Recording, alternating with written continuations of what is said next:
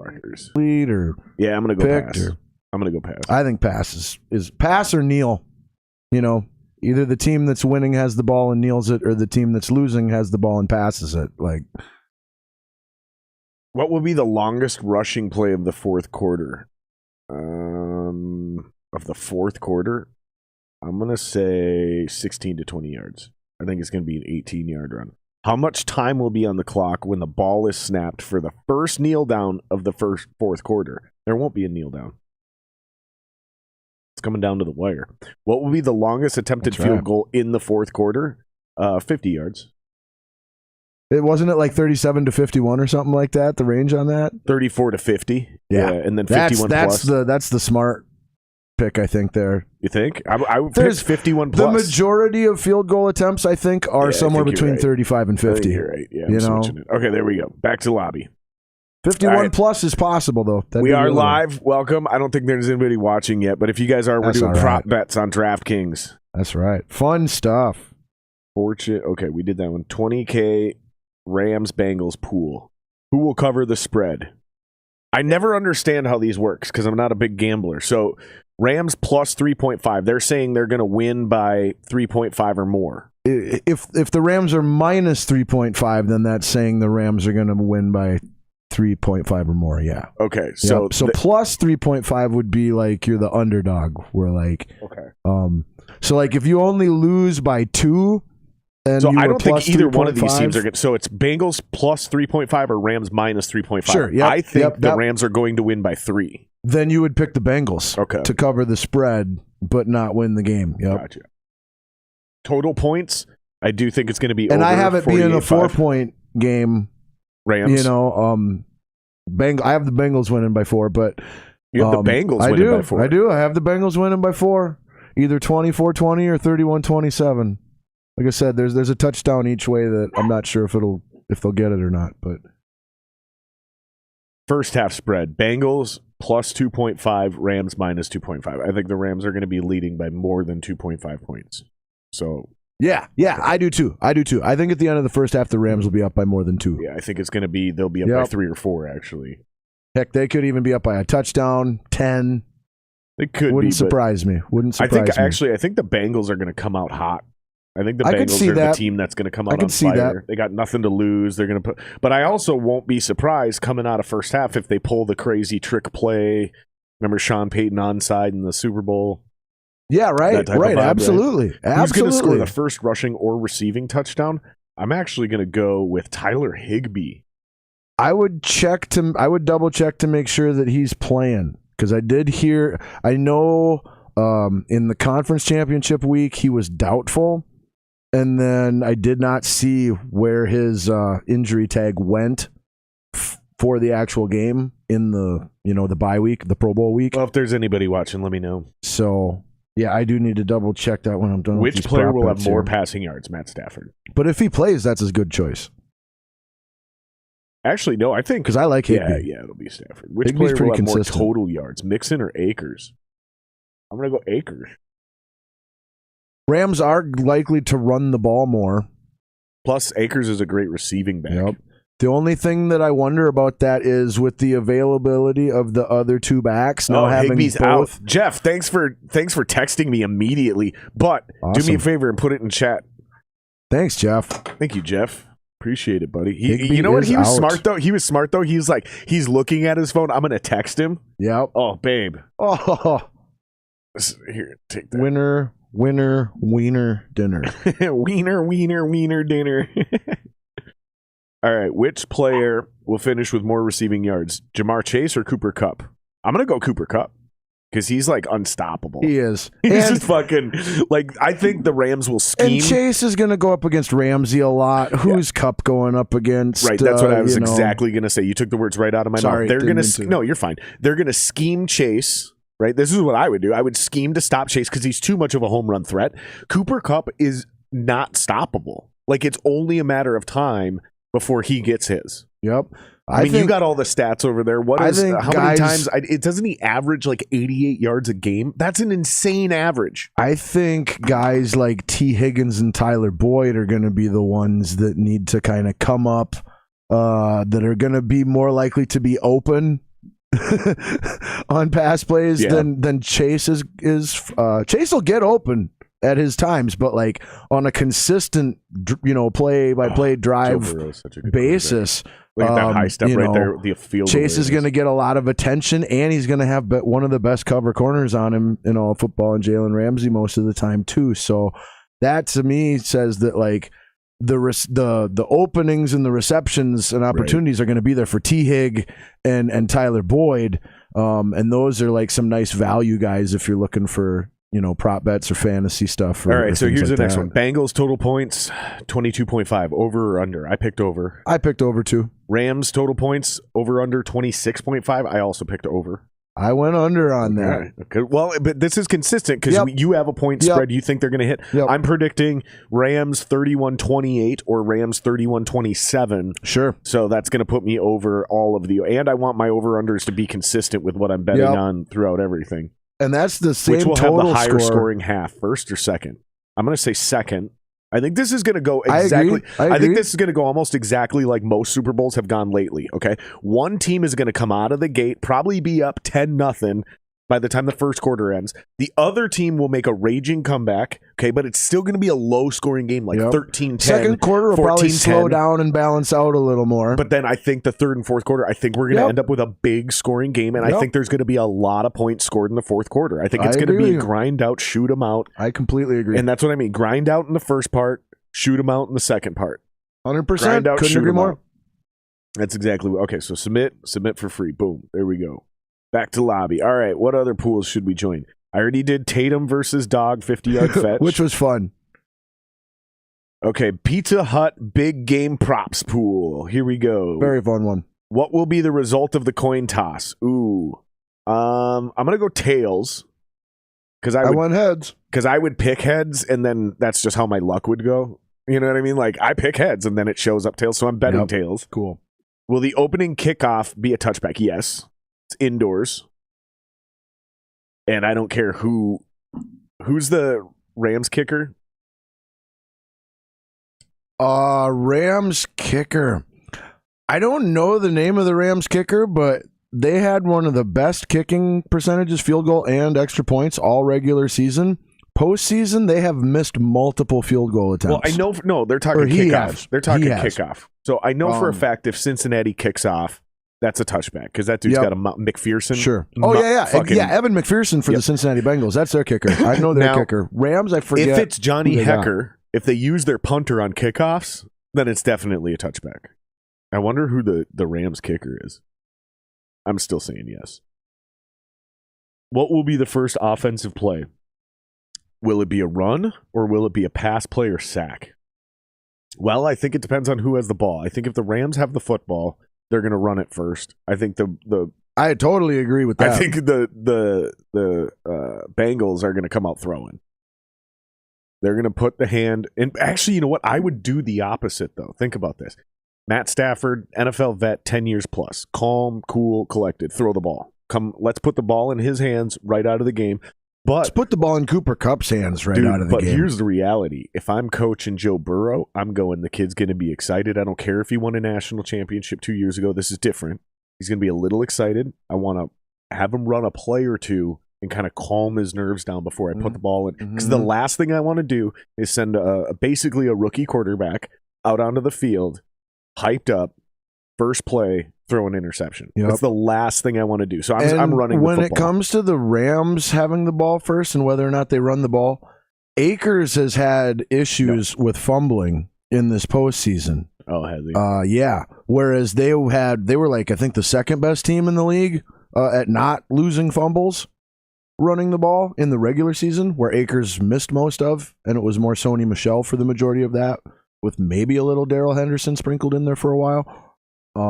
What position will score the first touchdown? And today, all three of those backs are healthy and active for the first time all year. So how that running back by committee is actually going to play out might be interesting. And I would not be surprised at all. How does this work? If Akers fumbles sometime in the first half and then ends up playing more of a complementary role to Michel and Henderson in the second half, given ball security issues. You might be right. You might be right. Just something to keep an eye on. So here's the next one. What position will score the first touchdown of the game? Now, here's what I want to know is how does this work? I went wide receiver on that. If it's a passing touchdown, the receiver, I think, gets the credit for it. But they both scored that touchdown. Agreed. I'm going quarterback. Agreed. Because either one of these motherfuckers will run that football in there too. Especially Burrow. What will be the higher scoring half? Definitely the second half. What will be the last scoring play of the game? I do think it's going to be a field goal. What will the total points be, odd or even? I said odd, right? Yeah. And I went even with that simply because an even and an even makes an even. An odd and an odd makes an even. Only an even and an odd makes an odd. So to me, that's a great that point. Suggests that there's a 66% chance that it will be even. Yep. As opposed to odd. But again, that's just probability. Gatorade like bath color: orange, blue, clear, yellow, or purple. I wonder what the viewers think.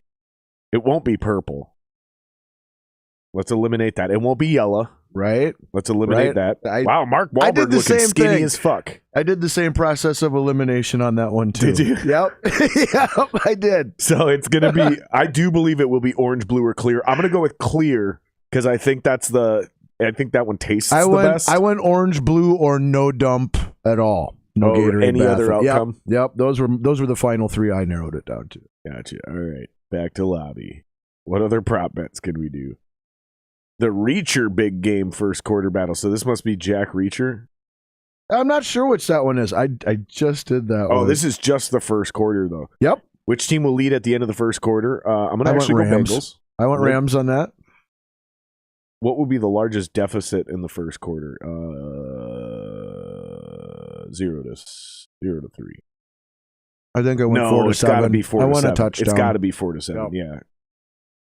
Which player will have the bigger first quarter with more receiving yards? Cooper Kupp. Which player will have the biggest first quarter and more rushing yards? I'm going to go Joe Mixon. Which player will have the bigger first quarter and more passing yards? I'm going to go Joe Burrow. What will be the longest run of the first quarter? 13 to 19 yards. Somebody's going to break one. I feel like we envision basically the exact same game, just role reversed. I really do. Like we both feel like the game's going to play out the same way. We just have the roles reversed for the teams. What will be the longest reception of the first quarter? I'll go 22 plus. 22 plus yards. Somebody will fuck up right away. They'll be nervous. That's what I thought too. They'll overthink something, blow a coverage. The Rams are really consistent in big intended and completed air yards per pass attempt. Like they average throwing the ball between 9 and 12 yards in the air every pass attempt. Yeah, I see it now. What will be the longest touchdown of the first quarter? Then you throw some yakka on that. You throw a couple yards after catching. Scotty, I found your thing you were talking about earlier. What will be the longest touchdown of the first quarter? 0 to 10 yards, 11 to 17 yards, or 18 to 25 yards plus? You mean 18 plus? You mean 18 or more? You fucks. Oh man, I'm kind of glad they did that. Will there be an interception or fumble in the first quarter? Yes. Agreed. Will there? Oh, what type of play will be the biggest yardage? It'll be a passing. No, play. I might have went second quarter on that. I might have said no for second quarter. There will be one in the first half. What type of play will be the biggest yardage play of the first quarter? Rushing, pass. Gotta be passing. pass. It's gotta be a fucking pass. Bengals actually are not very up there in how deep down the field they throw regularly. They're more in like the 6 to 7 yard range. Oh, really? In intended air yards. Where, like I said, fucking Did you Rams do the and halftime 9+. show one? No, I haven't done that one yet at all. I've been saving that one. So which artist will perform first? Dr. Dre, Mary J. Blige, Snoop Dogg, Kendrick Lamar, or Eminem? Okay. I'm going to go It's got to Dr. be Dre. Dre or Snoop. It's got to be Dre or Snoop, and I think they go Dre first as well. I think so too, because he's the true OG. And I don't think one of them, I don't think a single one of these, because I'm thinking as a musician. Purely as a Dre musician, than Snoop. no one is going to be like, yeah, I'm a bigger star than Dre. I should go first. There's no way. Dre is the true OG. Even Snoop is going to defer. They want to establish the California connection as quickly and obviously as possible. I agree. Yep. Dr. Dre. It goes is Dre, LA. and then very quickly Snoop comes in after Dre. Yep. And Eminem will actually probably come in last. That is possible. That's possible. I bet you Eminem comes in last because he's not even from LA. He ain't got nothing to do with LA. The only reason he's probably even there is because of Dre. Or Kendrick. I could see him maybe working in a little bit of a chronological order where you got Dre and Snoop, and then you work in M and Mary, and then Kendrick being the most current is the last. What will be Snoop's first song be? Oh. What will be Snoop's first song? Sorry, nothing but a G thing. It's got to be nothing. Well, I guess it could be What's My Name?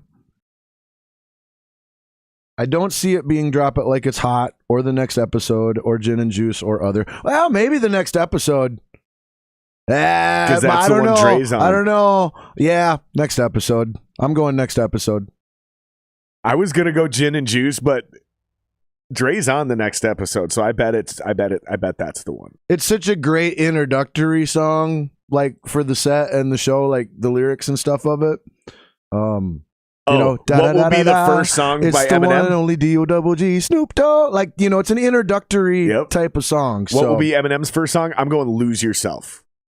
This is a tough one. That's the most, but if you think about it, Without Me. Ooh, the other options I don't like, though. Right, that's what I'm saying. So Without Me, it's not going to be My Name Is. Right. It's not going to be The Real Slim Shady. Right. It's not going to be Without Me. It's got to, and if you think about dun, dun, dun, dun, dun, that's a Lose Yourself will for sure get done. And that's a sports sounding song. Given how many artists there are that they've got to do a song or two by, there'll probably only be one or two songs by each of them, and Lose Yourself has to be done. So I agree. I'm going Lose Yourself, partially because I don't like the other options. First song. Oh, no more drama, 100%. You think so? I'm just going to defer to you because I'm not a big. No more drama, 100%. I like Mary J. Blige, but I don't know a lot about her career.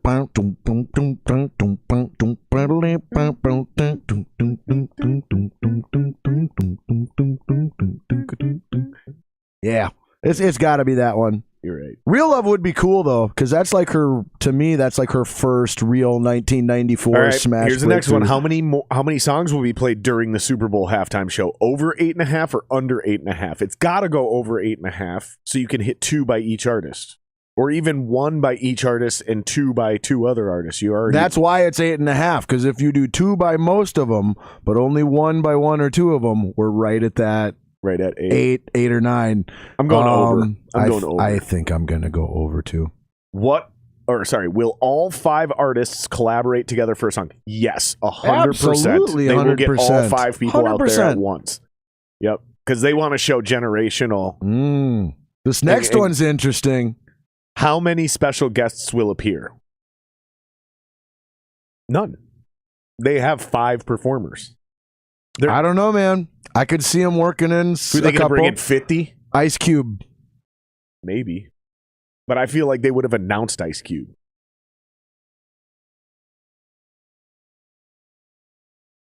I'm going 0. I'm going to go... Will any swear words get through censors? I'm going to go 3+. I'm going to go, hey, if it's already a big party, the more the merrier. 3+. Okay. Will any swear words get through the censors? I'm going to say no. I'm going to say no as well. I'm going to say no. I bet they are overcompensating. Even though I'd really like to know what the official list of swear words is. Yeah, there should be a thing here. Define swear words. This person considers a swear word, I might not. So, will a new song feature during? No new songs. Hell tonight. no. Will there be a wardrobe malfunction? No. Submit. Boom. I feel good about that one. That was fun. That was a fun one. That was a fun one. All right. I think there are only a couple more. I don't want to do those other ones. Those ones look boring. Planet Fitness, Black History Month. The wording of the Planet Fitness questions is funny. Is it? Yeah. All right. This will be the last one I do. Which team's offense will get a good workout in by starting in the field the longest in the third quarter? That'll be the Rams. Which quarterback will show off their arm strength with the longest completion of the third quarter?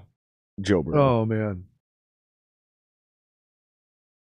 Wow, that's a tough question. Which of these that's receivers a hell of will a get question. the best Holy workout shit and the most third quarter receptions? I don't know. The Black History one's off to a good start, too. Higgins. Which of these running backs will run for the most yards in the third quarter? Mixon, Akers, Sony Michel, or Samaje Perine?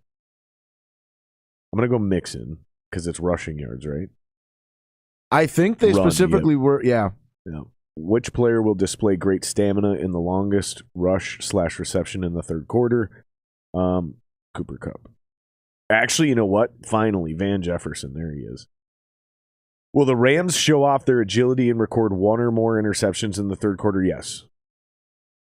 Will the Bengals show off their agility and record one or more interceptions? Yes. I think both teams will throw an interception. I was tempted to go yes on both of them because I think both teams will get an interception or throw an interception. I just don't know if both will happen in the third quarter. You know, that was the only thing where I'm like, that third quarter part. Will Aaron Donald show off his strength and record one or more sacks in the third quarter? No. Will there be a lead change in the third quarter? Yes. Will there be at least one touchdown and one field goal scored in the third quarter? Yes. Submit. All right, I'm done with this. I'm telling you, the Black History Month one, these are some of the craziest sports debates questions I've seen. Yeah, I'm good. I'm going to skip the last two. Question number 1. Who do you think was the most influential black athlete in history? Jackie Robinson. That's what I chose too. What do you think was the most important male black sports moment? I went Olympic protest by John Carlos and Tommy Smith. Wait, what is the question? The most important male black sports moment. Art Shell becoming first NFL black head coach, Arthur Ashe reaching number 1, Bill Russell becoming first black head coach of a major sport, Bo Jackson, MLB and NFL All-Pro, Chuck Cooper, Earl Lloyd, and Nat Clifton break the NBA color barrier, or the Olympic protest by John Carlos and Tommy Smith. I don't understand what that last one is. I think that was the whole, at the Olympics order. Yep, I went that as well. What do you think was the most important female moment? Althea Gibson becoming the first black woman to win a Grand Slam. Lucy Diggs-Slow becomes first black woman to win a major sports title. Simone Biles becomes the most decorated gymnast ever. Wilma Rudolph becomes the first woman to win 3 gold medals at 1 Olympic Games. Serena Williams wins her 23rd Grand Slam title. Allison Felix becomes the first athlete to win 12 gold medals. I don't know. I'll go Althea Gibson. I feel like you need to be black to have an opinion on these things. I feel like I'll go Althea Gibson just on name recognition and historical. I don't know. She seems the most historical to me. Which of these quotes from Martin Luther King Jr. is your favorite? Jesus. What are the quotes? People fail to get along because they fear each other. They fear each other because they don't know each other. They don't know each other because they have not communicated with each other. That's not bad. No, it's not. Number 2. True peace is not merely the absence of tension. It is the presence of justice. I like that one.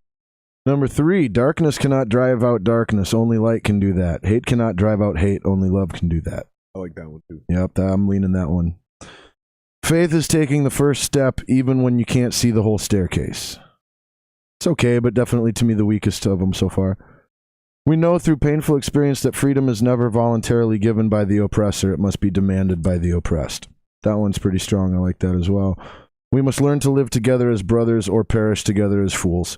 That's probably my second favorite. I love 5 of the 6. I'm still going to go with the darkness cannot drive out darkness. I agree. Because that one's literally true in physics. Yep. And true, sentimentally. Yep, there are multiple layers to the wisdom in that. I totally agree. Okay, which of these quotes from Rosa Parks is your favorite? Only 4 here. I had given up my seat before, but this day I was especially tired. Tired from my work as a seamstress and tired from the ache in my heart. I believe there is, number 2, I believe there is only one race, the human race. Number 3, one person can change the world. Number 4, without vision, people perish, and without courage and inspiration, dreams die.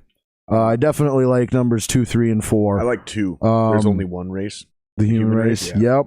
And I think I'm going to go with, just ever so slightly, I'm going to go number 3, one person can change the world. But I equally agree with and enjoy number 2 as well. Which of these quotes from Malcolm X is your favorite? Awesome. I'm a big Malcolm X fan. Wrote a paper or 2 on him back in high school. Just an interesting story, man. His progression. Which of these quotes from Malcolm X is your favorite? There is no better than adversity. Every defeat, every heartbreak, every loss contains its own seed, its own lesson on how to improve your performance next time. Love it. Number 2, my alma mater was books, a good library. I could spend the rest of my life reading, just satisfying my curiosity. Fucking love it. Number 3, anytime you beg another man to set you free, you will never be free. Freedom is something that you have to do for yourselves. Something that he and Dr. Martin Luther King clearly agreed about on one of their commonalities. People focus so much on their differences. And number 4, without education, you're not going anywhere in this world. Facts there too. Think I'm going to go with the adversity one though. Number 1. Which of these inventions created by the black community is your favorite? Potato chips by George Crumb. That's a good one. Wait, a dude's name was Crumb? Yeah, and he created potato chips. Yep. Absolutely. Yep. That's hilarious. Yep. CRUM, no B at the end. Oh. What a lazy ass. If he really wanted to commit, he'd have changed his name. There's probably a way to avoid trademarks and copyrights and steal shit. I don't know, man. Number 2, induction telegraph system by Granville T. Woods. Never really used much, I don't think, by me personally. Agricultural innovation in general by George Washington Carver. Blood banks by Charles Richard Drew, pretty valuable. Security cameras, what the heck? Mary Van Britten Brown, thanks a lot. And finally, traffic signals by Garrett Morgan. Black man invented traffic signals. My favorite of those, I think I got to go potato chips. By no means saying it's the best or most important by any means. They didn't ask you which was the best. They didn't even ask you most important. They said, what's your favorite? Which of these is your favorite? Potato chips. What a shitty fucking contest. It's like completely objective. There's no right answer. And that's where, just if you do this, you've got like a freaking 30% chance or 50% chance of at least getting $1 or $2. Just like because you took the time to fill it out, it's free. Which of these moments do you think had the biggest impact? Last question, I think. Barack Obama becomes president of the United States. The Voting Rights Act of 1965 is signed into law. The March on Washington. Rosa Parks refuses to give up her bus seat. President Abraham Lincoln signs the Emancipation Proclamation. The National Association for the Advancement of Colored People is formed. Oofta. I'm going to cross out Barack. I'm going to cross out Rosa. I'm going to cross out the NAACP. My top 3 are the March on Washington, which helped lead to the Voting Rights Act of 1965, which none of could have been possible if President Abraham Lincoln had not signed the Emancipation Proclamation. So just based off of chronology and which required the others, I feel like I have to go with President Abraham Lincoln and the Emancipation Proclamation, because without that, none of the others were possible. So I agree. Plus, he did it. He did it at a time that was the timing of it a good idea. No, strategically, it was not a good idea to do it then. No, it was not the most popular thing. No, and it's arguably the most important moment in American history. Very possible. You don't even have to talk about Black history. It might just be the most important moment of American history, because it changed the tide of the war too. That's another thing a lot of people don't know is the North was not winning the war. I also feel like it's valuable They to were us. losing the war when he did that, though, and a lot of people thought that was going to be the nail in the coffin, and the Confederates were going to come marching on Washington. I think it's valuable to all of us to think of all of those things first as American history, I agree. And then as Black American history. But never take the American out of it. Don't think of it as just Black history. It is either American history or Black American history. But it's don't ever take the American out of that, because that's part of one of those really easy ways that we make it possible for ourselves to separate and divide and become incohesive. So, I dig that. I think there's some value there. Thank you. What are we doing on time? Got about 20 minutes. I got to check my upcoming lineups, and then I should be done with the gambling for today. Should we start a contest? I'll have to check my balance and see if I can afford it.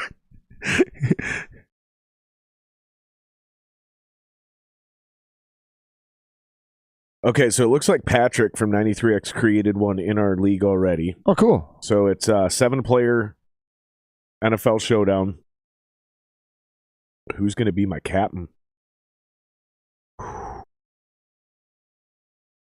right. I think I'm going to go with Cam Akers. That seems like the value play there. Then we'll go Joe Mixon.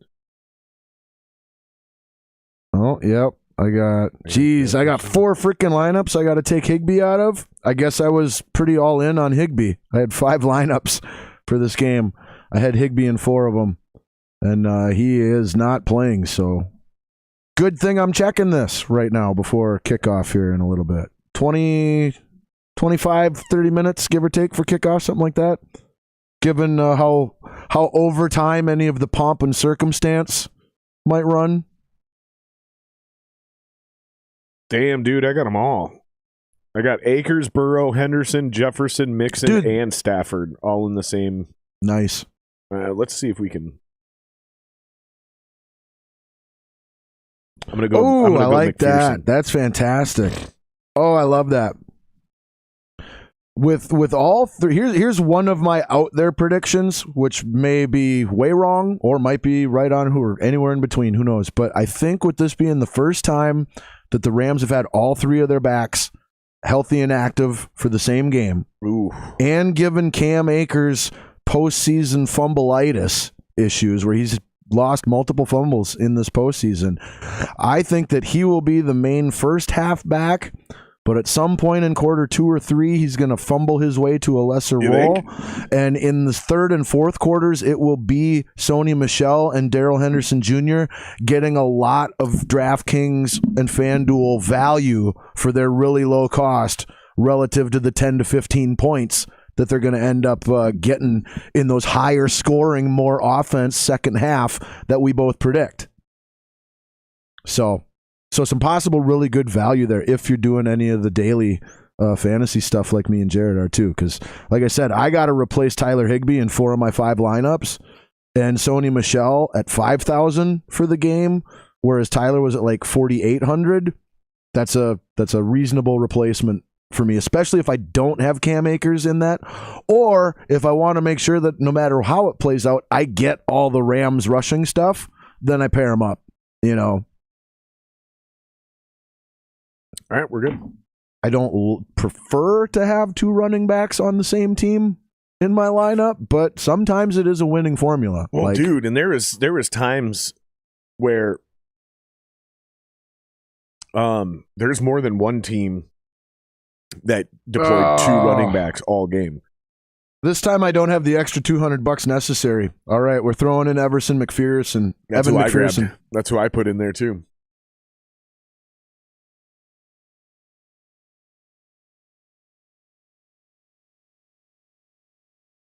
Come on. Appreciate you guys hanging out with us. I don't know who's in here. Yeah, man. Happy Super Sunday, everybody. I don't know who's in here. Happy and safe Super Sunday. Everything should be working fine, though. I'm going to double check. Oh, it's just my phone. Like, I'm gonna make sure there's definitely nothing here.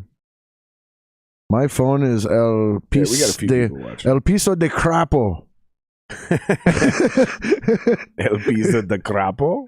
That's right. El Piso de Crapo. It's my phone. All right, I'm just checking all the platforms here. Let's see if we're good on Twitch. We are live on YouTube. YouTube's working fine. Looks like we're good on Twitch. Let's find out. Come on, man. I got 2 more lineups to get him out of. Let's go, phone. Figure out how to work.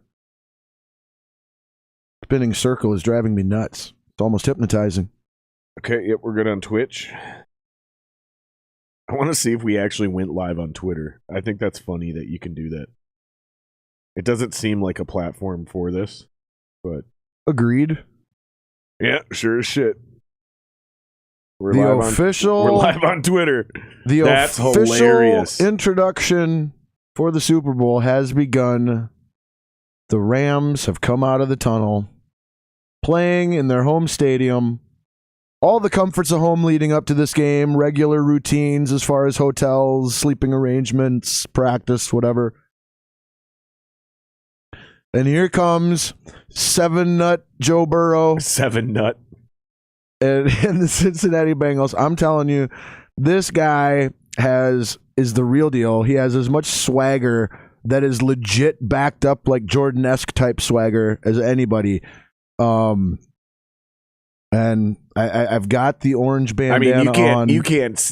I've got the orange bandana on. Don't be crowning Joe Burrow. I'm not crowning him yet. The TB yet. I said esque, and it was specifically the swagger.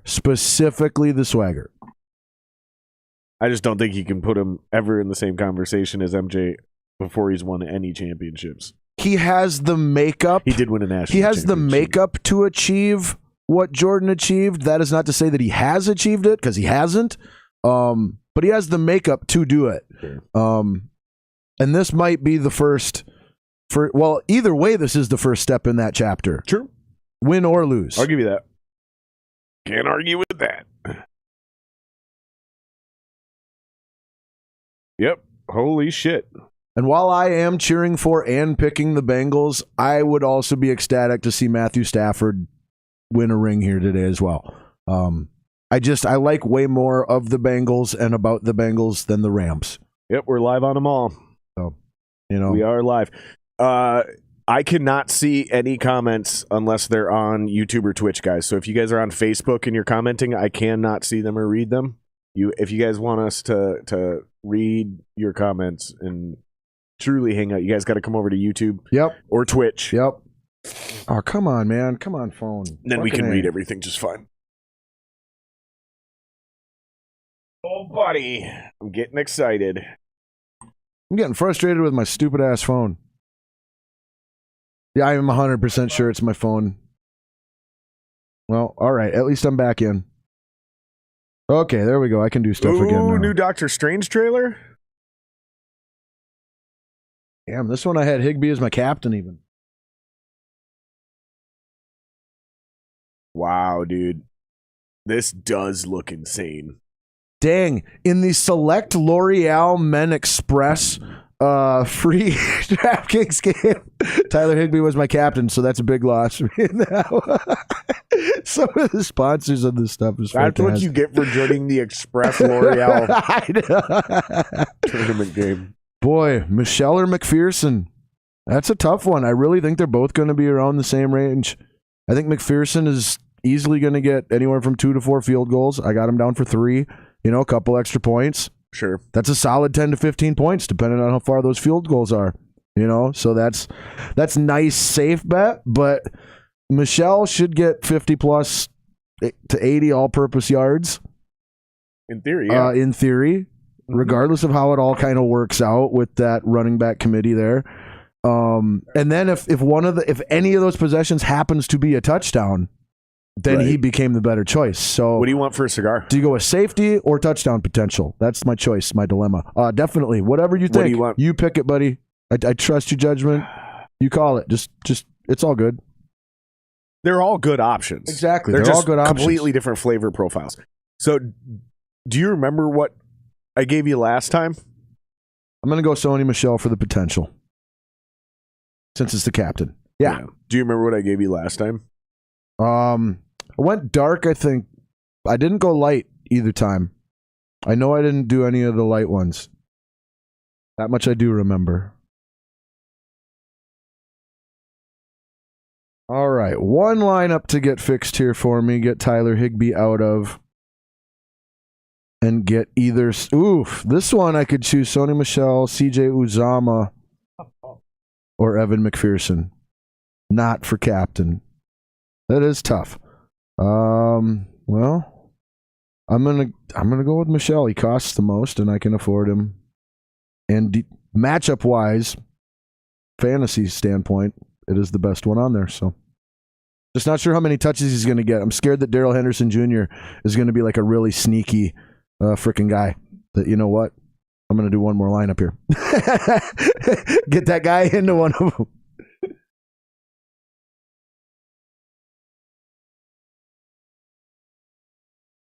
Oh, excuse me. It was the L'Oreal Men Expert pick. Okay, excuse me. Sure, it was.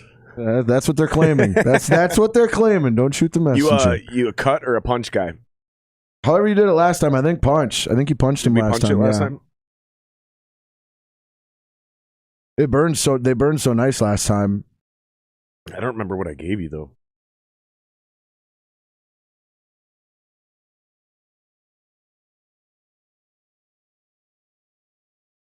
Boy, not a lot of good games to get in here. These are the official sponsorship cigars. Who is that? Marco V. Marco V, huh? Yep, Marco V. Their local company. Where are they out of exactly? Well, you can't like go to their place. They make the cigars in the Dominican Republic and shit like that. Okay. And they just get shipped up here, but it's still the company is based out of. Sure. And that's how all cigar companies are. Nobody does anything. Time and money. There's no way you can afford to pay somebody $15-$20 an hour to roll a cigar. You know what I mean? Right. Every cigar would suddenly be $50 to smoke it.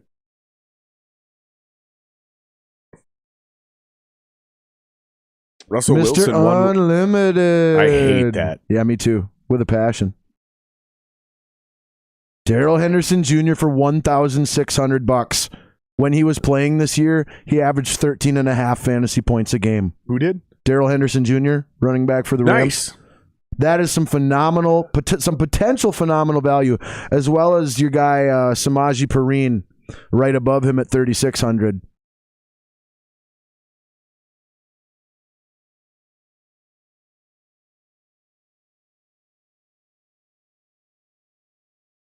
Sorry, guys. I'm just hypnotized by the pregame festivities here. We're getting ready to listen to this.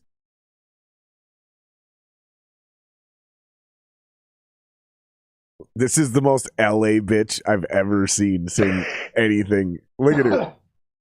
She's the epitome of LA, dude. Oh, man. And listen to her voice. She's doing like the Britney Spears, the like sultry. It's like she's not even that good. We are no better than China. We are no better than China. They just picked the prettiest LA girl they could find to sing. Like, don't worry if she's good or not. Sounds like she's singing a fucking Christmas one song. Musical performance of mandatory patriotism is not enough. We need at least two. Look at her. Like, not that I have anything against. Anthem. Well, she's not singing the national anthem. She's singing America the Beautiful. The national anthem will be after this by somebody else. But you're right. I misspoke. Whatever. You're singing. But just saying. This is not a. Why are you dressed like that? Oh my God. She's dressed like she's going to the Grammys. Yeah. It just shows you how much this has become a socialite event. I like the Van Jefferson value. Wide receiver number 3 for the Rams at 5,200, averaging 9 points against the 17th I think that's ranked. who I grabbed. I like that as well.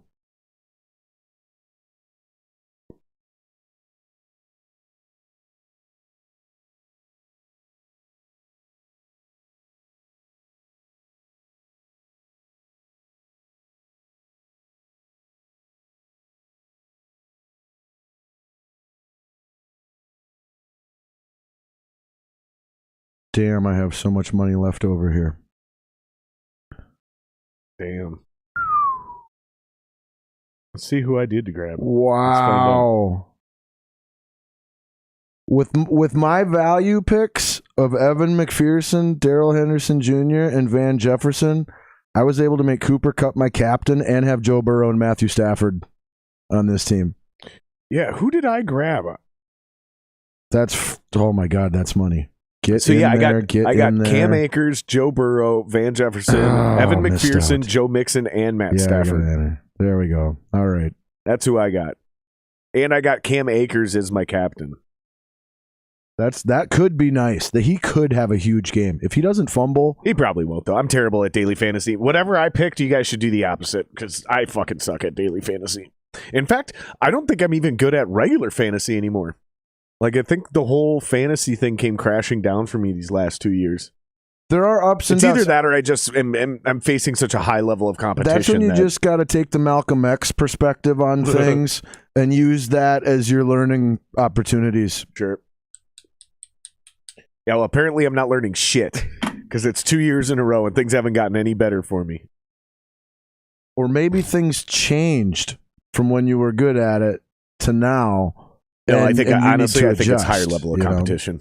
I think the guys I'm fucking with now are just so good that I just don't think I have the time and energy, because these dudes, that's all they do, man. They go to work, maybe they have a family, but they probably hate them. They probably hate their wife, they hate their kids, so they go to work and all they do is think about fantasy football. I can't compete with that.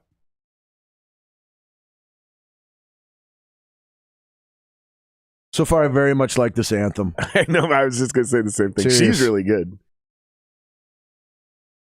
There's some auto-tune in there. It wasn't. Did you hear the auto-tune kick in, though? All of the alterations were genuine and subtle. They weren't so intentionally forced. Ugh, I don't like that they have auto-tune on her, though.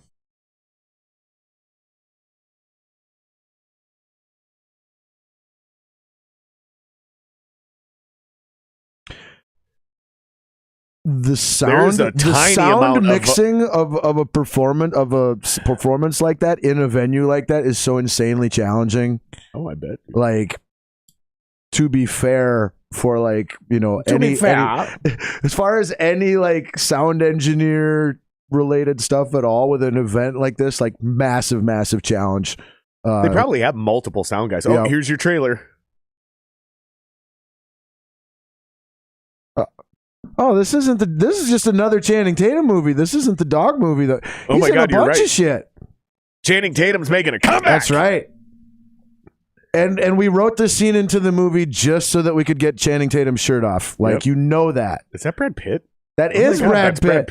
They bring in Brad Pitt to one up Channing Tatum as the hot, sexy guy. That's hilarious. I kind of like it. But if you look, they had to ugly Brad down. They put a scar on his face, gave him long hair.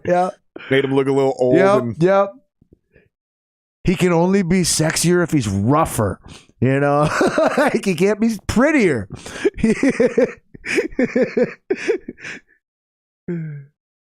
Oh, that's hilarious. All right. Oh, man. Once the game starts, guys, we're going to shut down. Have we announced our official predictions? I don't know if we have, but I want to tell this to everybody. Once the game starts, once kickoff starts, we're shutting down the Facebook and the Twitter side of things. You got to come over to Twitch or YouTube to come hang out with us. So you might as well get that ready now. I don't think I said that earlier when we were up here just dicking around. Good reminder. Yeah, so we're live on 4 platforms right now. We're live on Twitter, Facebook, Twitch, and YouTube. The Twitter and the Facebook are going to be getting shut down in a few minutes. So right about kickoff, maybe even right before kickoff, we're going to drop those 2, and you guys got to come over to YouTube and to Twitch. Come hang out, talk some shit. We're smoking some gars, drinking some burrs. Like Joe Burrow might be in 3.5 hours. Like Joe Burr? You think Joe Burr likes burr? I think Joe Burr drinks burr. Oh, yeah. I think he drinks a lot of burr. I definitely think Joe Burr drinks burr. I think so, too. Right.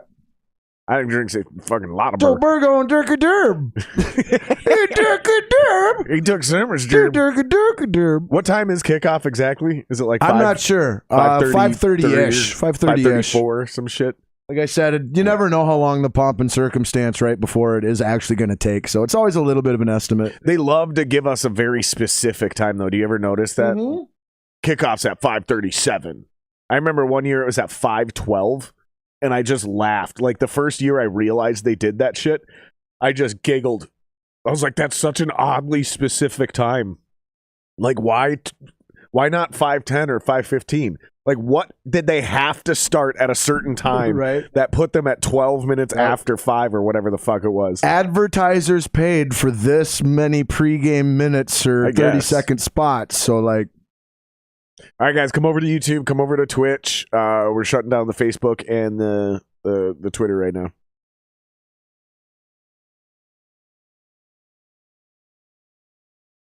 Go. All right, we're good. So now we're off Facebook, we're off Twitter, and now anybody that comments will be able to see all you guys. You guys will all come into our little chat feed here, so we'll be able to do this pretty flawlessly now. All right.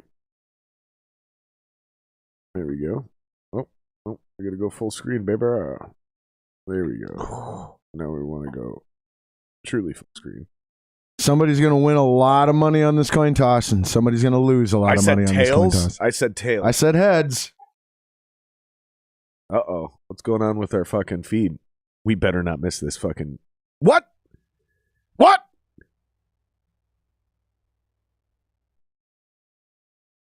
What? What the hell was that? We interrupt this coin toss for a valuable pro equal no one cares about girls football. Like, fuck off. What is going on? Man, that like 3 to 5 seconds where our feed went out made things really confusing right now. Like, they were just introducing like the coin toss captains and looked like it was going to do the coin toss. Our feed goes up for 3 to 5 seconds, and now we're watching a commercial for female inclusion in football, which and deaf kids and deaf kids. Yep, and deaf kids. I mean, I'm fine if girls want to go play football. Go play football, but stop asking me to give a shit about female sports. I'm not a female. I don't give a shit about female sports, and I'm just being honest, dude. They're not exciting to watch. They're boring. My only and I wouldn't want my daughter playing football either. And it's an incredibly violent and dangerous sport. I'm not even sure I want my boys playing football. It's simply the segue of what we saw immediately before we saw this that made things so weird, I think, for us. Because like we had a video feed loss, a stream feed loss for like about 5 seconds or so, where we didn't see or get the transition from the introduction of the coin toss captains. I think they're to starting the it over. commercial. I think that's what happened. Yep, they're starting the coin toss over. That's what it is. They jumped to the coin toss and then went, "Hey guys, we're not gonna make that 5:37 kickoff time." However they introduced that ad or that spot, we missed all of it and just got put in it, and so like it was weird. Okay, here we go. You picked heads, I picked tails. Come on, heads. I think the Rams win it, though. You think the Rams win it too, right? Or you think the Bengals win it? What's that? You think the Rams win it, though, or you think the Bengals win it? I think the Rams win it too. Coin toss, not the game. Oh. I got the Bengals. I don't know who wins the coin toss. I got the Bengals winning the game 24-20, or at least by 4, maybe 31-27. Hey, that wasn't a bad coin flip. It was heads. You won your first prop bet. Congrats. Told you, whatever I pick, just do the opposite. You do not want to be in my camp. Yep. No. You can get great gambling advice or insight from people who are terrible at it. Because you just do the opposite of what they do. Like, as long as the people are consistent, it doesn't matter whether they're good or bad. You just have to know which one they are and that they are consistent at it. And then you can use that to your advantage. Boom. Very true. Boom. These are facts. As the kids would say, big facts. Big facts. Big facts. That is what the kids would say. Oh. Aaron Donald could be on pace for a Super Bowl MVP day. Hey, what's today. up, Kyle? Shout out to Kyle jumping in hey, chat. Kyle, what's up, buddy? But we were discussing this before we went live. Both of our pregame Super Bowl MVP picks, if we had to make that bet, I would put my money on Aaron Donald and he would put his on Von Miller. Yeah, and I'm only picking Von Miller just because in order to win Super Bowl MVP, all you got to do is make a clutch play at the end of the game. And so unless one of these quarterbacks just dominates, unless Aaron Donald just dominates, it's going to come down to whoever, like the best example of this is Malcolm Butler. Oh, right? sure. Yes, absolutely. Nobody knew his name, and he won the Super Bowl MVP because of the clutch play. There was a Cowboy safety back in the 90s who did the exact same thing, I know, man. I know exactly who you're talking about. Forget his name off the top of my head. He had 2 interceptions against the Steelers. And the final interception he had in that game was and it was an easy interception. Neil O'Donnell just threw him the football in the middle of the field, but it was so clutch and it sealed the game.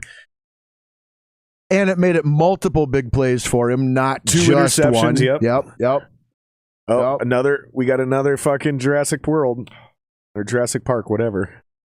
Should be a lot of good commercials, and that's always a big part of the Super Bowl for people. My wife was like, I'm not even going to watch it. As well as the halftime show. Like, I think that's one of the coolest, most unique things about the Super Bowl that makes it the juggernaut event entertainment event of the year for America and a lot of the world, is how it's not just the football and the football game, but you've got all this pop culture infused into the advertising and commercials and sponsorship. You've got all this art and pop culture infused into the halftime and the pregame shows and stuff like that. It's the epitome of America. Yep. It's our go big or and go home moment. arguably the entertainment industry. I mean, it's really the epitome of America, though, because it's our version of go big or go home. Yep. Because if you think about it, the Super Bowl is so... Okay, in every other sport, you have a series in the championship. In the Super Bowl, it's one game. It's one night. And people make an entire day out of it. There's parties that started at 10 a.m. today. And these fuckers are faded right now. The game hasn't even started, and there's guys blackout drunk. Yep, and because it's one game and not a series, that's what I was getting at. Like all the other pro sports, anything can happen. Yep, exactly. And the best team doesn't always win. Yep, and that adds to the drama and the excitement and the entertainment value. And when we were kids, it was the sports, it was the music, because as soon as Michael Jackson did that first halftime show, it was like, oh, this is a new game we're playing now. Yep. So it was the sports, then it was the music, and then commercials became a thing. Yeah. But now it's not just commercials, it's specific advertisements. So like movie previews, like launch trailers specifically to debut during the Super Bowl, because it's the most watched thing in the world. It's the most watched single event in the world. Here's your favorite douchebag. Oh. Here's your favorite douchebag. Hey, Dwayne.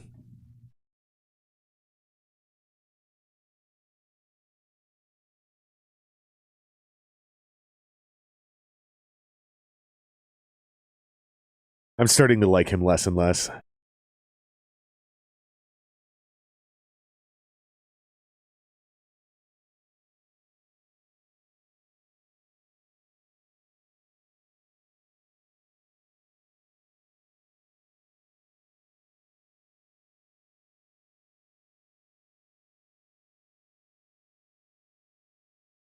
This is super dumb. They shouldn't have done this. This is so dumb. This is like really fucking dumb. This is awkward. I agree. I'm liking this less and less as it goes on. No. This is where they effed it up.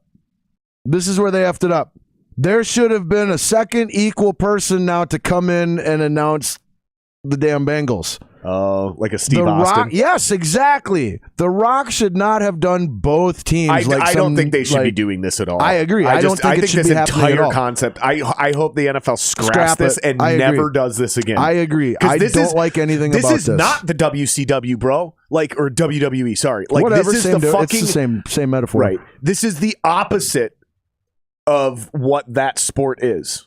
Well, officially. That's theater. Officially. Conspiracy theory alert. I'm not saying what is or isn't as far as truth. I'm just saying what is or isn't as far as official. It may be rigged. It may be influenced. I would never use the word rigged, but it may be influenced. It's getting harder and harder to argue against rigging in the NFL. And it was actually when the Rams went to the Super Bowl a few years ago, when they should have lost to the Saints, but that egregious no call and that pass interference call. Because even I was like, the Saints got fucked. And people were like, fuck the Saints, they deserved it. I'm like, no one deserves that. Just like we didn't deserve it in 2009. Like, we should have been in the Super Bowl too. Like, I don't like... And that's but Katrina was the way bigger national storyline. Right. Even though that had happened 2 or 3 years before that. Yep. God, oh, it was bad. Opening kickoff is a touchback. I think I got that prop bet right too. I did too, yep.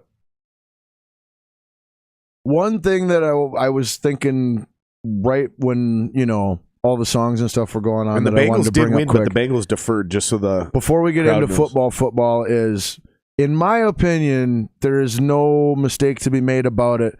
The sports industry is a branch of the entertainment industry. The sports industry is not a completely separate, unique thing. The entertainment industry is the tree, and sports industry is a branch of that tree. And this whole event with the commercials, the movie previews, the musical guests and performances and everything, that's all of that coming to a head. Oh, I agree. I agree 100%. All right, we got the graphic going. Of course, the fucking Super Bowl had to have a unique graphic, and they had to put that little tail on there for the second down. Was that a run play for 4 yards on first down? I think it was. Sweet. Got that prop bet right. I think I did too, because I think I said, no matter who I am, I'm probably running the ball, but I did think that the Rams would pass the ball first. Well, and silly me, I thought the Rams would get the ball first, but I wasn't thinking that the team that wins the toss will defer. So that means the Bengals. Never thought about that. So that means the Bengals will be the team that wins the toss. I missed that. Yeah, I didn't think about that. One of the very few inconsistencies that you'll find in my stuff. All right, here we go. Stafford's under center. They got 2 wide receivers with a big package, single back. That means 2 tight ends for people that don't know. It's going to be a handoff. Is that Sony Michel to the left? Probably Akers. 23? Yep, I think 23's Akers. I think Michel's I 32 Cam Akers or something. Was a light-skinned dude. Oh, Cam Akers is black. I know, but I thought he was light-skinned. Oh, maybe. I don't know. I'm pretty sure 23's Cam Akers. Unless they put Henderson Jr. back there. I think Henderson's bigger than that. Yeah, that looks like a short Akers on the back there. Pretty sure it's Akers. Wow. Whoo! First sack of the game.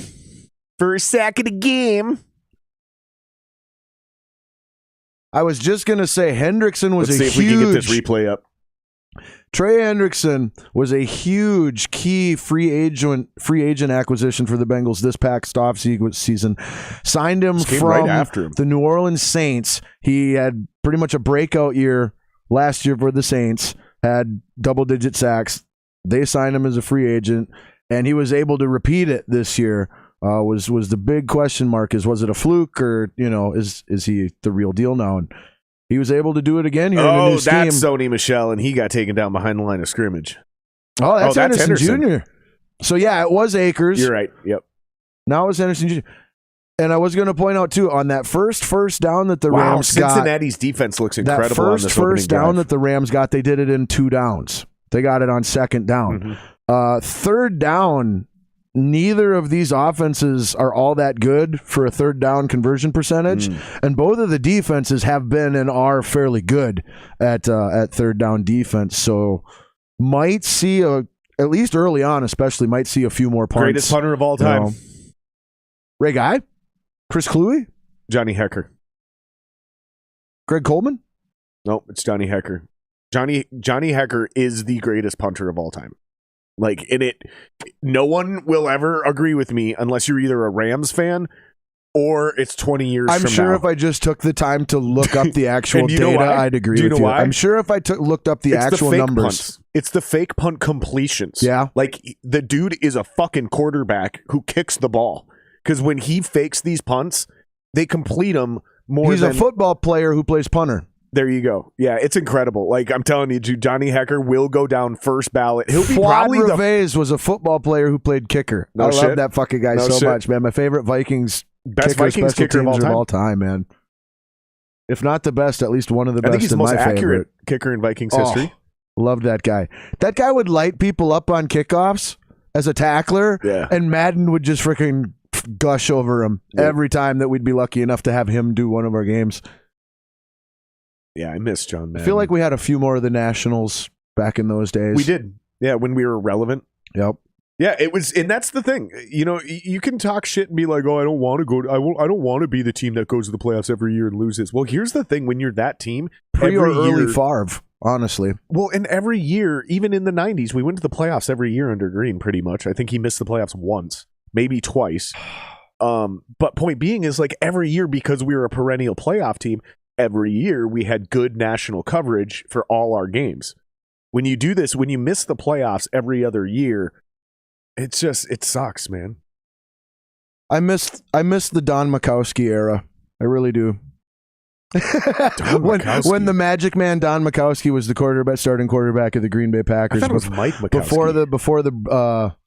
Before the Brett Favre era. I thought it was Mike began. Majkowski. Oh, it's Don. Mike, I think, is a coach or something, though. Like, God, I'm pretty sure you're right. I got so many cards of the Magic, man. That's crazy. And they were never any good. Yeah, that was back when it was the toilet bowl. When Green Bay and Tampa Bay played twice a year, they referred to it as the toilet bowl. Yeah, you had the Super Bowl, and then you had the toilet bowl. And the toilet bowl was the Green Bay Packers versus the Tampa Bay Buccaneers. Oh, you could count on the Buccaneers being worthless back then, like every year.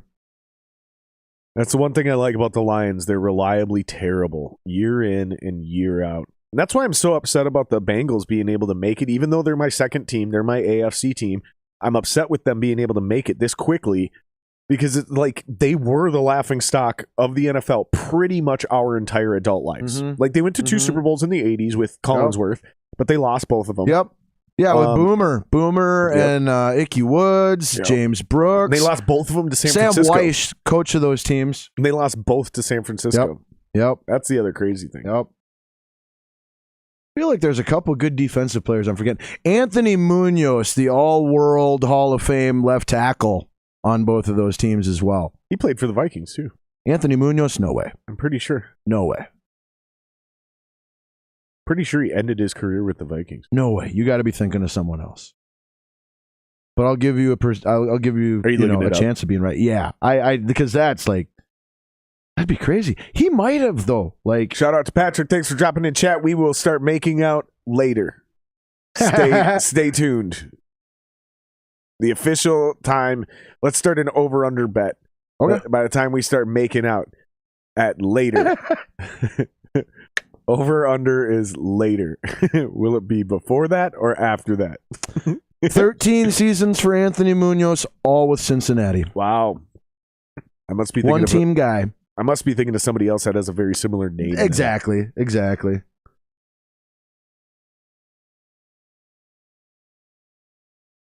Mixon has been having a little bit of a tough time in the playoffs. I think part of that, though, is just the playing consistently good competition. Like, I think you see most teams' numbers go down in everything just a little bit in the playoffs because they're playing a really good team every week. Yep. Whereas in the regular season, a third of the time they're playing shit teams, a third of the time they're playing mediocre teams, and a third of the time they're playing really good teams. You know, so...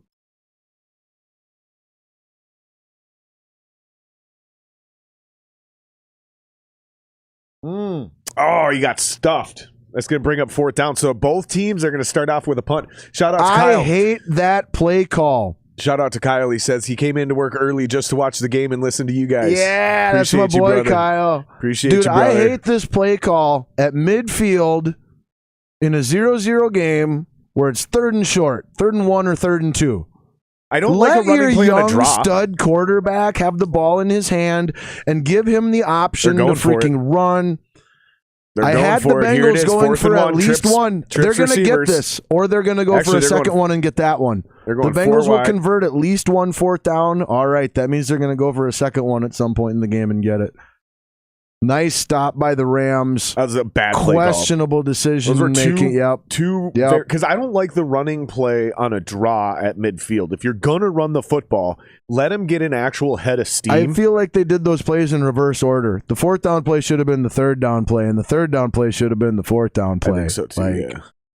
But I still don't like running out of shotgun. I just don't. Agreed. I just don't think it's a smart play. I get why you do it. But. You have to get the man coverage spread out. You have to both get the defense in man coverage and then have that coverage spread out. You know, not bunched up on the line of scrimmage. Yeah, then it can be very successful. I just don't like it because the running back has zero momentum by the time he has the ball in his hands. But if you've still got at least 7 guys in the box, you don't need an 8-man box to stop the run out of the shotgun. You only need 7. If you got a 7-man box, you will stop the run out of shotgun.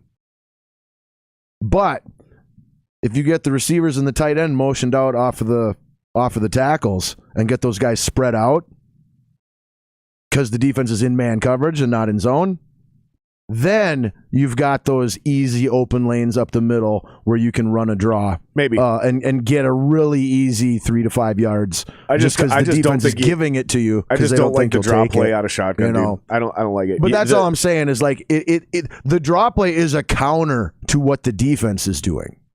That's how it's successfully used. The defense, the counter is not successful when that's like, this is what we're going to try to do, and hopefully the defense doesn't notice it. I mean, I think you can get away with running the draw against zone coverage. I think it needs to be in an obvious passing situation, so like third and long. But not in a base zone. It'd have to be like a nickel or dime zone where you've got more secondary guys or against the blitz. Yes. I don't think it actually matters the package that you're running against. I think I think if you're going to run the draw successfully out of shotgun, it has to be in a deceptive situation, meaning you're supposed to pass that's here. 100%. It's that's obviously 100%. a pass. Why would you run it? That's when you do it. Or we totally that agree they're going on to that. blitz. You know they're going to blitz, so you run counters, you run draws, and you run screens to counteract the blitz.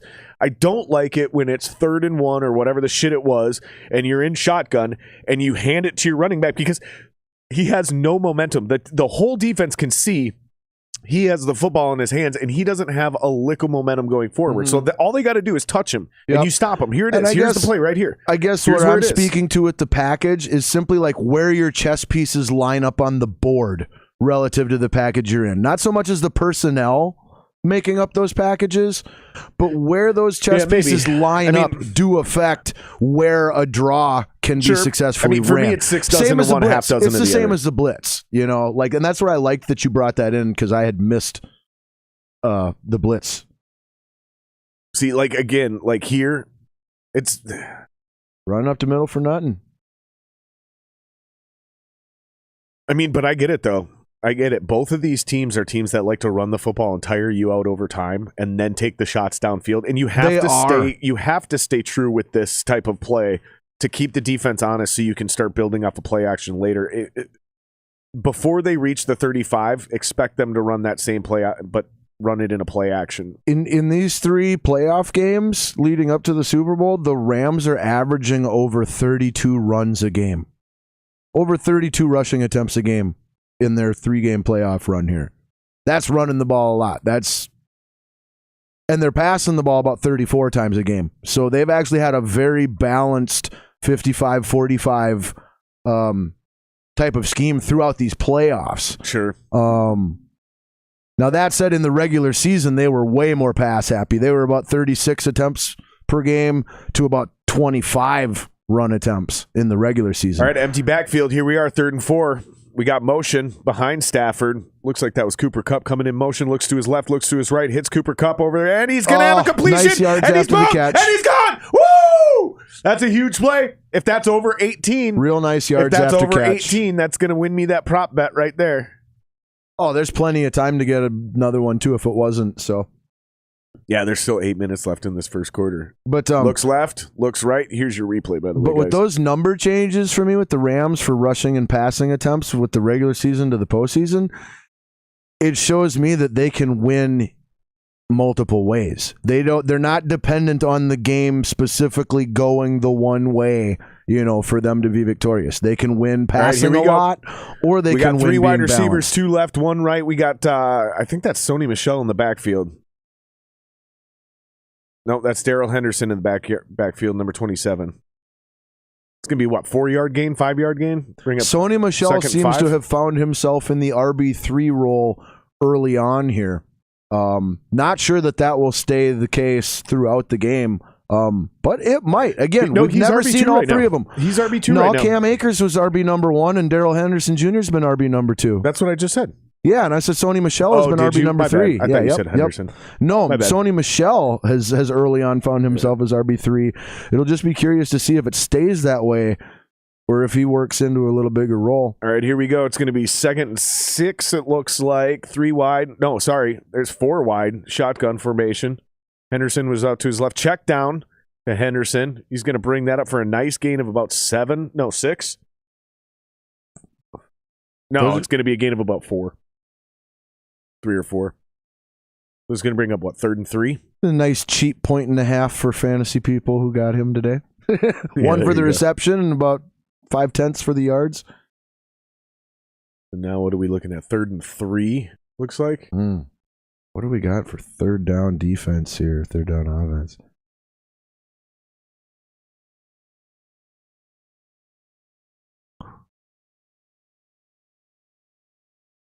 Cincinnati should see the Rams around for. Oh, this is red zone though. Red zone. Rams have not been good for the most part in the playoffs. OBJ, the way they were in the regular season. Rams 7-0. But they do it there. Wow. But they do it there. Wow. What a play. That was really good coverage. I called this as a touchdown catch. in the air because I seen this whole thing unfolding.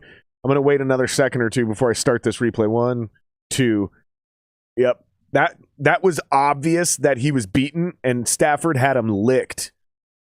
Yep. I called that as a touchdown with the ball in the air. OBJ did a phenomenal job of creating just enough separation off the line where he had that like 1 foot of separation window open in pretty much the whole play. Defender had to turn his back to the ball to catch up to the receiver. Rams are up 7-0. Limiting him from not being able to play the ball because that ball was actually a tiny bit thrown more inside than it should have been. True. Like if the defender would have been able to just stick a blind arm up or get his head turned around, he could have very possibly broken that up.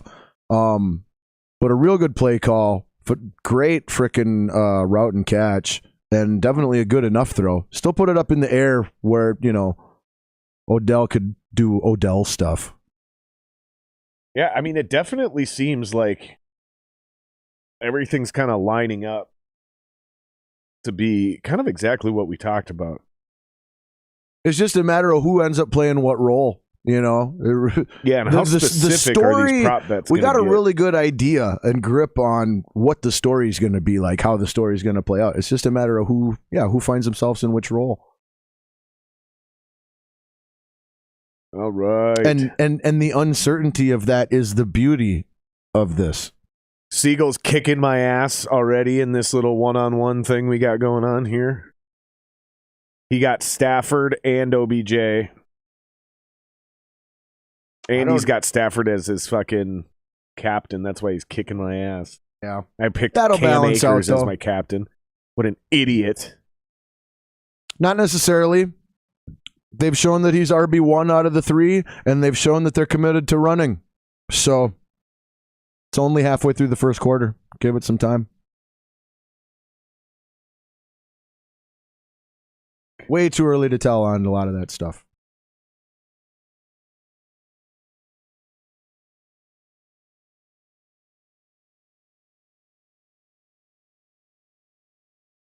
Wow. Selma Hayek as a Greek goddess.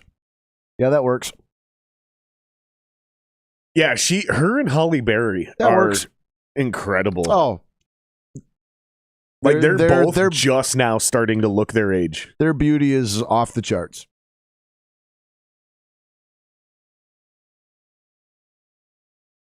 Or an Arnold Jesus.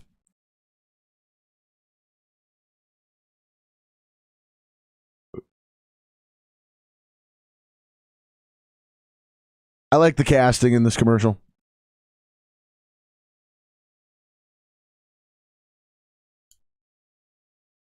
Oh, that's what Kate McKinnon's been doing. Yeah, I was reading about the electric cars and like the biggest hurdle right now to making more electric cars is literally the materials needed to make the batteries. Like, because it's a lot of the same shit that we need for cell phones. Oh, okay. Like a lot of the weird precious metals and shit like that. And it's like, yeah, they're becoming increasingly difficult to find. Like insanely difficult. Especially if you want to find them conflict free. Oh, sure. Because, yeah, these motherfuckers that are making our iPhones, they're down there with sticks in the mud and shit. You know?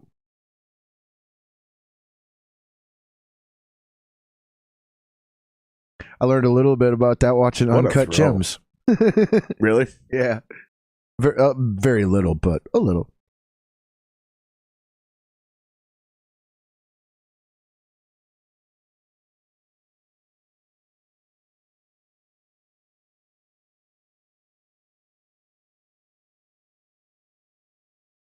All right. Burrow drops back on 1st and 10. He checks down. Swing That's Joe pass. Mixon out to the outside. That'll be a gain of 0. Back to the line of scrimmage. Lost a half a yard.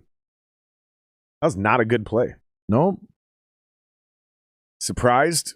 I'm not surprised. Surprised would be the ignorant way to say this.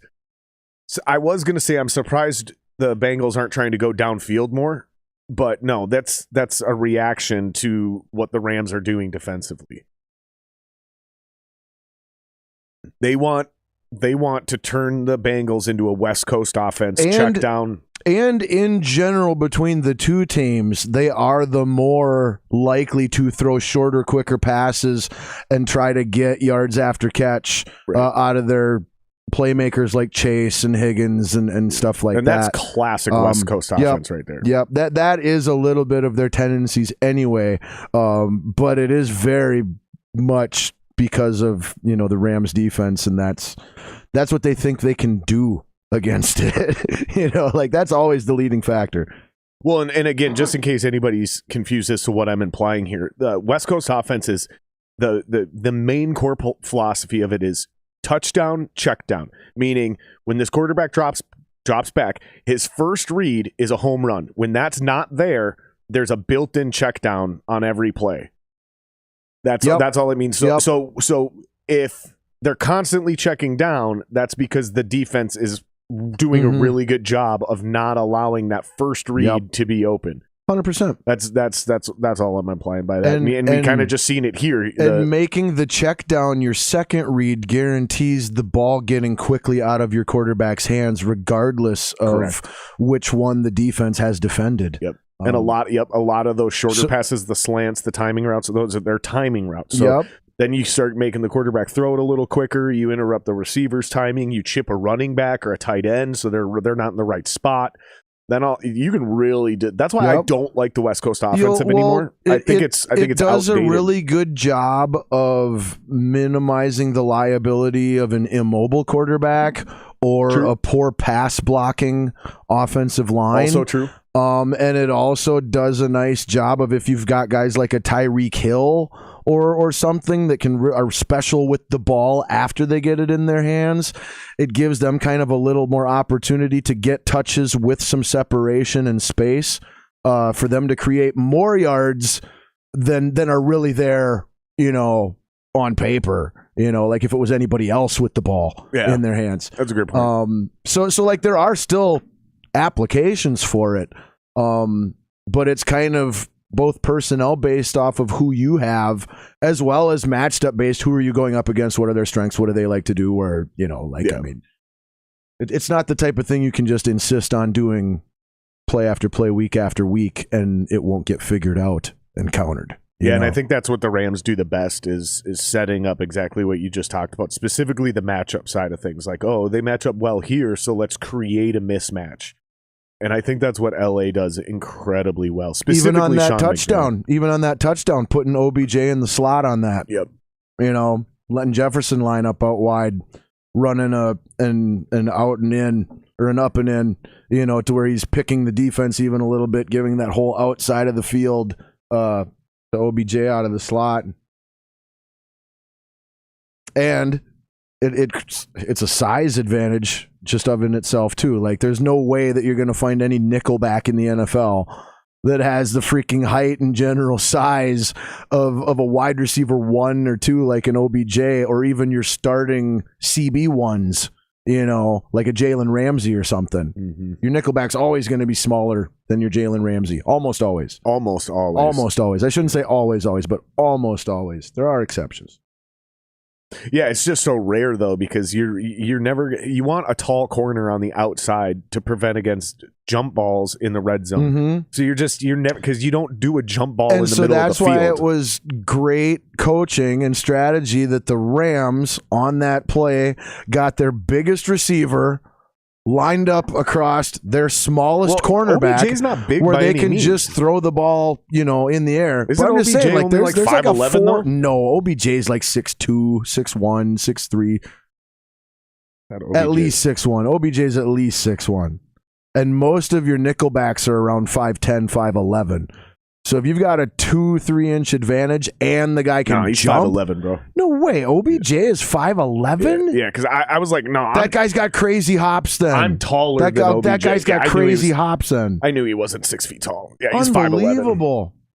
Yeah, he's no Steve Smith. So it's the jumping ability for him. All right, it's his hands. All right, and it's the hands. It's dude. the jumping ability in the hands. His catch radius is so much larger than everyone else's. It makes him yeah, you can put him on the outside and it still works. But guys, God, I always thought he was like Adam Thielen height. Guys that are built like him, though, that 5'10", 5'11" guys, those guys rarely end up on the outside, like a Steve Smith or an OBJ, right? Like those guys almost always get stuck in the slot. But when you're that good, Tyreek Hill, you can line up on the outside. You don't have to be perfect examples. You don't have to be 6'1" like an Adam Thielen or a Stephon Diggs or even Justin Jefferson 6'1" or 6'2" or something like that. Yep. Julio Jones, a lot of those guys. No, all perfect examples and great points. Rams up 7-0 with the ball, 2nd and 5 ahead of the Chains on their half of the field at about the 33. 4 minutes to go. Whistles blow. That's going to be a delay of game on the Rams. So backed up to 2nd and 10 now. Oh, there's Michelle out there, number 25. Yep. Good call, Scotty. Delay game. Damn. He's been in the NFL as a ref for 12 years, and this is his first Super Bowl. Wow. The dues you have to pay in this league. Like, I've been doing this for longer than a decade. Oh, really? Have you ever done a Super Bowl? Nah. Right.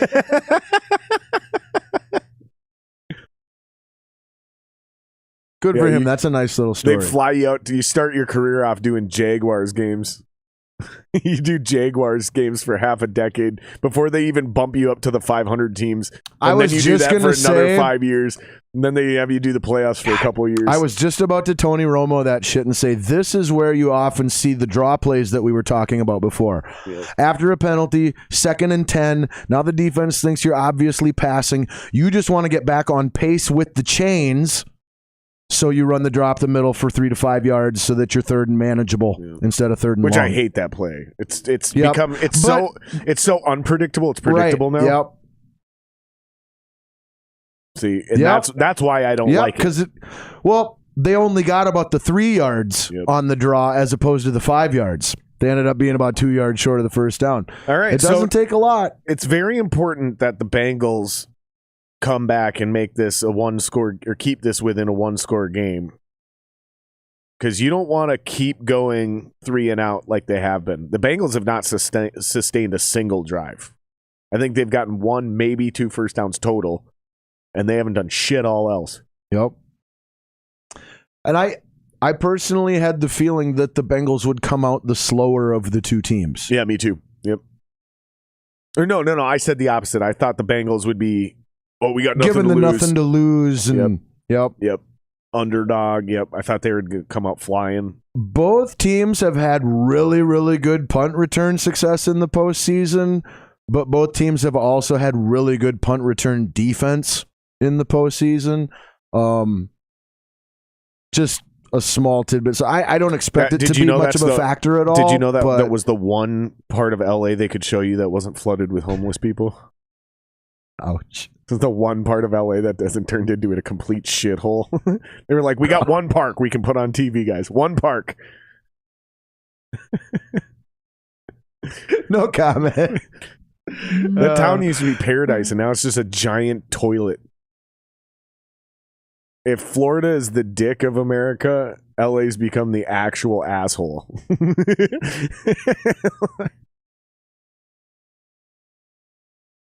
I remember when people used to call Florida America's toilet because we just flush all the shit down there. Right. It's not true anymore. Florida's actually pretty legit now. I got a bunch of people that live down there. Like, it's awesome down here, dude. Yeah, Florida's not so bad. I mean, you get some crazy mofos. Yeah, exactly. You still got Florida man, but have you played Florida or anywhere else? Never. I don't think I've ever played Florida. So I've been to Florida several times, but I've never played Florida. It's called Florida or anywhere else, right? It's a game. Okay. It's called Florida or anywhere else. I was thinking musically. And so you type in a random thing on the Google, right? And you find a news article and you read the synopsis of the news article. Yep. And the game is for everybody else in the room to guess whether it happened in Florida or anywhere else. Sure. I've never played it. It sounds great. It sounds great. You'd be shocked. I love it. When you do. How many times Florida comes up? There's a keyword you're supposed to type into Google in quotes to make it work. And it's basically you're looking for crazy stories. And the irony is that like how many of them occur in Florida? 50% of them are in Florida. And then the rest of the country, it's like 50%. Yep. Oh, they're doing the DVD thing. Hit the corner. Hit the corner. Yes! It hit the corner. Dude, there's an entire TikTok channel. Dude. Stop. Okay. Oh my God. I don't need to hear two people in harmony saying goal. But it's rare that I have the excuse. So did I tell you there's an entire TikTok channel that just watches the DVD screen? Okay. So that QR code that was just bouncing around. You remember how back in the day on your DVD player, that was the DVD logo? Oh, sure. Yep. And it would bounce around. Uh-huh. So somebody hooked up a DVD player to a TV, and then they put their cell phone, and the cell phone on TikTok live watches the DVD player. And then there's thousands of people in there that just chill in there and watch the DVD logo, and they're waiting for it to hit the corner. Remember this was a thing that the DVD player, the logo would like hit the corner like once in every 1,000 bounces. Breaking tackles there, turning a 5-yard run into a 13-yard run. Still in the first quarter. I might have won my prop bet just now. I said 13-17 for the longest run. I said somebody will break one. Yep. Bengals good at breaking tackles, whether it's Mixon or Chase or Higgins. Bengals as a team break at least a good 4 or 5 tackles a game. Now, whether it's for an extra 10 yards like that play or an extra 40 yards, you know. Oh, he's deep. He's got him. Oh, what a catch. Complete. It's complete to Jamar Chase. Holy cow. He had to two-hand that. Or what I mean by that is, he bobbled it. He got it with one hand, brought it into his body, and caught it. There could even be a pass interference on this. Here's your replay, guys. I got about 14 rookie cards of him sitting at home right now that are just hoping to go up in value in a couple of hours. He pulled the Odell. That's what I said. He pulled the Odell. I said he reached out with one hand, but had to bring it back into his body. The other hand never touches the ball. No, it comes close. It sort comes of does. Close. I felt like from the one view it never actually touched. He palmed it. I don't think so. It got about that far away on the one view. No, he palmed it. Nope, never touched it. He palmed it. Replay, slow-mo. I just watched it. He palmed it. You saw it from an angle that doesn't show what we need to see. I saw it. You did not. You saw it from an angle that doesn't show. So later when it's confirmed that he palmed it. Okay, so in a three-dimensional world, when you look at something from this view, you can tell whether it's touching or not. You don't need this view to tell whether it's touching or not. Three-dimensional world, you need this view. Dude, we're not talking about... His left hand never touched that ball. Scotty, yes it did. No, it didn't. Yes it did. No, it didn't. Yes, it did. No, it didn't. He tapped it with his left hand to bring it back to his body. It never touched. It never actually touched the ball. No, it didn't. Yes, he did. It never actually touched the ball. Yes, he did. He touched it. He palmed it. I know he did it. It wasn't significant, but he did do it. It never actually touched. Absolutely. It came close, but it never actually touched. I hope they replay this now. He brought the left hand in to do it, and then before it did it, he realized he didn't need to do it, and then he used the left hand to brace his fall instead of touch the ball. I think he caught it. I think when he was bringing it in, he tapped it and then went to go brace. That's a did he drop that?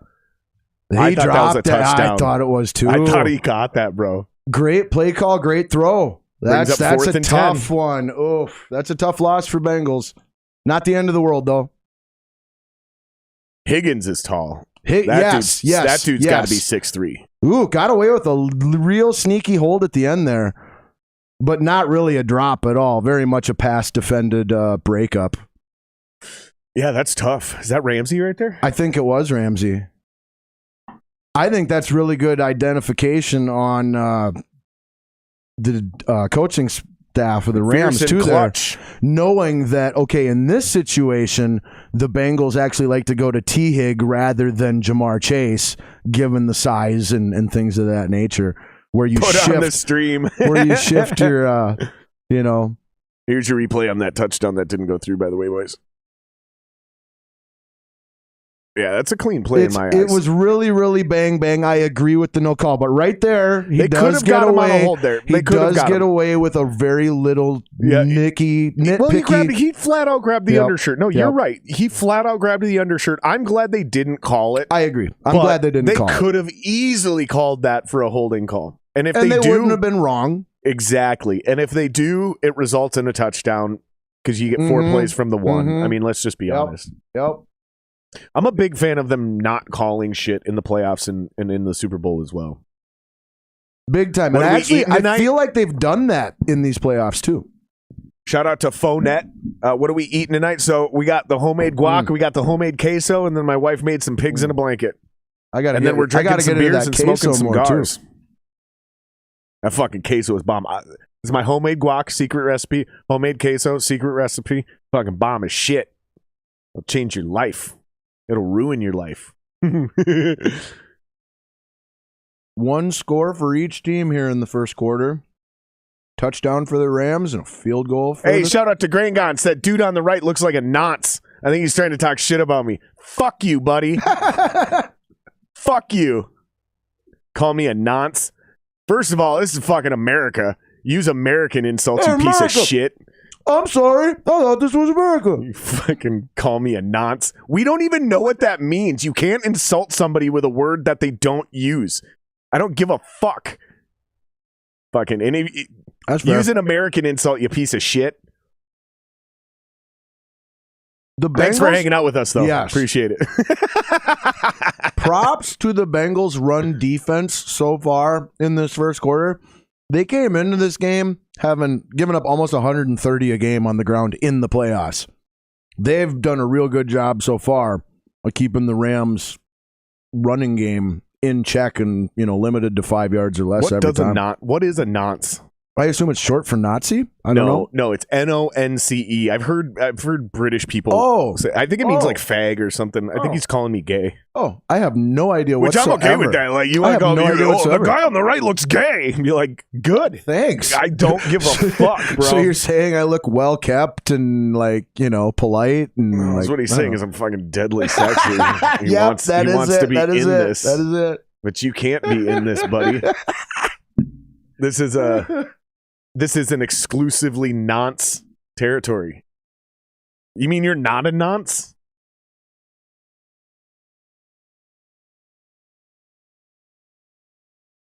Oh my God, no, they're not doing this, are they? Oh my God.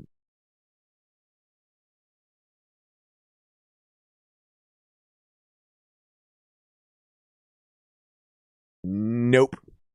Where's my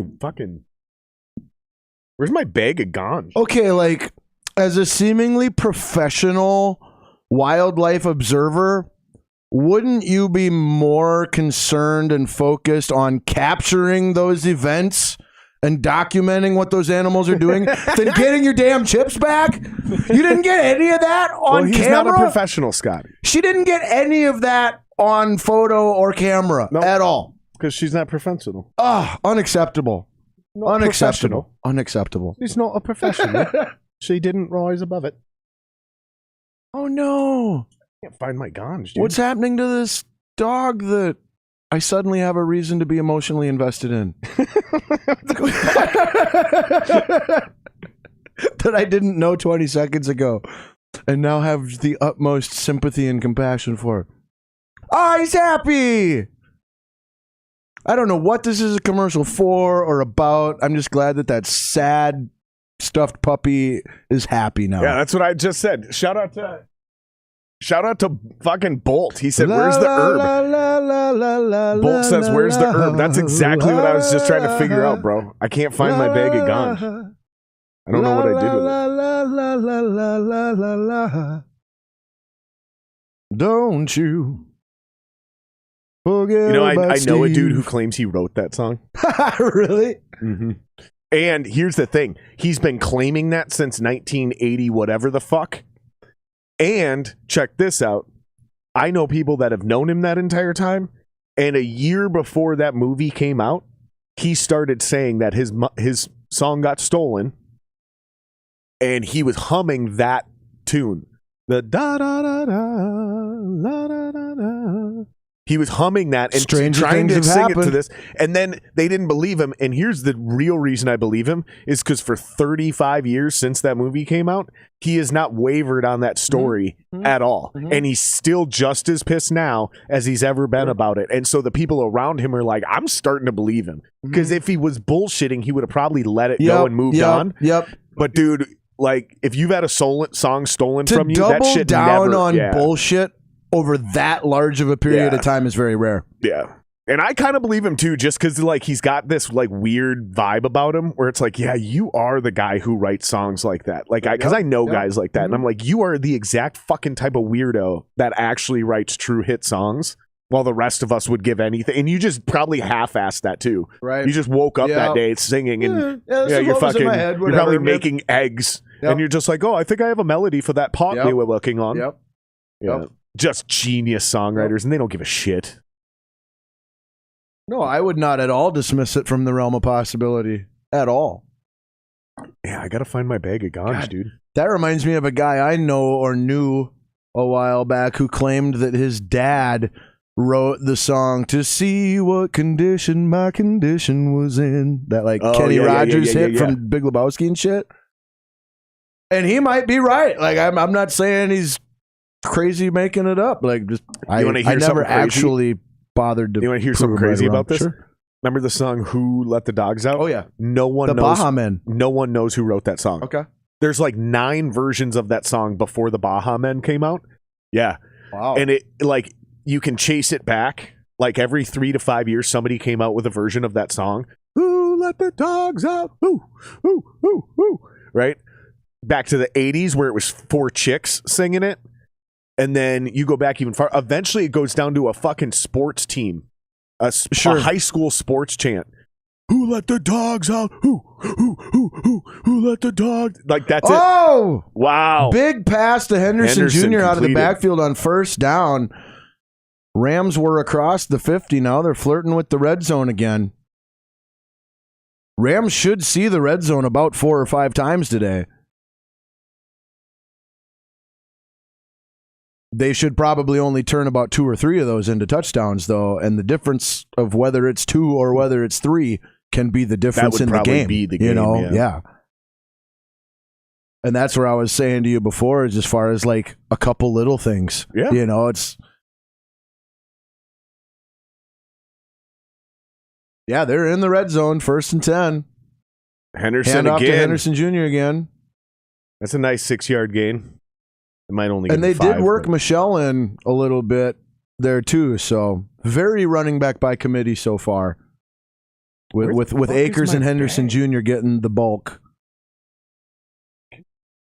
Bag. Wonder what and Michelle being kind of the complimentary change of pace guy.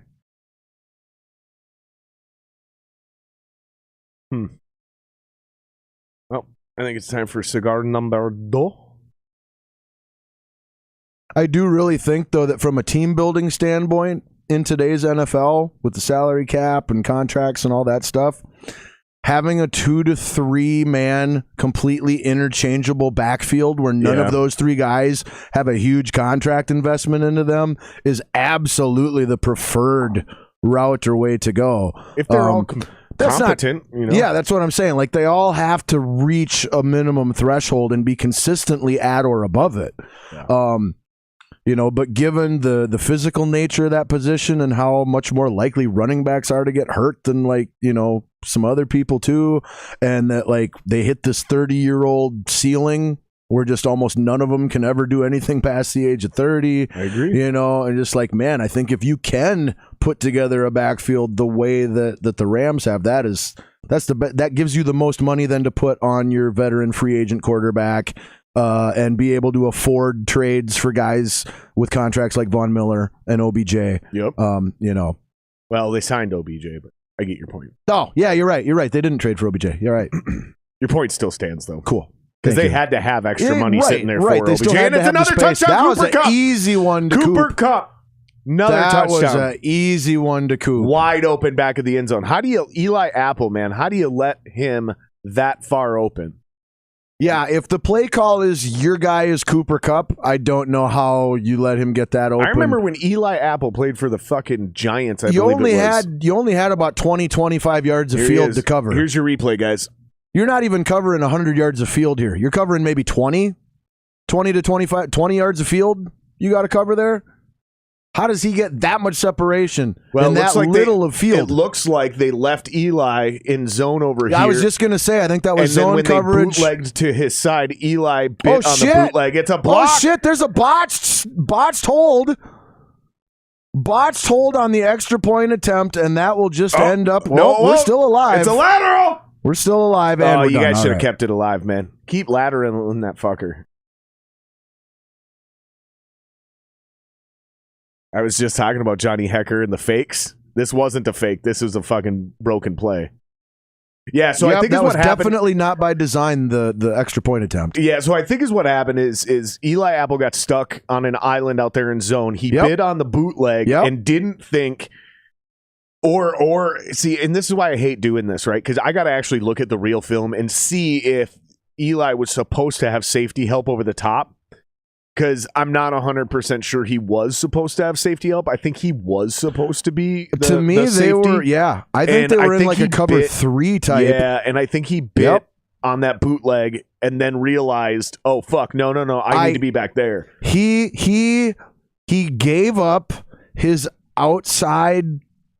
His sideline, he gave up his contain responsibility for just a split second on that bootleg rollout, and was just enough for Cooper Kupp. Yeah, and I don't think Cooper Kupp was his undisrupted. I don't think he was responsible for Cooper because Cooper came over the top on the other side of the field. So I think Eli was supposed to drop back. But I do think that whole right sideline of the end zone was his responsibility. And I'd be curious. You said cover 3. I wouldn't be surprised if it's cover 6. If it was cover 2 on one side and cover 4, because cover 4 basically is cover 3 minus but your minus some other, safeties. exactly, right? Yep. So I wouldn't be surprised if it was cover 6 on his side. Or I wouldn't be surprised if it was cover 2 cloud coverage on his side. So he's just this isolated, sitting down in the flat there. Yep.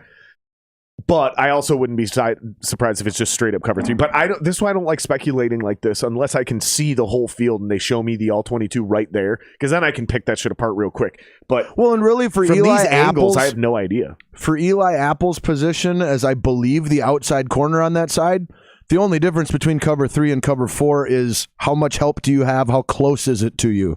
Like your actual responsibility of the area of the field that your zone responsible for really doesn't change much at all from a cover 3 to a cover 4. Both of them are just a deep, the difference is a deep drop on your sideline. The difference is how many safeties are covering the mid part of the field. Is it 1 or 2? If it's 2, you're split because it's basically the same thing as quarters coverage. You just split the field into 4 sections. A lot of times you'll still have the safeties covering the middle of the field, but in cover 4, both your safeties will be deep middle of the field, and in cover 3, one will be deep mid and one will be middle mid. You're talking like a robber formation. Yeah. Because a lot of times in a cover 3, that other guy will just come up and be a 4th linebacker. Yes, exactly. And that's kind of a reason why you'll see a lot of hybrid safeties that are kind of half safety, half linebacker nowadays too. Yep. You're fucking, what's his name? I want to say Bobby Wagner. Is that his name? Wagner's a linebacker, but he's got a lot of safety to his game. Yeah, that's not absolutely. I'm dumb. Not Bobby Wagner. Oh, dude, trying to get the laces out. He just botched it. Perfect example. Hitman's a great example. Harrison Smith is a perfect example of that, actually. Yep, just a botched hold. Yeah, that's all that was. Yeah, it was just a muffed hold. Yep. But oddly, it's 13-3. If Cincinnati scores a touchdown here, and we go into halftime, it'll be exactly what I predicted, 13-10. I think even if Cincinnati just turns this into a field goal and keeps it a 1-score deficit at halftime, I think is still enough. Obviously, you prefer the touchdown. Well, I'm just saying it will be exactly if they score a touchdown, it'll be exactly what I predicted for halftime score. And it's just weird to me because they had to miss that field goal in order for that to happen, or that extra point. Sorry. Like I said, the Rams have had issues with their kicker in the playoffs. Most of it's been on field goals prior to this game, but there have been multiple misses where there weren't in the regular season. They were like top 3 in the NFL in like field goal percentage. They were 6th in extra point percentage in the regular season, and they were 2nd in field goal percentage in the regular season. No shit. For the Rams. Yeah. That's impressive. Yep. But in the playoffs, they have been a 77.8% field goal percentage. That's not impressive. No, that's not good. That's pretty average. Yeah, that's slightly below average, I think. Is it? Yeah. Yeah, I feel like somewhere in between 80 and 85, like around that 82 mark is kind of a league average. Actually, no, now that you're mentioning, I think you're right. I think that's exactly still though, I mean, it's ranges. It really is. Jamar Chase completion. Ranges. That's going to bring up, is that Cincy's first down? Cincy should have less first downs in this game than the Rams. Just the style of the offense, the qualities of the defense. Maybe not their first down, but that seems like it's damn close. It's their first down in a while, I'm pretty sure, at least.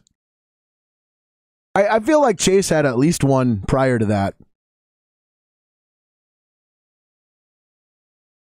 Because, they did get into the red zone for that run field by goal. Joe Mixon. And there's those broken tackles again. It is not that the Rams are not a good tackling team. It is that the Bengals are good at breaking tackles. Well, and this is just a great stiff arm by Joe Mixon. Here's your replay, guys. When he comes through this line, he puts his hand on somebody's helmet, lifts his left leg, and he's just like, see ya, right there. Don't underestimate. This is a beautiful little running back move right there. That little hand to the helmet. It's not even a stiff arm. It's just, nope, I'm not going down here. The little bit of pre-snap motion before that play to manipulate the numbers on which side of the ball. Another nice 4-yard gain by and Mixon. move the defense around just a little bit also helped set up that gap that Mixon took full advantage of and got more of than was there. But he did have a nice little hole at least to get started in for the first time in a while. And again, pre-snap motion, trying to manipulate the numbers we've got on the side, which side of the ball.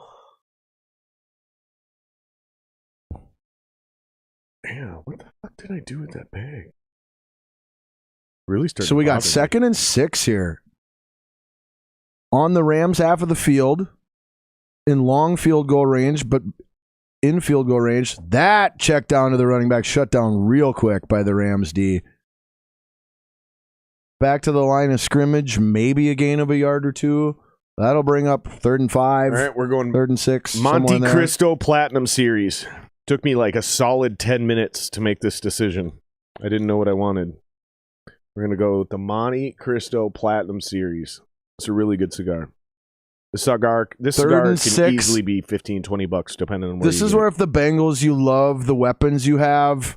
Chase is always an option here. T. Higg's size as a possession receiver in a situation like this is always nice. Tyler Boyd's wild card factor out of the slot is a nice little option here when they shut down both of your main options. And then you've always got CJ Azuma, the tight end over the middle. Too? Exactly. Oh no, they hit Higgins. Okay.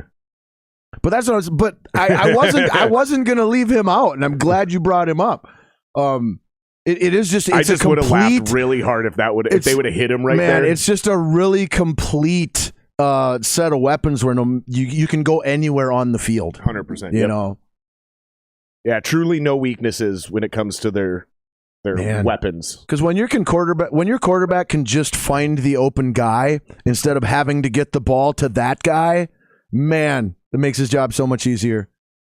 A little tight on the draw. A little disappointed, Monte Cristo. Mine's been a little tight on the draw compared to the last times as well, but not bad. I got it. I mean, got it figured out. That's fair though, because that's I got it figured out. That's a reasonably priced cigar. It's like a $15-$20 cigar in most places. This should never have a tight draw. You know what I mean? Like that's what you're paying for is like this consistency, because you can only make a cigar that's so good. Right. As far as flavors go, everything else comes into quality control and smokability. Absolutely. There's only so many combinations. But there's more than one combination that is quality, you know? Just like a football team. See, the cigar talk is really just giant football metaphor. That's exactly what it is. Nice catch by Joe Mixon for 8 yards. That's a really nice play on second down. That brings up third down. Okay. That's a really nice play on second down to have a pretty wide open playbook here on 3rd and short inside the red zone where you can take a shot. You can just do a nice quick pass. You can run the ball.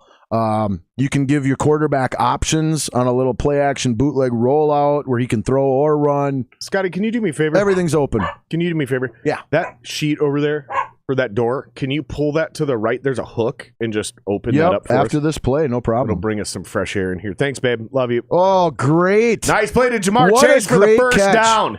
That was a bad throw by Joe Burrow, putting the ball behind Jamar. Jamar did a phenomenal job of getting turned around. Hey, don't you put that kind of respect on Joe Burrow? And, dude, you can be a stud and still not be perfect, Don't you ever disrespect Joe Burrow.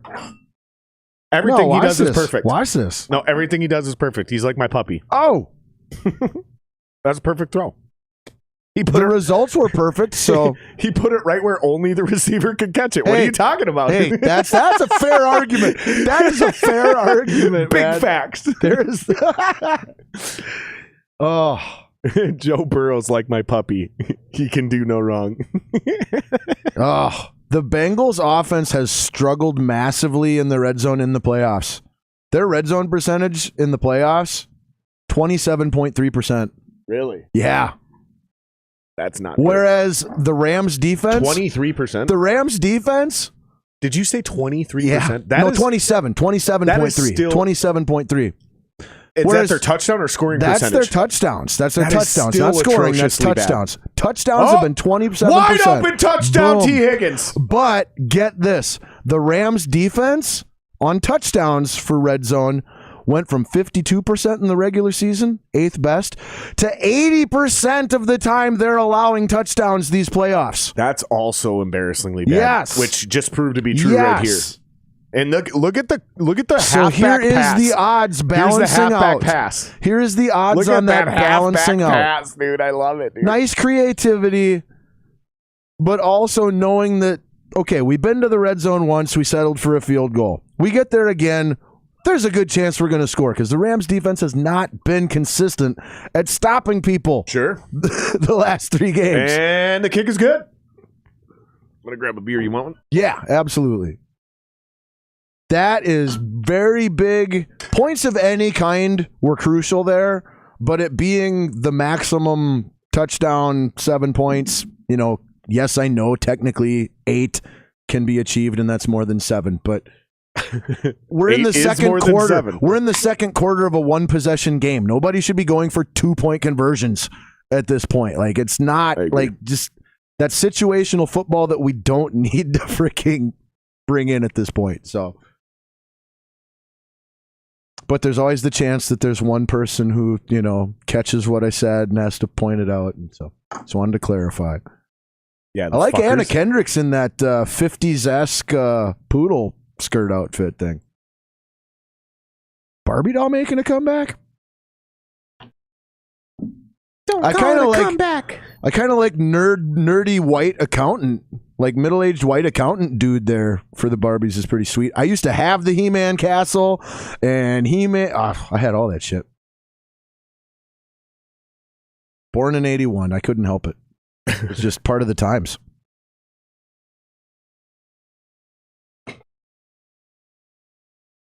Oh, to see her weird-ass apology? Aquafina? Yeah. No, what did she apologize for? She had to basically apologize for talking black. Oh. I shit you not. She essentially had to make a Twitter apology for talking black. Isn't she a fucking comedian, though? Yeah. Jesus. Yeah. And she grew up in L.A., in the hip-hop culture. I talk black, bro. Like, on a regular basis, I'll slip into it. It's part of who I am. I ain't apologizing for shit. If you're offended because of the way I talk, go fuck yourself. Here's my thing with it, and with a lot of other stuff too, but without getting too deep. Context fucking matters. Context fucking matters.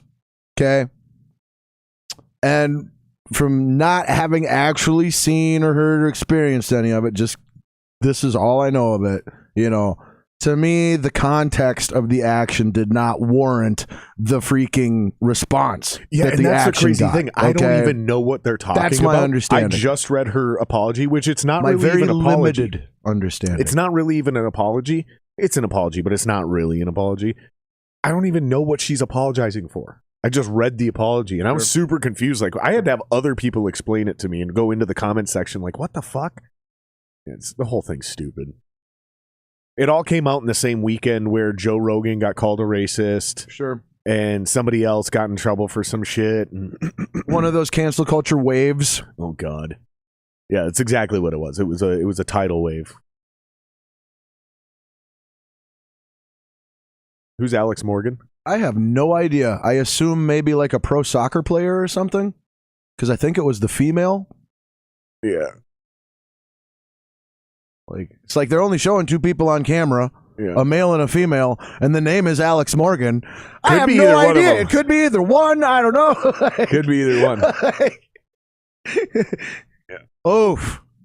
Yeah. It is officially time for me to smoke. Yep. Oh, that was just a little bit of the safety on that touchdown for the Rams. He just got over. He bit just for that initial second on his first read of the play, and that's all it took for the actual opening to be there.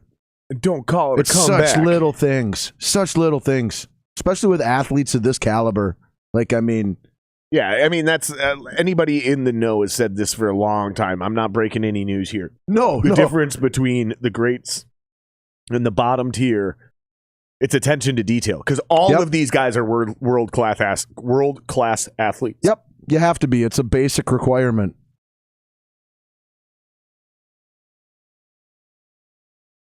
Van Jefferson, wide open. Easy yards on that one. Big hit by Logan Wilson, though, to put him on the ground. Cooper Kupp has been relatively quiet, though. Like, Browns defense, or Bengals, other than his touchdown, for the majority of the drives, it's been the OBJs, the Van Jeffersons, and the running backs.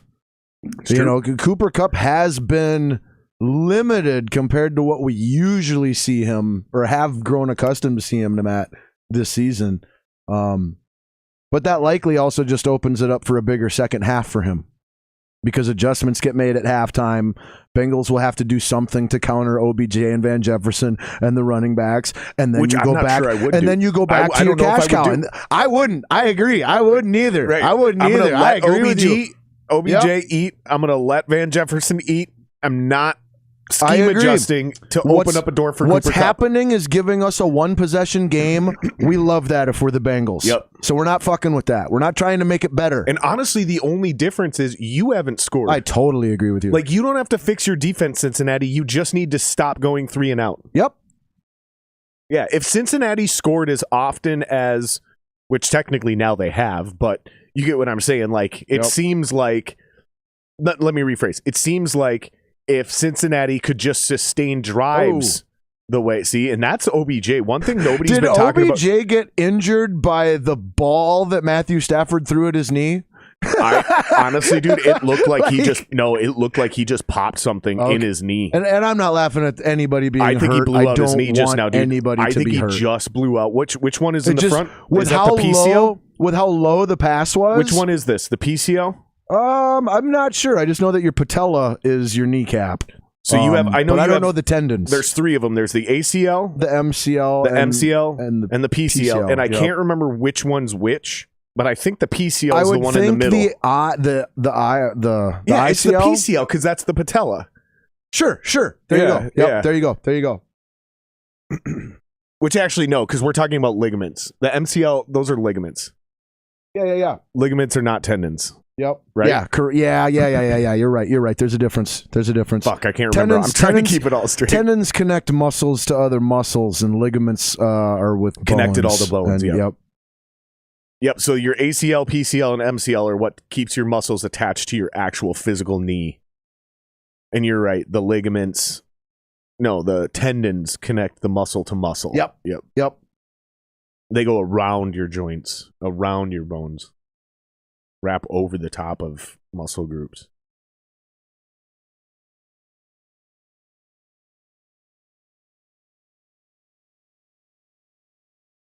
Jesus.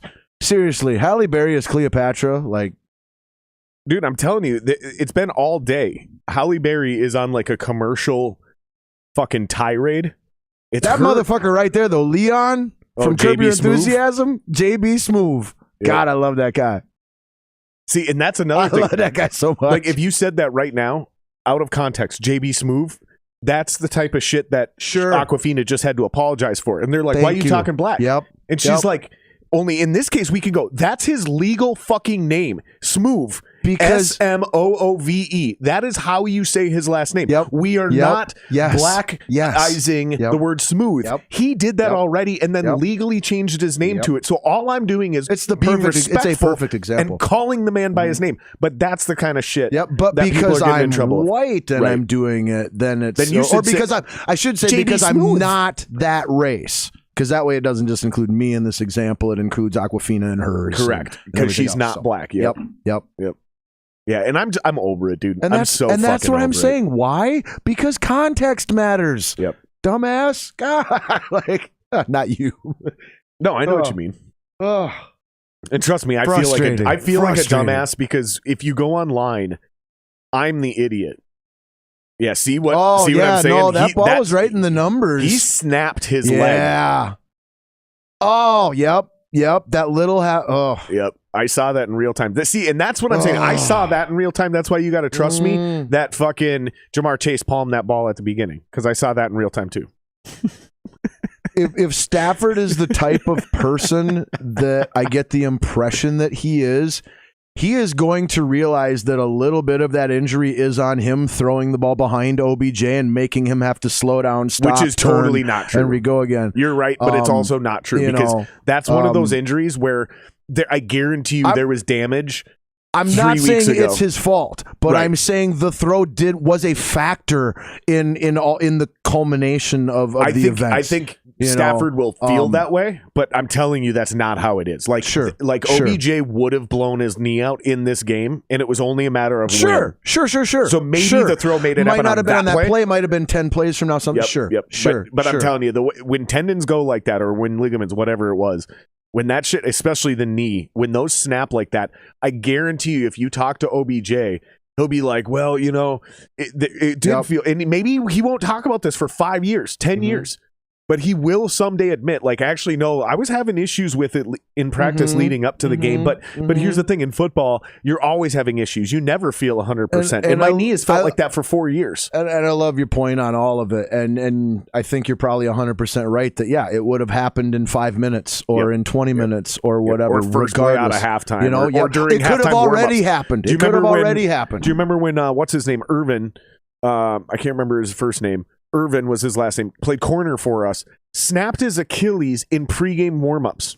Do you remember this? It was against the Detroit Lions. Yep.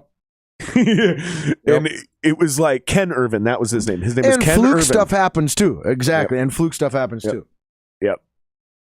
But I brought it up because I get the impression that Matt Stafford is the type of guy that will look at that moment that way. Yep. And he will overcome it. He will overcome it in the moment throughout the game. But there's going to be a minute or two where you said fluke things happen. You know, a great example of that, Teddy Bridgewater. Non-contact football injury, just like OBJ, drops back and his leg falls off his body. Yep. That was one of my favorite football moments is when I trolled people for like a solid day and a half that Teddy Bridgewater died. It started with me going, I can't believe Teddy Bridgewater died today. And everyone was like, what? And I was like, yeah, dude, he died right on the field. Somebody immediately jumped in and they're like, that's not funny. Blah, blah, blah, blah, blah. He didn't die. He just hurt his leg. And I'm like, whatever, man. I was there. I saw him. Fucking bled to death right on the field with no leg. Dude, and this whole thread lasted for like a solid day and a half, dude. The key is no, I wasn't there. I made the whole thing up. Stafford deep to the end zone, and it's intercepted! Stafford with his at least one interception that I pretty guaranteed of. He had done a really good job. He had only thrown one pick in the playoffs, but regular season he threw a pick a game on average. And the Bengals defense, these playoffs on average, 2 interceptions a game. And that's on Jefferson for not making the right adjustment and play on the ball in the end zone. That is the 7th interception by the Bengals defense in these playoffs. 2 a game they've been averaging.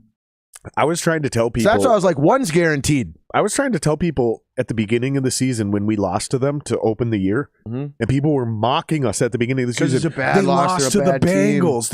And I'm like, dude, I don't know if you guys watch the same fucking NFL I do, but the Bengals are nice. I was trying to tell you, the Bengals are a good football team. I did not think they were going to the Super Bowl. Of course, me neither. But I was like, dude, that is not an embarrassing loss. That is a way better football team than what we thought. Yep. Like, yes, while it was happening, I was furious. But when I watched the game the second time, I was like, nah, dude, this isn't. The Vikings didn't lose that game. The fucking Bengals beat us.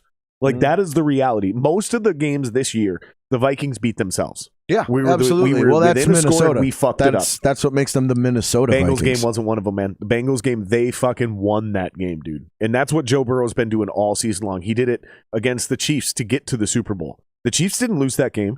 The Bengals won that game. Well, people act like if Dalvin hadn't lost the fumble in overtime, that it's just guaranteed that a Vikings kicker makes a 50-plus yard game-winning field goal in overtime. You know, like, I mean, or if it's 45 or 40 or whatever the yards end up being. Like, dude, it's still a Vikings kicker with a game-winning kick attempt. Like, odds change. How'd you feel about Greg Joseph this year? Because I thought people were overly comfortable with him all year. Like, I never felt good about Craig Joseph. I was never happy that he was the kicker. And anytime we needed him to make a kick, I never believed that he was going to be able to pull it off. When he did miss kicks, they were at crucial times. They did result later in us losing those games or those games being closer than they needed to be. Of it, yep. And I just got frustrated with everybody acting like he wasn't a major problem this year. I felt like... Am I alone, or do you agree with me? No, I agree with you, but I feel like the general perspective on it just goes to show how bad the kicker situation has been here for a while. So you're saying, you're saying the fact that people were okay with him... What he did this last year was actually an extremely small step up from what we had been experiencing the past several years. So is it mediocrity? Comparison, yes. So but what is you're it saying reliable mediocrity? Also, yes. So what you're saying is just the fact that he wasn't Blair Walsh. He was consistently 80%. Consistently 85%. It wasn't in he'd go 100% and then he'd go 1 for 5. You know, and you're saying in comparison to how bad it was before that, that's why people were so comfortable. Exactly, with him. Because the swings were much more drastic before. Yeah, kicker went 5 for 5, 2 for 2, 4 for 4, and then he went 1 for 5, and then he went 0 for 3. You know, where the swings are really drastic prior to Greg Joseph. Greg Joseph comes in, he's 2 for 2. Hey, he's 2 for 3. Hey, he's 3 for 3. Yeah, he's Van 1 Jefferson of 2. needs to make a better play on that ball. You know, it was like, yeah, this isn't what we want yet. I wish I would have been paying attention. We should hold on. Let me just jump in here. Van Jefferson, I wish I would have played this on the replay. Van Jefferson needed to, and I repeat, needed to change the way he played that ball. Sure. At first, I didn't like the way he failed to try to catch it. I didn't like the way he made that adjustment. On the replay, I actually am less upset with that, and I'm more upset with the fact that he should have realized he was never catching that ball and should have turned into a defensive back, and he didn't. He just kind of gave up on the play and let the dude in front of him make the interception. I agree with that. Yeah, that is an underthrown ball. It's not on Jefferson for not making the catch. My original reaction was wrong. My second reaction or whatever is he should have turned into a defensive back, and he didn't even try. I agree with all of that. I also just in plays like that, I can't help but wonder, because so often in today's NFL, a wide receiver's route isn't just run this line and then stop and run this other line. Sure. It is run to this point, and then based off of what the defense has done, either do this or do this or do this or do this. Sure. And just On plays like that, I just can't help but wonder, was that one of those routes where there was multiple options at a point in the route for the receiver to do, and what the quarterback thought he was going to do and should do was different than what the wide receiver recognized and chose to do? So I can actually answer that this time. Sure. Great. On the rollout, Stafford and him made eye contact, and he pointed him to that corner. Okay. And he pointed him like you're playing backyard football. Gotcha. He pointed him and then bombed it, and he just underthrew it. Gotcha. That's 100% on Stafford. But then Van Jefferson should have taken the bad play and turned it into an incompletion. Minimize it. Yep. But he didn't. He turned it from a bad play to a worse. Right. Oh, right guard got blown up on that one. Woo. Yeah, I saw still ended up being a completion. I saw somebody stunting from the left side. Still a completion, but yeah, somebody on the left side came in and just blew up the right guard there. Hopefully they give us a replay on that. Oh, I would love a replay on that. Yeah, it was beautiful. Like, that's just football, man. Like, that's pure football. And he still didn't get there. That's the other thing. It's Burrow like, okay, still you got blew the me ball up. out Oh my of God, his look hands. how shitty Jay-Z looks. Ugh. He does not look cool. Matt Damon looks like the owner of an Italian restaurant or something. Theron. Like, and LeBron James. Oh, and that's awkward. Yeah, that's a thing again. That's awkward. Yeah. He looks amazing. He does. He looks amazing. Jay-Z looks like shit, and Emmitt Smith looks like a god. Emmitt Smith just won the best-looking celebrity award out of that montage right there. Well, J-Lo. Well, yeah. J-Lo. Yeah. The best-looking male celebrity in that montage. There you go. Hands down, Emmitt Smith. For sure, dude. And honestly, man, Jay-Z looked like 36. Shit. Jay-Z kind of looked like and they get to him. Jay-Z kind of looked like a weird, awkward homeless guy in that picture. You know, that play was a combination of coverage sack and just collapsing the pocket from the outside in, where the quarterback doesn't even have the opportunity or anywhere to go to escape it. It just, it's not coming from the left or the right. It's collapsing in on itself.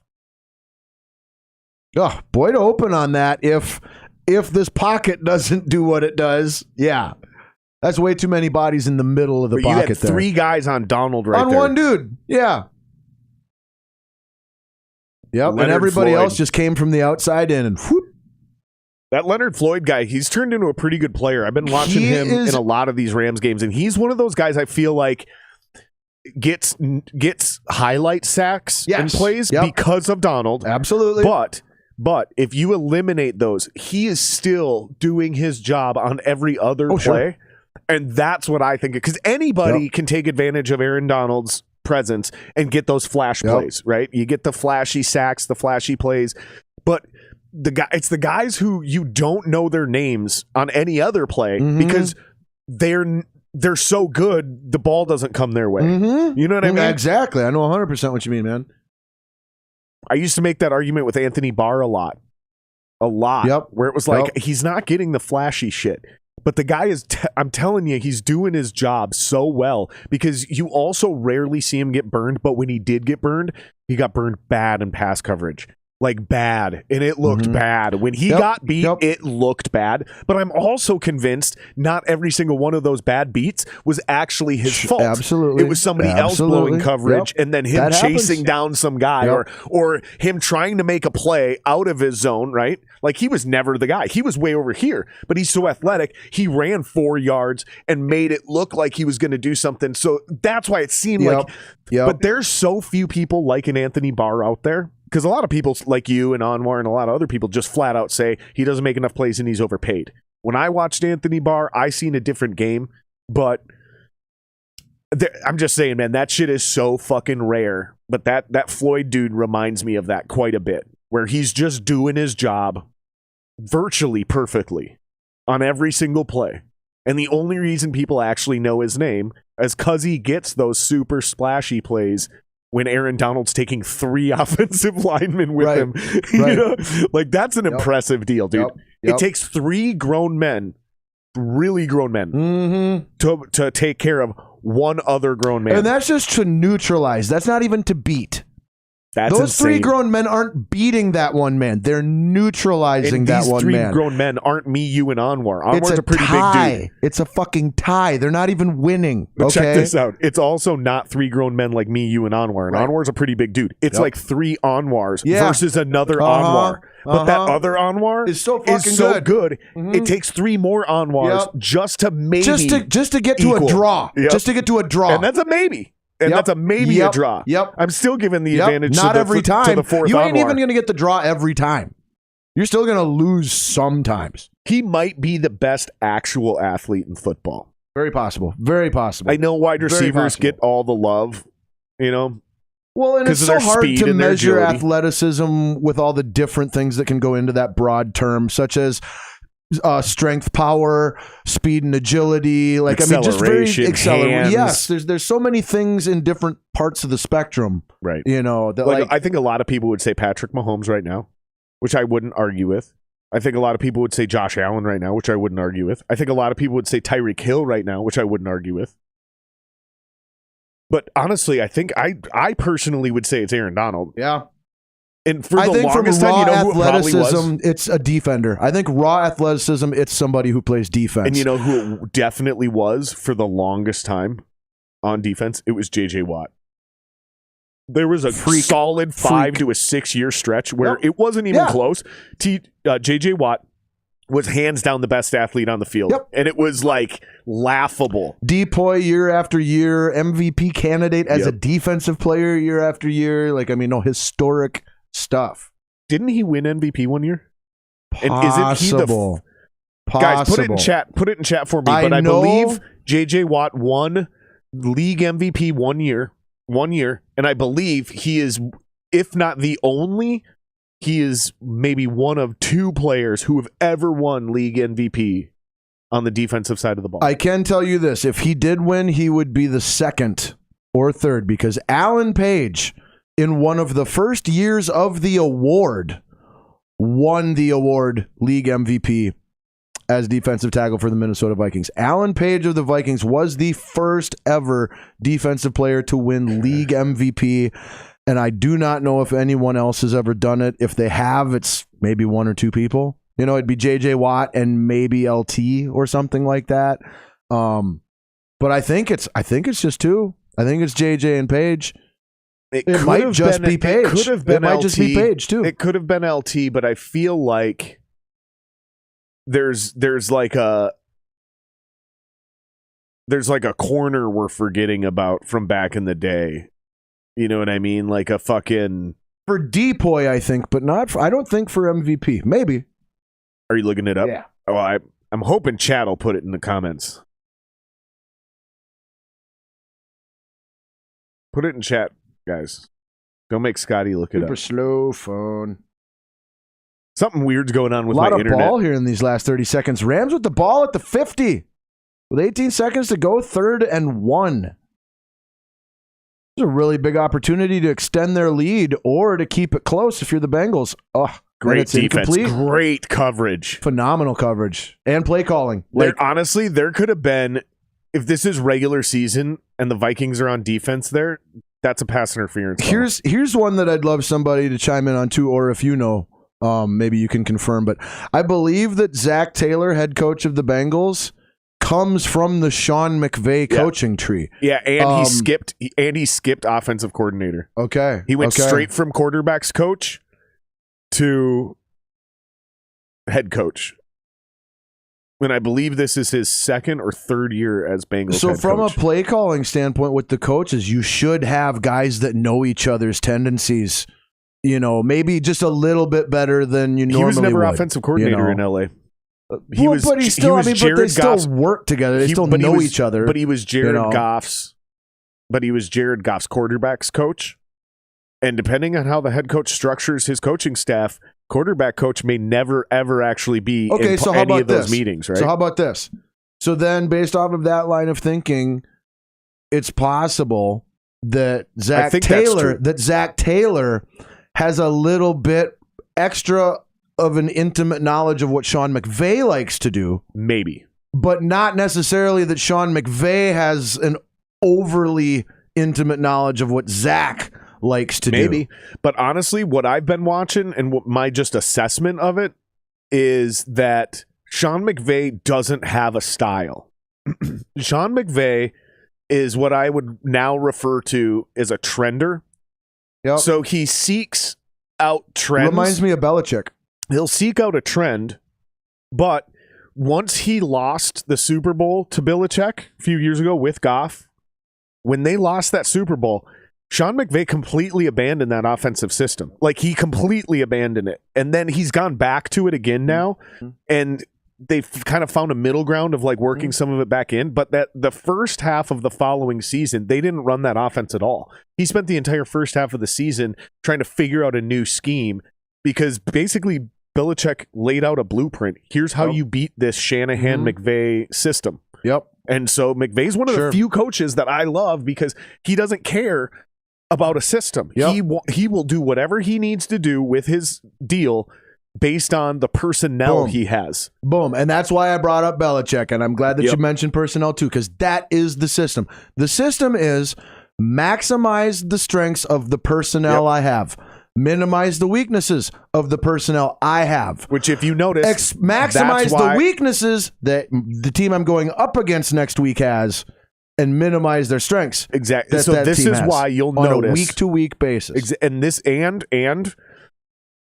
sticking with what you can actually control. So what I'm getting at is McVay is running Joe versus Carroll, the new series. I love it. I want to see it. So they're doing something that most NFL teams wish they could do, but they absolutely can do. They're just not because they're scared. They're scared to lose their jobs. Sean McVay, he took Stafford and put him in the shotgun. Predominantly, if this game and most of the season, Stafford's out of shotgun. They didn't do that in Detroit for 10 years. He was under center like a normal quarterback, except in hurry-up situations. And they're running the football out of shotgun a lot more, which is the exact opposite of what this offense looked like 3 years ago with Jared Goff and what was his name? The fucking what was his name? Quarterback? No, the running back. The Steven Jackson? No, not Steven Jackson. After that, just Todd Gurley. Todd Gurley, yes. Yep. Todd Gurley, Jared Goff. That's offense A. Okay. And pretty much everything is the same except for the quarterback and the running back scenario.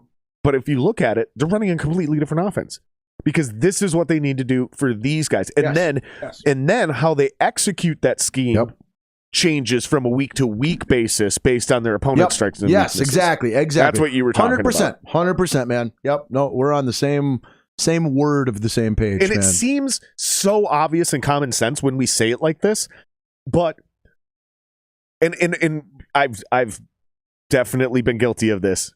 We say things like, well, we don't even make millions of dollars and we're able to figure this stuff out. Why can't they? Well, because they make millions of dollars, there's a lot more pressure on the line. And when there's more pressure, you're less willing to take risks and you're more willing to stick with what you know.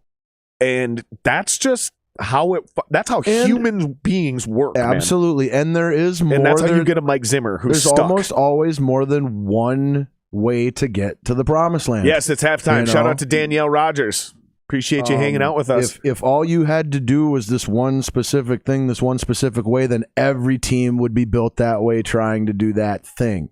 Yep. That's just not the case. Like, there's more than one way to be the best team. The best way to put yourself in that picture consistently is to be flexible.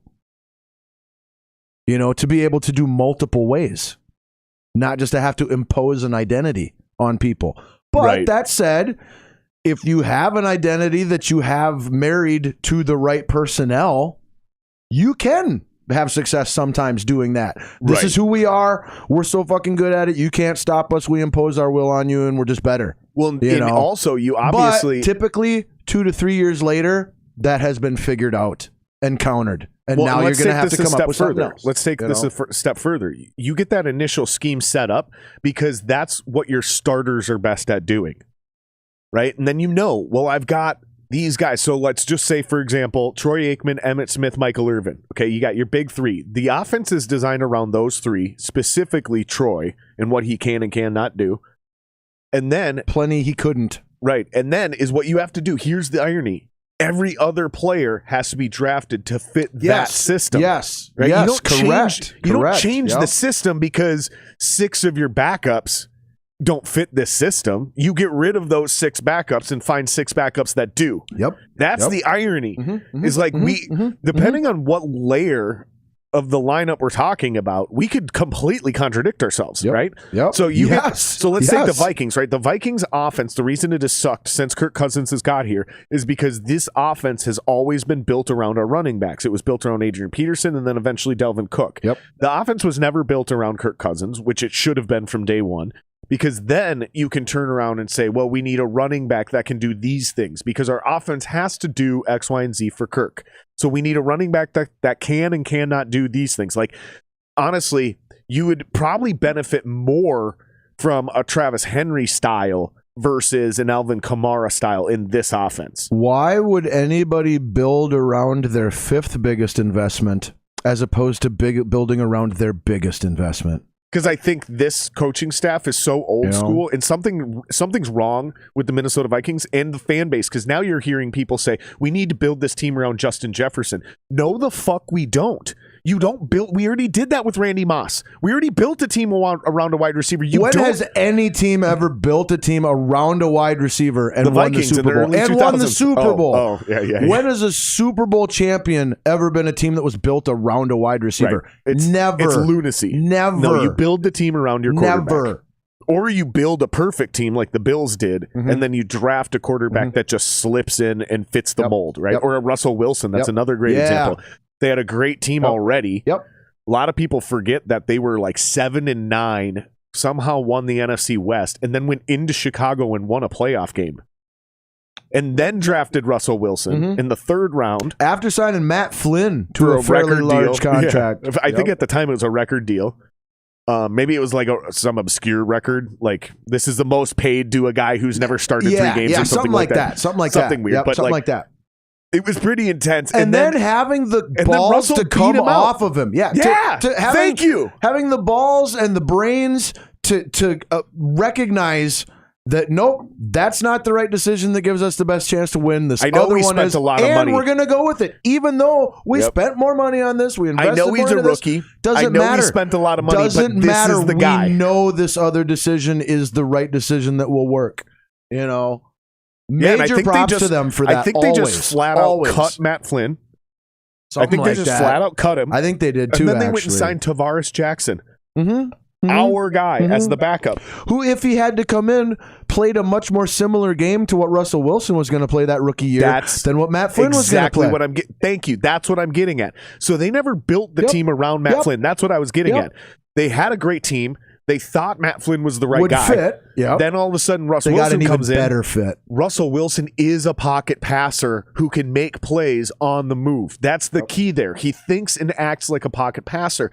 So then they realize the offense is actually better with, and maybe not better, but the team is better with Russell Wilson. The offense might have even taken a step back. That first year, because he wasn't the right fit, right? That first year. But then they schemed it up with Marshawn Lynch and some other pieces there. All of a sudden, Seahawks offense is fucking kind of scary. You ease the learning curve for a rookie quarterback with a strong running game. And then and that's what I'm getting at. And a good defense. And the Legion of Boom. So then to bring it back to what we were saying earlier, then they went and said, okay, here's the deal. We're building this offense around Russell Wilson.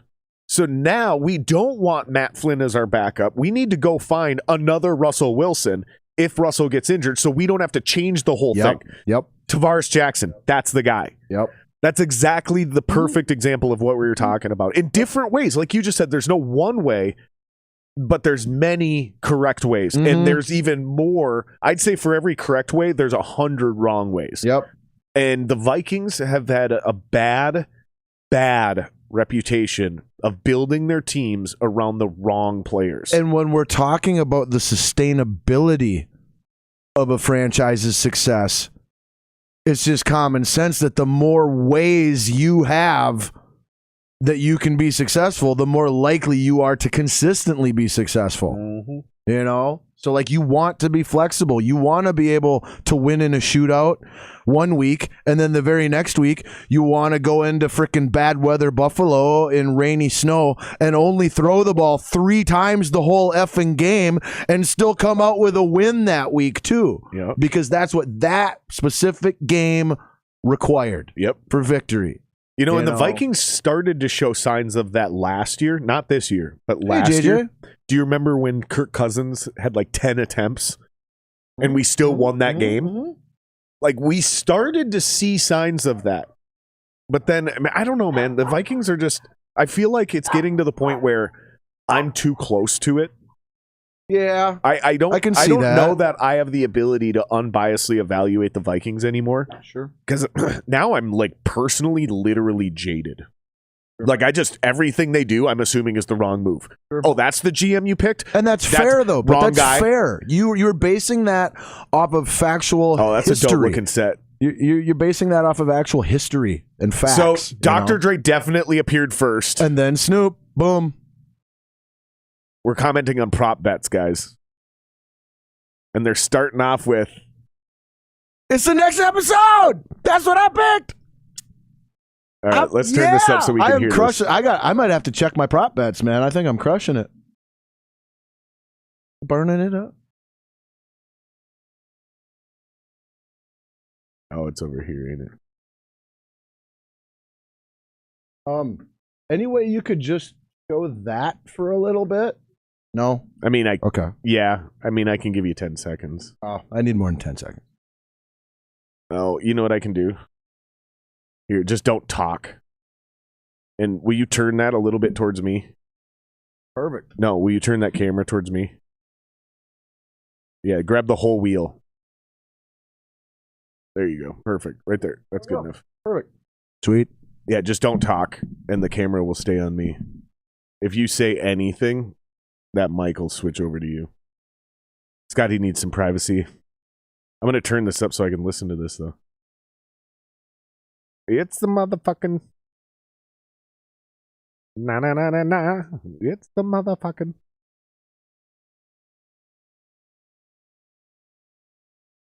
California Love is their second song. I like it. Dude, these are banger songs, too.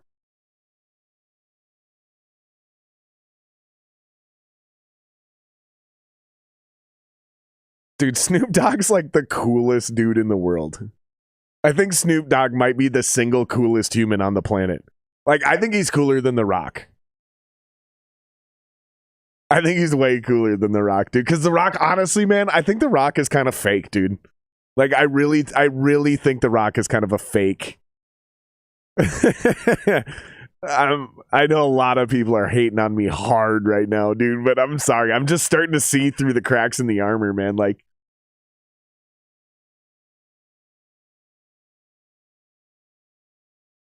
and I'm telling you, Dr. Dre is the true founder of hip hop. Like, I don't care how long hip hop was around before he showed up. Dr. Dre is the godfather of hip hop. Like, he's the true founder of what we call hip hop. They did bring in 50. There's your one guest. I said, who they going to bring in? 50? There he is hanging upside down.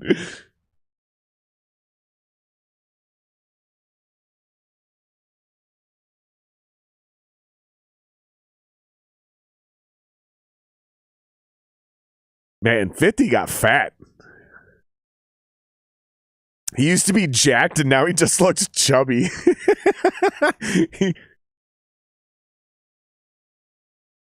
I will give him props, though. There's zero lip syncing happening.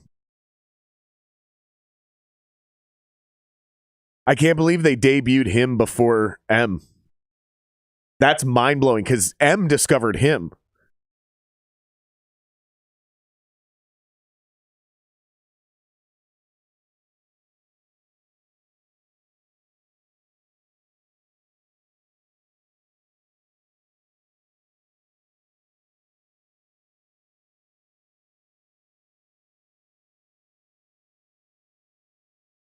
'50's kind of out of breath.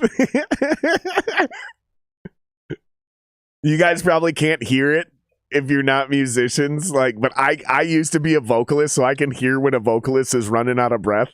50's running out of breath, dude. Like, he's out of shape. There's Mary J. Blige.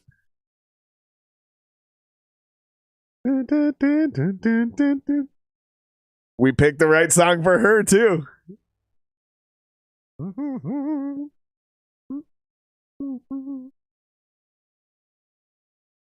She looks gorgeous, too, for her age. She's got to be 60 years old at this point. I have put thousands of set lists together in my life for actual shows, you know. Clearly, my knowledge and understanding of how that works isn't too far off, and I've demonstrated that with my song picks here. Yeah, I was with you step for step. Yep. That's the musicians in us. We do have an advantage on that. Next year, that's where I'm making my money. I'm building a great set list is its own skill. 100. Like, putting songs together in an order is its own deal. Oh, here's Snoop again.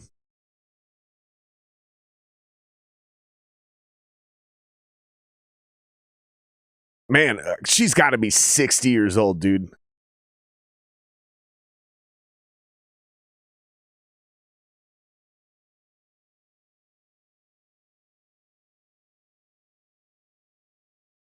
Man, this is like the exact opposite of like underrepresentation by the black community. There's like no white people. Eminem's going to be the only white dude in this Super Bowl halftime show. Mary J came out in like 1994 and she was really already 30 years old. You know, so she's got to be in her 20s, almost 30, you know, at that point in time. She's got to be 60 years old. About 30 years later. So she's at least in her late 50s or early 60s, somewhere in that range, absolutely.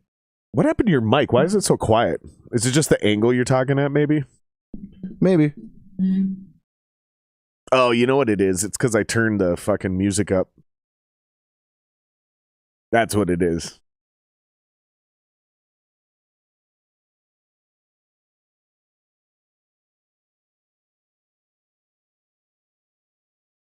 Kyle agrees with me about The Rock. Kyle said The Rock is the biggest bag of trash ever. Fake all around. I was just saying, a pro wrestler be fake? No way. Like, that's unheard of, man.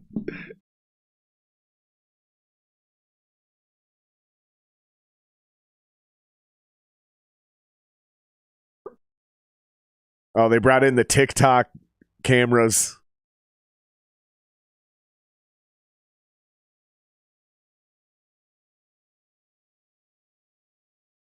It's Dre Day.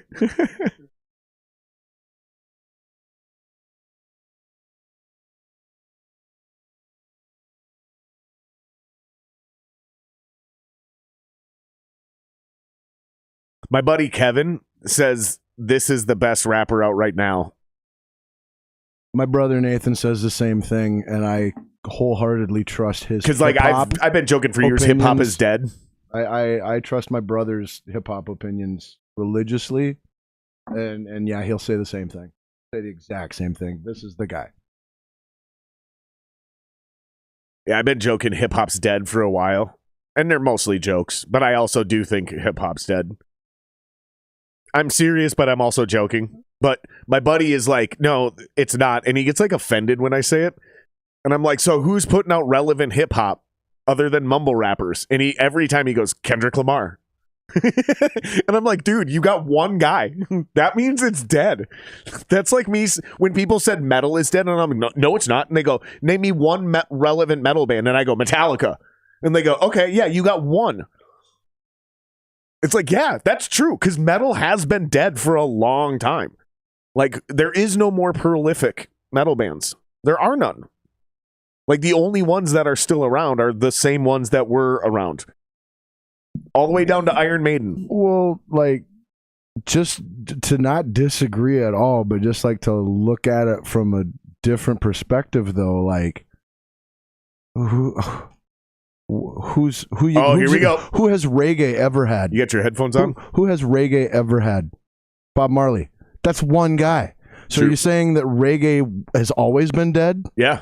You know? Essentially, like, so, yeah. like, my math, again, by like my not argument, disagreeing with anything, but just Eminem's looking at it from a different side of the circle. Oh, I nailed this prop bet. You don't have your headphones on. Lose yourself? Put your headphones on. Dude, I nailed this prop bet. Yeah, it's lose yourself. Because I'm just in my head, I'm going, this is a sports song. Mm-hmm. No, I might have went 10 for 10. Or no. I love the fact that they have a real drummer out there. Yep. This is a real drummer really playing drums, and I can tell you this with 100% certainty because of those cymbal swells right there. Shh. I love this, dude. They got a whole band up there, dude. Yep. The way this song should be. They got a whole band up there, bro.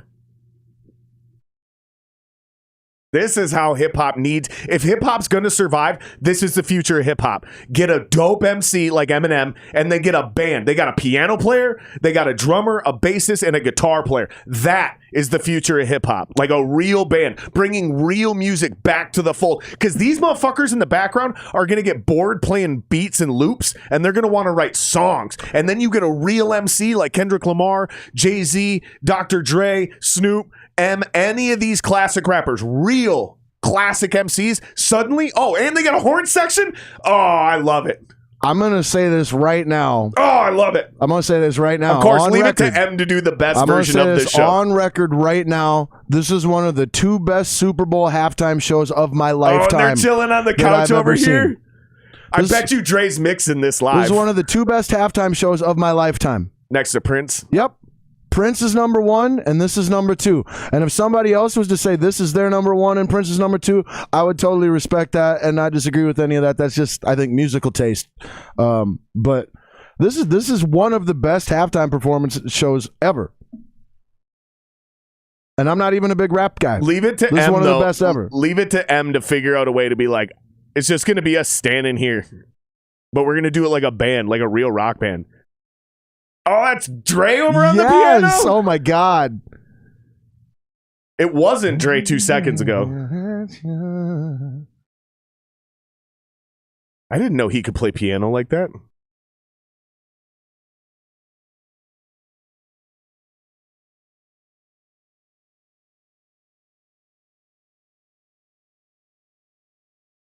Like, I'm a producer, man. You thought I couldn't play piano?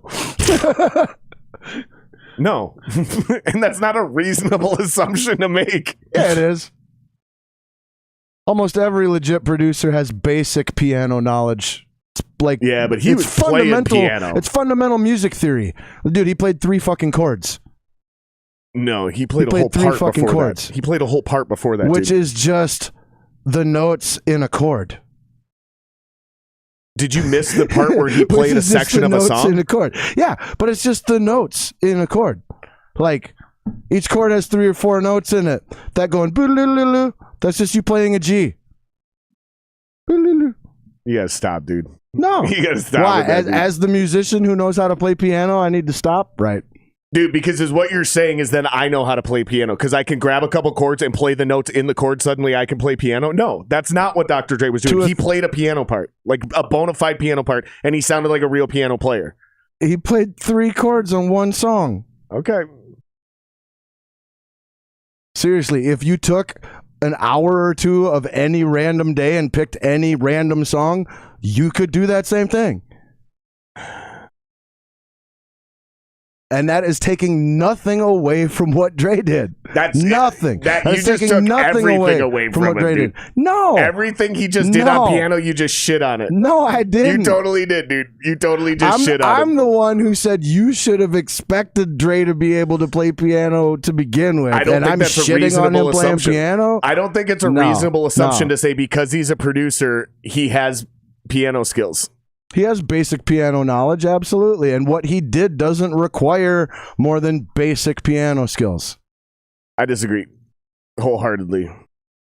I think it's fair for me to be legitimately surprised that he can actually sit down and play 3 chords on a piano. He didn't just play 3 chords, though. Like, he played like a real pianist. He played a part of a song. Because he turned the notes in those 3 chords into a melody for 20 seconds? Dude, as a songwriting musician, that's not what it sounded like to me, dude.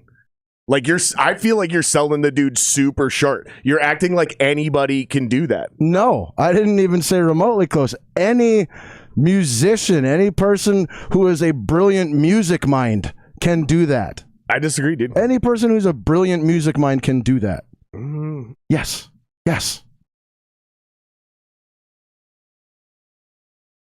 You never seen a blind guy fucking rock the shit out of a piano before?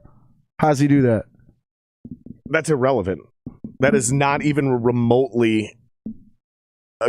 what the fuck does he being blind have to do with anything?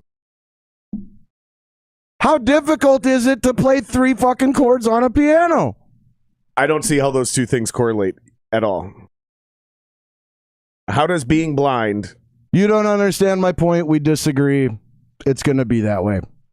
I'm also not a piano player, but I am a songwriter. I am, and you're trying to tell me that your understanding and opinions on piano playing are somehow more knowledgeable and accurate than mine when I'm an actual fucking piano player. I never said that. And you're not, so you should defer to my fucking opinion on this. Is what I said is as a songwriting musician, I think you're selling the guy short because I don't think that's as easy as you just made it sound. I feel like your skill. It is. I feel like your skill on piano is distorting your perspective. It'd be like me commenting on guitar. That is possible. That's a great point. It'd be like me watching somebody play something on guitar and go, "That's just 3 fucking chords. That ain't shit." And you're like, and then you go, "Dude, I can't do that." That's a great point, and that's very possible. That's what I feel like, and that's very possible. That's what because dude, let me completely agree with you that that's a great point. Because all I'm and saying is entirely what possible. I saw him do impressed me because I know, I'm not trying to tell you shouldn't be impressed. And dude, I know a grip of producers that can't do what he just did. I am not trying to tell you should not be impressed by that. They can do the one thing that and maybe they can slow down and play some shit. But what I saw him lead up to that little fucking part he played, that was dude, I can't fucking do that. Let me be very clear. And I keep saying he seemed, not legit, because I'm not a piano. I said he seemed like a real piano player. For all I know, he practiced for the last year to just get that one section on. I don't fucking know. But he might I guarantee he might be a brilliant savant on piano player. And he's like, I fucking got this. I don't disagree on a lot of that. Like, I'm pretty sure dude's spent many hours playing piano over the course of his life to get his abilities and skills to the point where he can do that. Like, and I'm not saying that anybody shouldn't be impressed by what he did. You should be impressed by what he did. Well, you shouldn't be surprised by what he did. You should be impressed, but you shouldn't be surprised. Plus, here's the other thing. You know, this is where our so again, this clarification, and this is where our beef really started. Is I said I don't think it's a reasonable assumption to just simply say because he's a producer, it's an automatic leap to he can play piano. And another reason I have this opinion is Rick Rubin can't play a single instrument. Doesn't even know how to tune a guitar. Arguably the greatest producer of all time. So again, just being a producer doesn't have anything to do with you as a musician. Some of these guys can't do it. It doesn't have everything to do with you as a musician, but sometimes it doesn't have anything to do with it. It usually has something to do with it. Phil Spector, Wall of Sound, didn't fucking Phil Spector. It usually has something to do with it. Generally speaking, usually you've they gone make through music. Basic music education and you know, steps on your journey more often than not. Here's what I've noticed. Everybody. Here's what I've noticed. Not everybody. Here's what I've noticed. Most producers are just shitty musicians. Yeah. Like, same thing. Most great NFL coaches were not great good players. Exactly. Most musicians, most great producers are awkward and lacked the charisma to be a performer. So they ended up in the studio working with more charismatic people who doesn't have the same amount of talent. 100. Like almost all the producers I've worked with were better at a couple instruments, or they have like perfect pitch. They can't play anything, but they can tell you what every note is, like weird shit like that. But a lot of them were awkward or weird, but then you got guys like Ian Combs and Wally, who are like your totally normal on a humans, football team, totally good musicians, totally great performers. There's nothing weird or odd about them, and they're great, right? But I don't know if either one of them can actually play piano either. I know Wally can pick up a guitar. Wally plays piano. Does he play? Yeah. Wally plays piano. See, and that doesn't surprise me. See, but again, like, you know, my own experiences and my own skills do, I'm sure, play some part in my perspective and my feelings on this. And every producer I've ever worked with has at least some piano skills, if not, you know, decent piano skills. Every single one of them, Wally included. You know, but again, that's just my limited experience and stuff as well. And nothing is just all or nothing, or one or the other. All I'm saying is Dre seems like a real musician now. Absolutely, and everybody should be impressed in that one moment by his music's talent. In that one moment, he is, in my eyes, he's no longer just a producer. He's no longer just a beat maker or a rapper. Like he seemed like a real musician to me. Yes. The way he sat down on that piano and played that, it looked effortless, which I'm telling you, dude, like it would take me months to get that kind of two-hand coordination down, because it's the opposite of guitar, right? Like there's so many, the scale is inversed, like, everything's the opposite. You know, your right hand is no longer your rhythm hand; it's your left hand is your rhythm. Like everything changes. And that is not. I think if you are a legitimate piano player, I think that's where our discrepancy comes in. Is like you're actually almost too experienced, and you don't have an appreciation for how difficult that actually is anymore. You're like, dude, that's 3 chords. Anybody can do that. I'm like, I don't think anybody can do that, bro, because I can't do that. You might be completely right, and at worst, you're partially right or somewhat right. Sure. I mean, and here's the other thing is I flat out admitted many times, I'm not a piano player. I don't actually know what I'm talking about. This is just how it seemed to me. There's a very high chance that you are 100% correct, and I have no fucking idea what I'm talking about. Either way, I'm pretty sure this made for some great podcasting. Either way, it's just one example. I got you really riled up there for a minute. It was. And that was fun for me. Honestly, that was fun for me. I appreciated the excuse. I appreciated the healthy environment and excuse to do something like that, you know. I feel like we all feel that way. Kyle said, I hate it when you guys fight. 2 Christmases. Shout out to you, Kyle. I love Kyle, dude. I'm so glad that Kyle tunes in for this, man. Like, me too, man. Kyle comes to shows when we're in Iowa or frickin', you know, wherever's close enough. A lot of times he'll make the trek to like Rockfest or something to see us, and served our country and is just a phenomenally good person. Served our country? Yes. And has fool. I'm just kidding. My dad was a Marine. Don't fucking freak out. And has some really great friends and a great family and all that stuff. It's just, I've always been a big Kyle fan in return or back at him. So. Oh, and you're a Kyle fan? I am a Kyle fan, man. So but the way you said it is like anybody named Kyle, you're just like automatically gonna buy their T-shirt. I actually kind of am. No, for real. I actually kind of am. And that's partially because of Kyle on South Park. Kyle, fuck you, Kyle. South Park's back, by the way. Oh, I've seen both of the first 2 episodes of the new season. They're great. They're amazing. Brilliant. I heard years ago, though, that they were done and they were only going to be doing specials. And then they seemingly were done and they did a few specials. I think they did 3.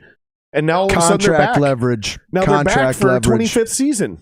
They're renewed until like season 30 or 32, actually. I wonder if they did get It was contract leverage stuff. It was contract leverage stuff. I don't know, dude, because those last 3 seasons was #cancel South Park. They were literally trying to get canceled.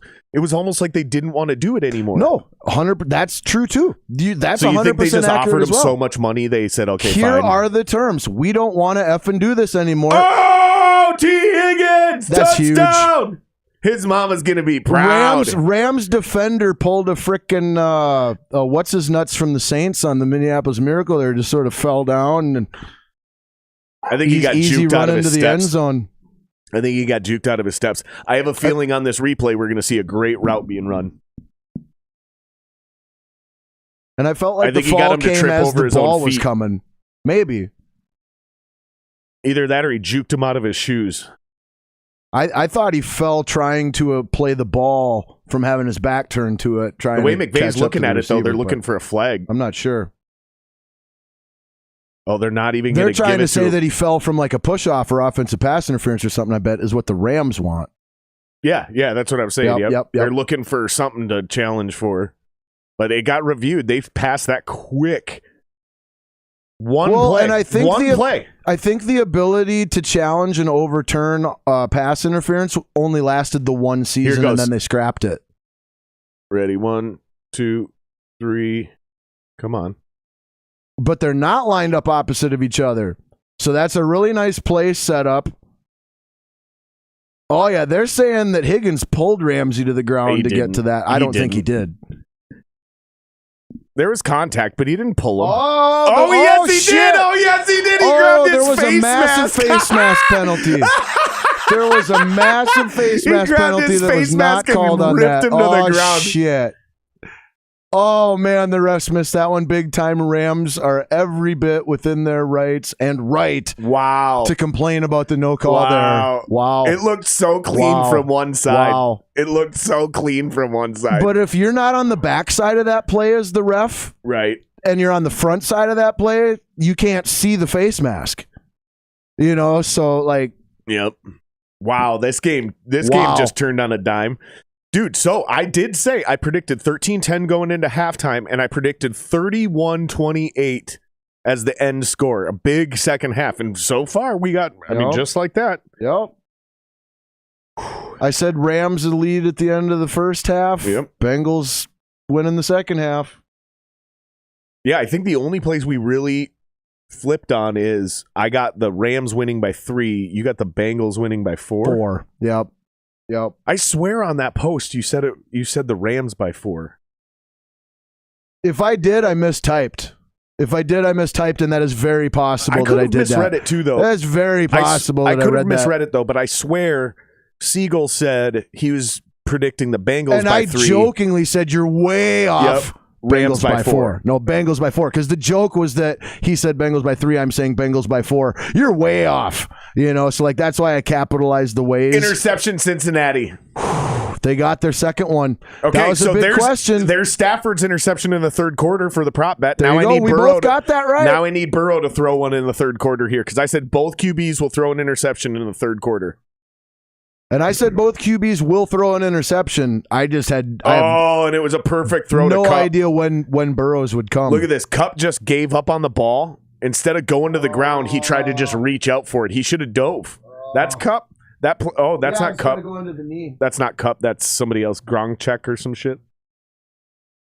Yeah, he just kind of went to his knee there instead of extending. Yeah, that's not Kupp. Kupp would have dove for that. Oh, you're right. That's some big, long last name. Yeah, Gronk or some shit like that.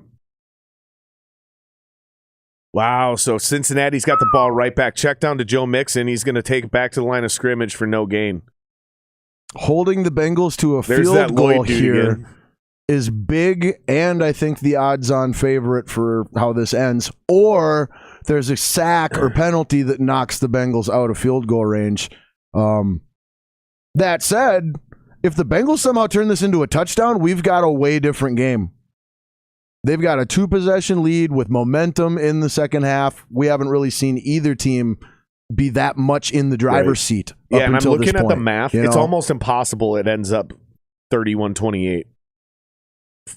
If you do the math, it's almost impossible for it to My end up prediction would have been 23-20 Bengals, but the numbers led me to believe that they would go for and convert one 2-point conversion attempt. Oh, so really? that's how I got to 24-20 instead of being at the 23-20. But all my stuff is consistent with all my stuff. Like that's one thing I do, if I'm going to say dude's going to have this completion percentage and he's going to have this many attempts, well, then I have to say the number of completions works out mathematically with those other two things. I can't just pick a different number. Gotcha.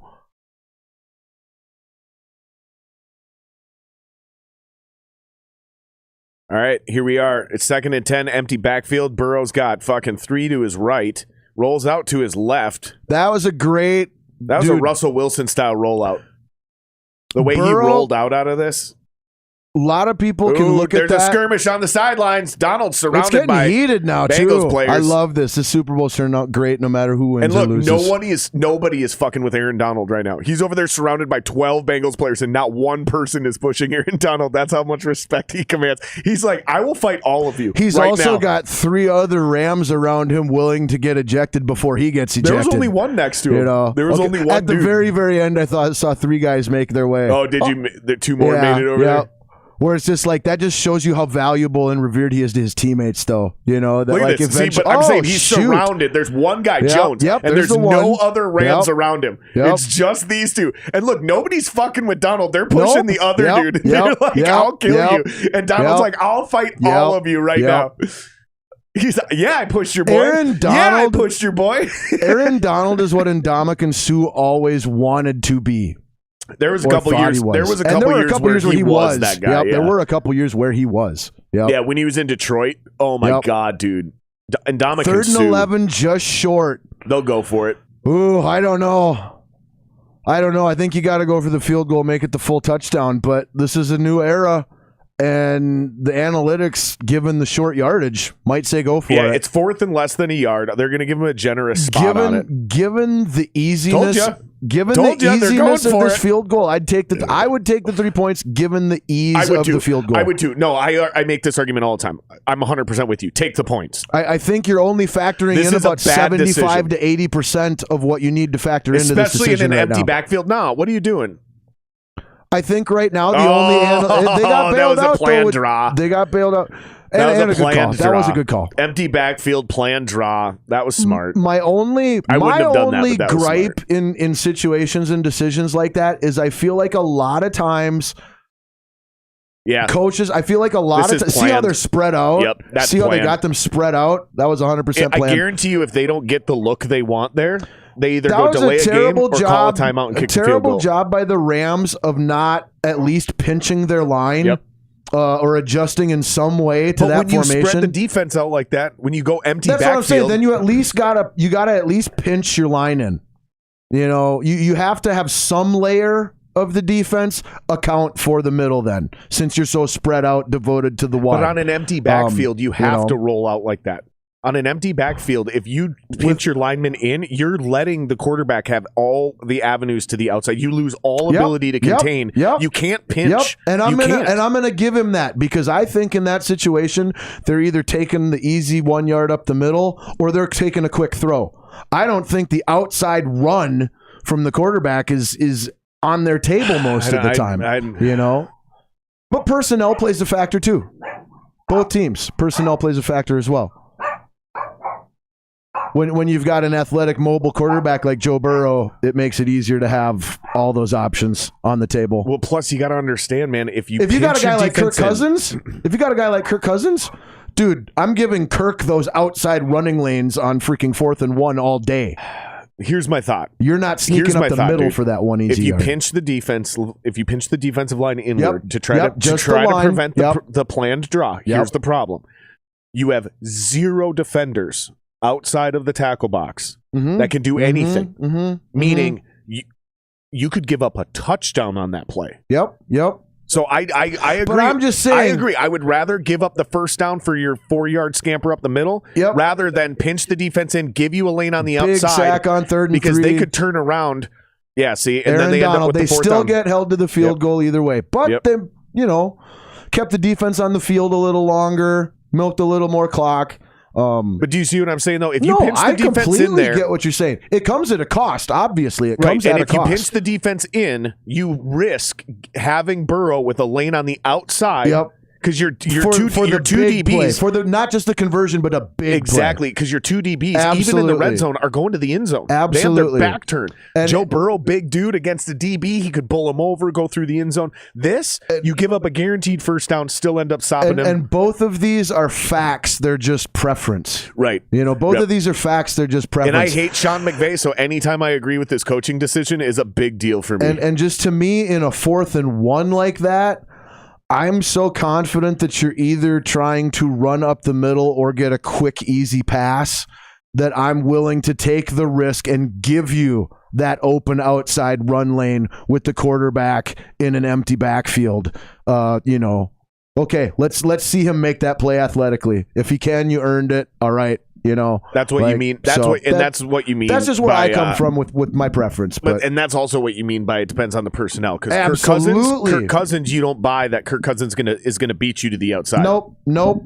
Exactly. So I'll just give it to him. I'm committing. So pinch the defense against a guy like him. Pinch the defense and press the corners.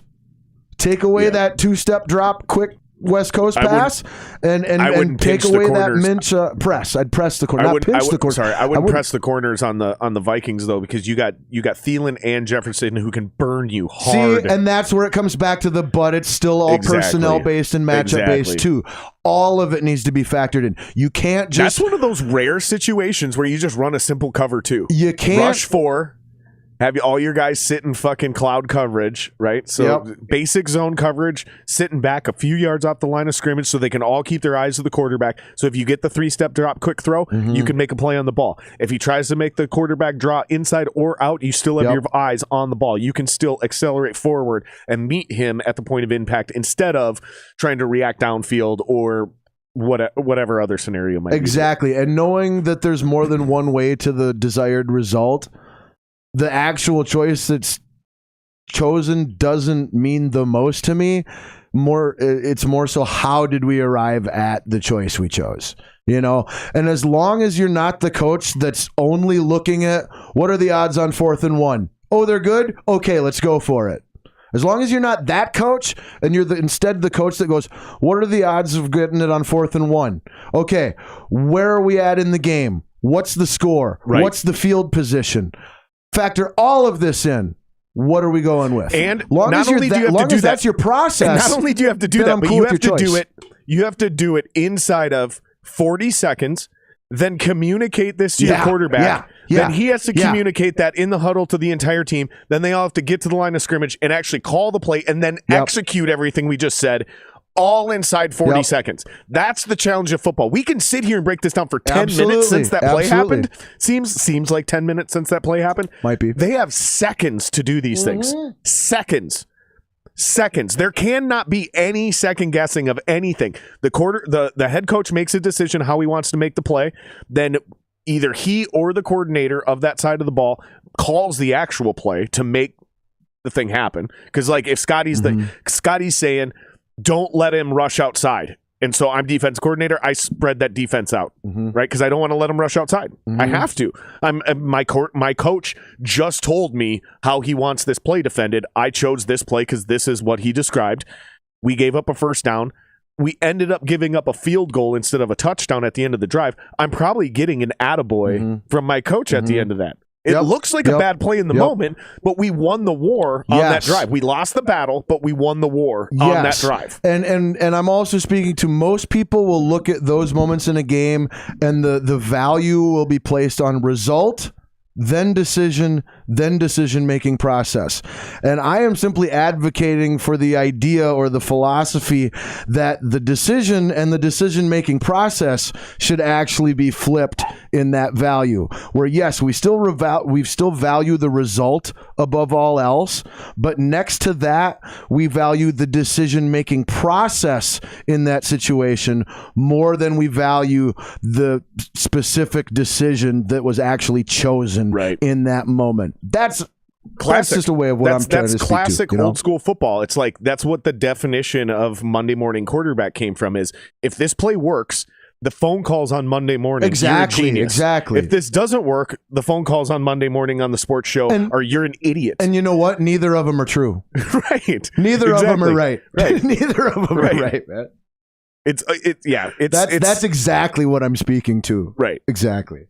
And that's where Monday morning quarterbacks came from is, it's really easy to call into the morning show on Monday and talk about how dumb the coach was.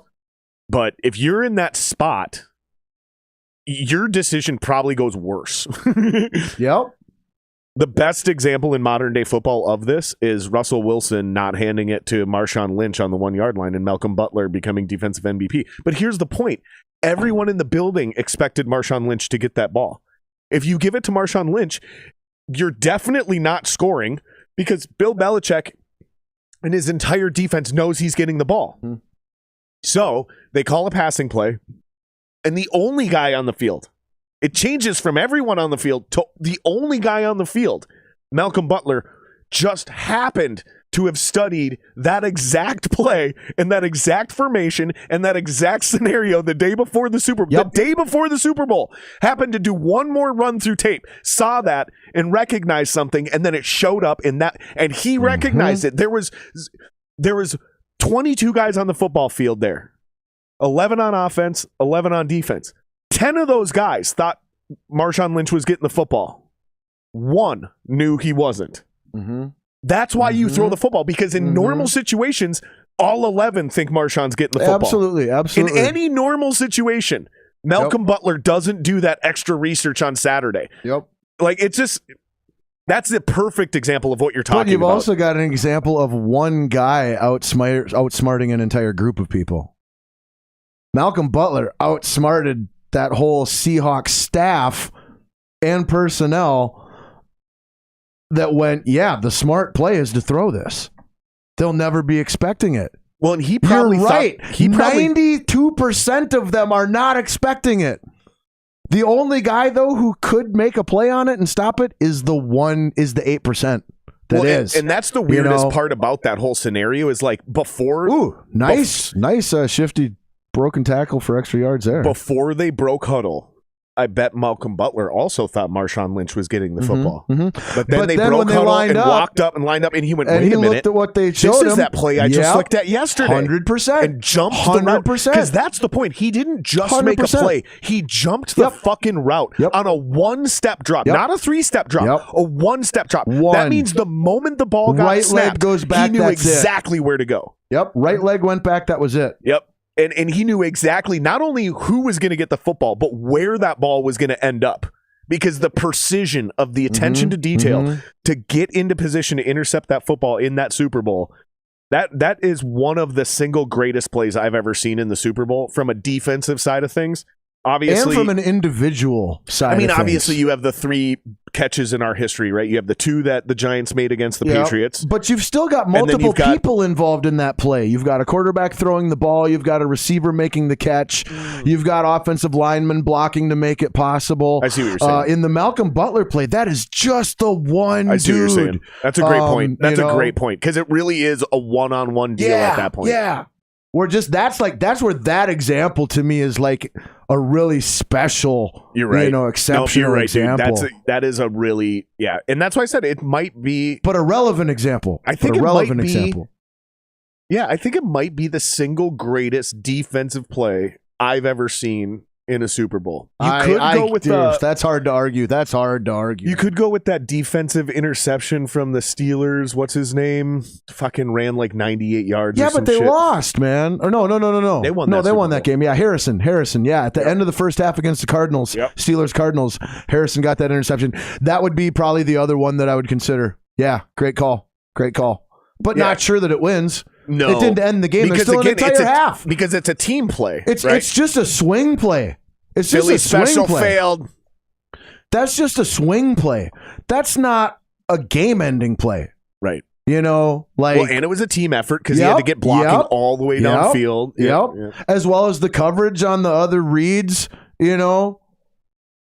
Like Kurt Warner wasn't a dumb quarterback. He's not just going to throw Philly to the first guy who's Y'all gotta covered. quit trying to run this dumbass play. Yeah, agreed. When you don't have the personnel for it. I mean, they could have made that play, but it's just a stop. Like, even if he catches that, he's about to get blasted. Coop isn't a good enough thrower, and Stafford isn't a good enough runner. But even if he is, the DB's there, he's about to get blasted. blasted. What kind of hit is Stafford going to take, even if that play works, dude? It's not worth it. It's not worth it. With a quarter and a half to go in the biggest game of your lives, that risk is not worth the freaking 10-yard reward. That's exactly what I'm saying, dude. That's exactly what I'm saying. No, I hear you loud and clear, brother. I hear you loud and clear. Because that DB was there. That play was red. Yep. And if Stafford catches that ball, he gets blasted.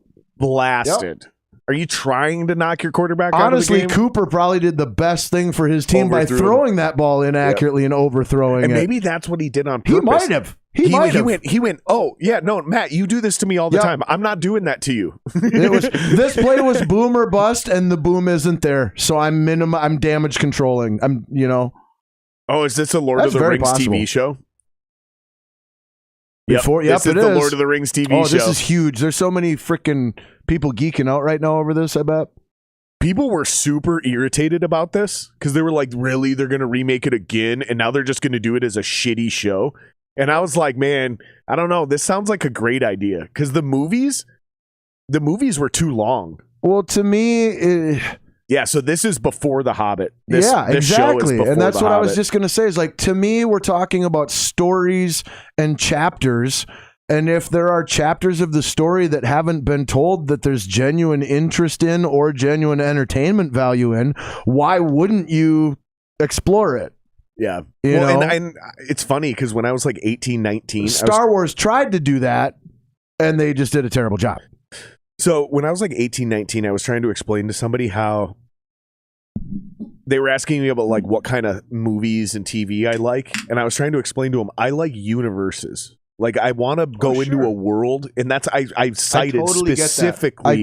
I specifically cited Lord of the Rings, where I was like, you could make 100 Lord of the Rings movies and a TV show because you just set them in the world, and there's like rules and you lore. Like the Matrix. Or at least you liked the Matrix. I liked at some point ideas in time. like that, right? Exactly. And that's why I fell in love with Game of Thrones. It's a universe. That's eventually why I got pulled into the MCU. Yep, it's a universe. These things are absolutely the continuity. That's the word I'm looking for. It's the continuity, right? And yeah, now here we are, 20 years later, and Jurassic World, another great example. Unless it's a universe, movies are having hard times being made right now. Exactly. The universe in which these stories occur are not in a universe that you have ever existed in or lived, or that you currently, correct. I don't want to dismiss any theories on reincarnation or anything. No, but I'm even okay with But you know what I'm saying? Like it's a different universe than the universe you live in. Yeah, but that's not what I mean. It's what I mean by universe is just like a world where you can continue to create new characters to tell new stories about. Sure. So another great example was The Walking Dead. Sure. Like I loved the idea of The Walking Dead because when they originally started it, they were tweaking things from the comics, but then they started Fear of the Walking Dead, right? And then they crossed those two things over, right? Game of Thrones was a great example. The MCU is a great example. And I just think it's funny how 20 years ago, I was like, that's what I'm into. Like, I don't like just a standalone movie anymore. I want to be part of a world, And now 20 years later, that's the norm. If it's not in a universe, you have a hard time getting your thing off the ground. Absolutely. Yep. That's what I'm saying. That became the benchmark, the standard, the norm, the formula for success. And it's the formula for the current money. Blueprint. It's it's you know what they're doing? Instead of trying to make money, they're printing money. By creating a universe, you're creating a mint. Right? Absolutely. So it used to be. It doesn't always work. Look at like Divergent series, for example, or Percy Jackson, for example. Movie franchises that got like 2 or 3 movies into a 3 or 4 or 5 movie saga and never even made the final movie or 2. Because because the universes weren't successful. They didn't make the money, and so they just bailed with like 2 chapters to go in a multi-movie franchise. I wonder if that. I don't know enough about those 2 industries, and those are just the 2 examples off the top of my head. But like, here's one that is, and they're exceptions. Here's one that a lot of people are probably thinking of, but it's not. It's not a good analogy. John Wick. Real quick on this play. Blitz sack by the linebacker on the Rams. That's that Lloyd dude. He got picked up pretty well by the running back. The running back just was overmatched and couldn't sustain a block, which he shouldn't be expected to in that situation. Play call and coverage has to allow Burrow to get the ball out of his hands to a shorter route at that point in time. So that was probably just a bad play call where all the routes were deep and there was nobody that he could get the ball out of at that time. So just don't blame the running back's blocking on that. That was not his fault. Like he did the minimum required expectations on that is all I'm trying to say. You got to give props to the defender. Yes, exactly. That's a player on player example where the running back didn't get beat on that block. The linebacker beat the timing. Sorry, I think hopefully you guys know what the fuck I'm trying to say. I get what you're saying, and the timing of dialing that blitz call up where it's a mismatch and he's getting picked up by the running back instead of a guard. That's huge. If you call that the exact same defensive blitz on a play where the guard's available to pick up that blitzing linebacker in the middle instead of the running back having to do it, likely very different outcome on that play. Break this down for these guys. I got to take a piss. I'll be right back. Likely very different outcome on that play. So, I mean, you can't discount the timing in that play call by any means. And the one thing I wonder is, like, I feel like linebackers, captains, people of that nature, sometimes when they're on an elite level, have the opportunity to kind of, call a hot route basically for themselves in a situation like that, where if they see something pre-snap, where maybe their assignment pre-snap was to stay back in a spy or a zone coverage, but they see something at the line of scrimmage that says, no, if you blitz, you're going to have a matchup against the running back, and that's, we take that every time we can get that. Whether or not the player identified the mismatch and then made the adjustment, or whether or not the coaching staff, identified it and dialed it up, that's the one kind of element that I'm not sure on. But either way, great play call at the right time with the right result. And this game stays close, which I think more than anything is what everybody wants. It's just an entertaining, good game. The whole playoffs has been a pretty good game. It has been. The whole playoffs. It's probably one of the better quality Super Bowls we've seen in a while. I'm gonna go out even this far, and I'm not the guy to go far out. Like you have probably got that about me. Like, I don't make big reaches often just for the sake of making big reaches. If I make a big reach, I'm confident about it. Exactly. Like, this whole 2021-2022 NFL playoffs has been the best overall playoffs from game to game, round to round, start to finish, that I can remember in any recent history. The conference championship round games were absolutely amazing. The divisional round games were freaking mind-blowing.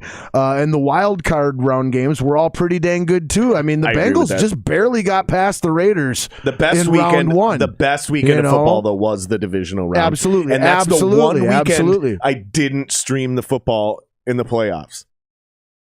Like, out of all the weekends to skip streaming the football, but do you remember? Was the weekend I quit. Do you remember any year where just about every game, there's that every Eli Apple round, kid? I'm telling you, look up Eli Apple. I'm telling you, he played for the Giants. And he did. Sucked, yes, he did. Yep. And they got rid of him. Yep. And he fucking sucked. The Bengals might even be his third team. I think they're his second, but there's a chance there was even another failed stop in between the Giants and the Bengals. God, you might be right. Was it Carolina? I feel like it was Pittsburgh. I feel like you're right. I feel like it was New Pittsburgh. York? Or was it the Jets?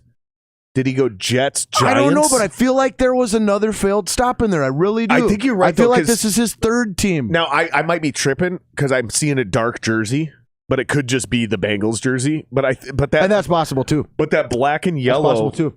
I do. I think he spent last year or 2 years ago. Yeah. Actually, no. Chat. You guys do it. Yeah. I hate it when we get on our phones. Appreciate it. Chat. Anybody in chat? Just quickly look up Eli Apple and just give us the 3 or 2 teams he's played of. It preferably in order, with the Bengals being last. We know he plays for the Bengals right now. And the Giants being first because they drafted him. And are you 100%? Yes, I am. Okay, because that's all I knew. Is that he played for the Giants. I wasn't sure that he got drafted by the Giants. Scratch that. I am not 100% sure on that. Maybe the Steelers drafted him. He failed right away, and then he went to the Giants for the bulk of it. I don't know. Sense. Like, maybe he was drafted. Do you know when he was drafted? Like, first round, it wasn't seventh round? It was late first or early second. So he probably wasn't drafted and cut immediately then, unless he had some weird like DUI shit. Because it could have been possible. Also possible. The Steelers could have drafted him, cut him. It's just rare that a first-round pick gets cut that quick. After 1 year, yeah. Jeff Gladney did it, but that was off-field stuff. That was off-field stuff. God, did you hear about the details of that story? Dude, he dragged her from his car, beat the living shit out of her. I can't believe it took the Vikings as long as it did to cut him. Here's the one thing I don't understand in that. Unless you can somehow tie it to like COVID differences or something where we weren't able to meet with players and things like that or whatever, given the uniqueness of the timing. Sacked. That's going to bring up 4th down. Given how much research NFL teams put into their investments, especially the higher, more expensive ones in the first and second round, how do you not know that a guy is at least capable? I'll tell you exactly what it is. I'll tell you what it is. That's just my question. That's my question. I'll tell you exactly because I can answer this assertively. CTE. He showed no signs. He showed 0 signs of this. There was 0 red flags. But fucking CTE is a goddamn bitch, dude. And CTE, concussions, are no fucking joke, dude. You can be perfectly fine one day, take one extra hit in practice, and you're permanently a different person. Like, I think you're probably 100% right, man. I know for a fact that 99% of people... After getting taped up over I know for a fact 99% of people, including people who have CTE, football players, and people who suffer concussions, 99% of people still have no fucking clue how dramatic a brain injury can fucking completely change everything about you. The rewiring. Even on a subtle level. On a subtle, like, everything seems fine except for his temper. Like, this could be a peaceful person who suddenly murders his family.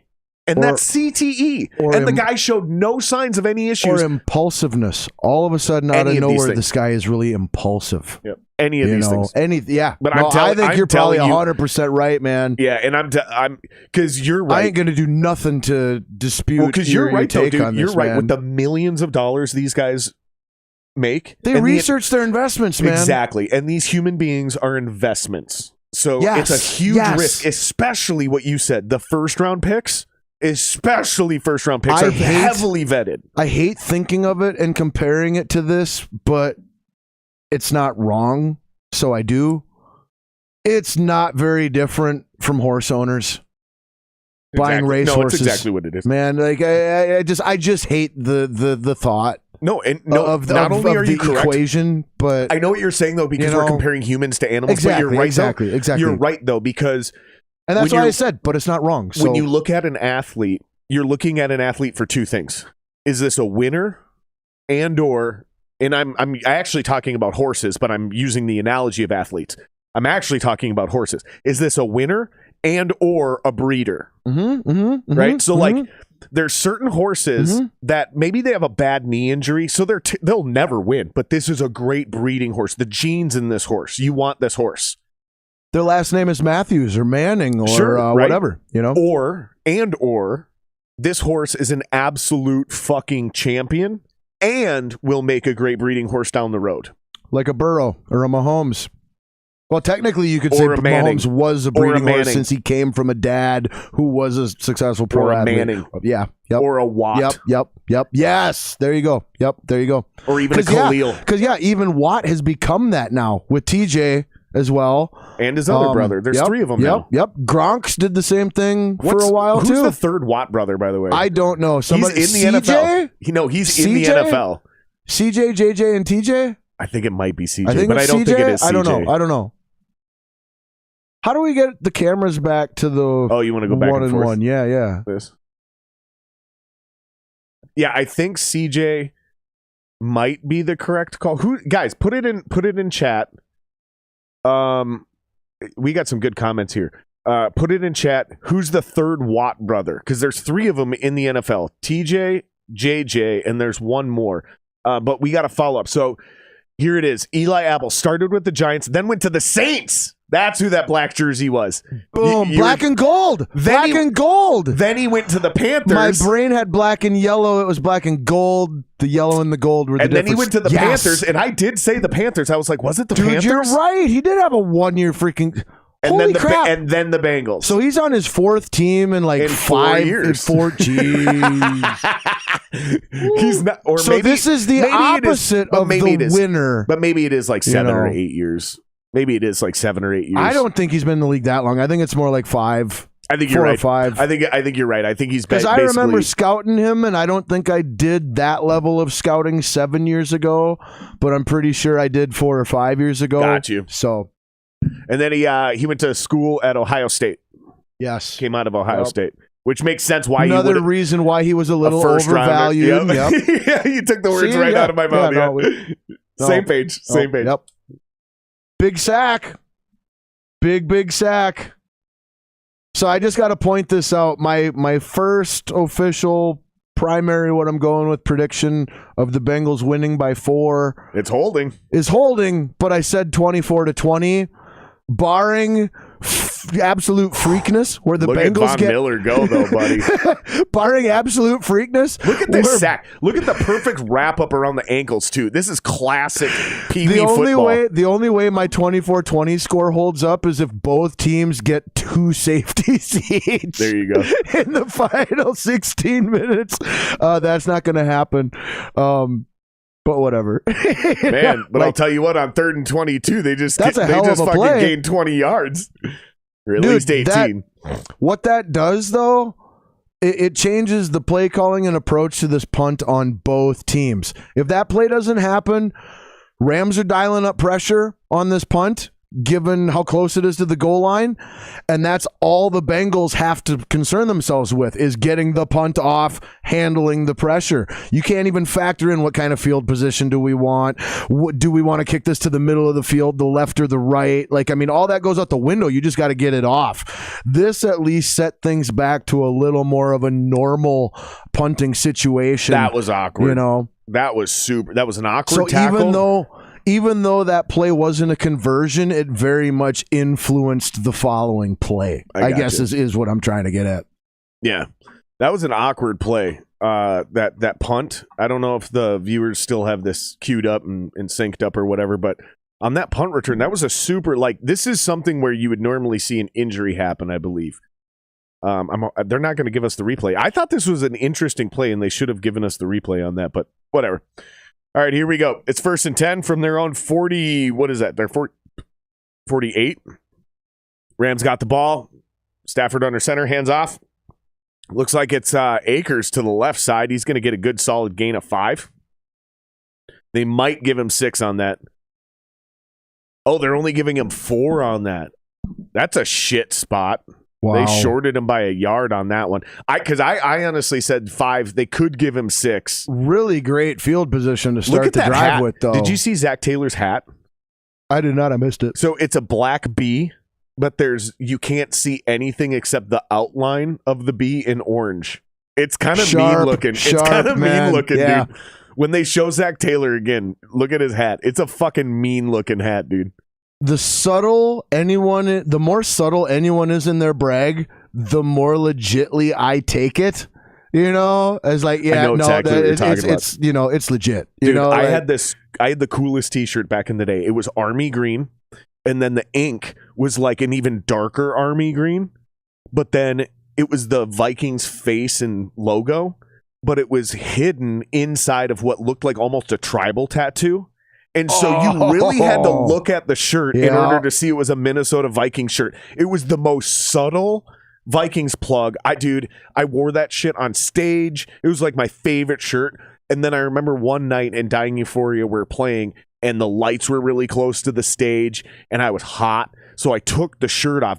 I also lost my handicap bong shirt. I had a blue shirt with it looked like a handicap sign with a guy in a wheelchair, but he had a bong in his hand, and it was super obvious. There was smoke coming out of the bong and everything, right? Both of these t-shirts I lost the exact same way. I was on stage performing as a singer, where I was way more animated than even as a drummer, sprinting back and forth, just sweating balls, hyperventilating. Well, you've got a freedom. You have a freedom to cover ground that you don't have. And I was skinny as shit, 19 years old, almost anorexic. Dude, you got to do it when you can, man. I take these shirts Flaunt off. it when you got it. And I would just Flaunt it when you got it. And I would just because you're not going to have it your whole freaking life. Flaunt it when you got it. Great advice. So I would just throw these shirts. But the problem was, every time, regardless, my ritual when I got off stage was I'd go backstage, I had a towel, I'd dry off and put a new shirt on. Well, I had forgotten I had taken these shirts off. And so both shirts got lost. One locally and one when we were on tour. I don't even know if we were really on tour, but we were out of town, that's for sure. So somebody out there has two people out there have authentic Jared Singer shirts that I wore on stage. Been there, done that. No, you're right. Thank you, Kyle, for the win. I knew it wasn't a something J. I knew it because you were like, CJ? Isn't? And I was like, it might be CJ, but I feel like it's not. He's the black sheep. So it's JJ, TJ, and Derek. Bob. That's awesome. And doesn't Derek play like but is offensive Derek's line middle as well? Initial J? Is it DJ? So it could be Is DJ. he DJ? It could be DJ. That's all I'm saying. Yeah, and he was just like, fuck my older brother. But I think Derek is Exactly. I think Derek plays offensive line. And the other two play defensive ends. Okay. They're both defensive ends except for him. I think he also plays O-line. I feel like TJ is kind of a hybrid where in Pittsburgh they use him as a blitzing, pass rushing 3-4 outside linebacker, but all of his responsibilities for the most part are D-end responsibilities. As far as outside contain and line of scrimmage and gap control and things like that. But yeah, JJ, very true 3-4 or 4-4 D end. And honestly, that's to me maybe the most impressive thing about JJ. Man, you start talking about the 4-4 The most defense. impressive thing about JJ is that he was winning Defensive Player of the Years in both a 4-3 defense at the beginning of his career and then a 3-4 defense. Fullback. Derek Watt is a fullback. So both his brothers are fucking game-changing defensive ends. Pass rushers, and then Derek's like, I'm going to play fullback. No, I block pass rushers.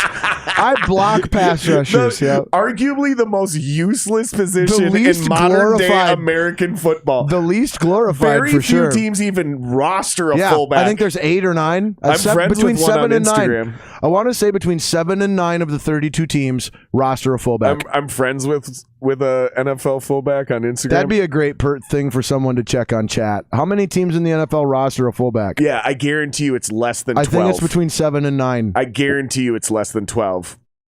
I guarantee it's less than 12. You think you're getting more specific than me. I'm getting very specific. I think it's between 7 and 9. But you're also leaving yourself an little margin. Yeah, because you're smart. You're smart. You're saying I believe it's between 7 and 9. I'm giving a wider window, but I'm being way more hardline. I'm guaranteeing it's less than 12 teams.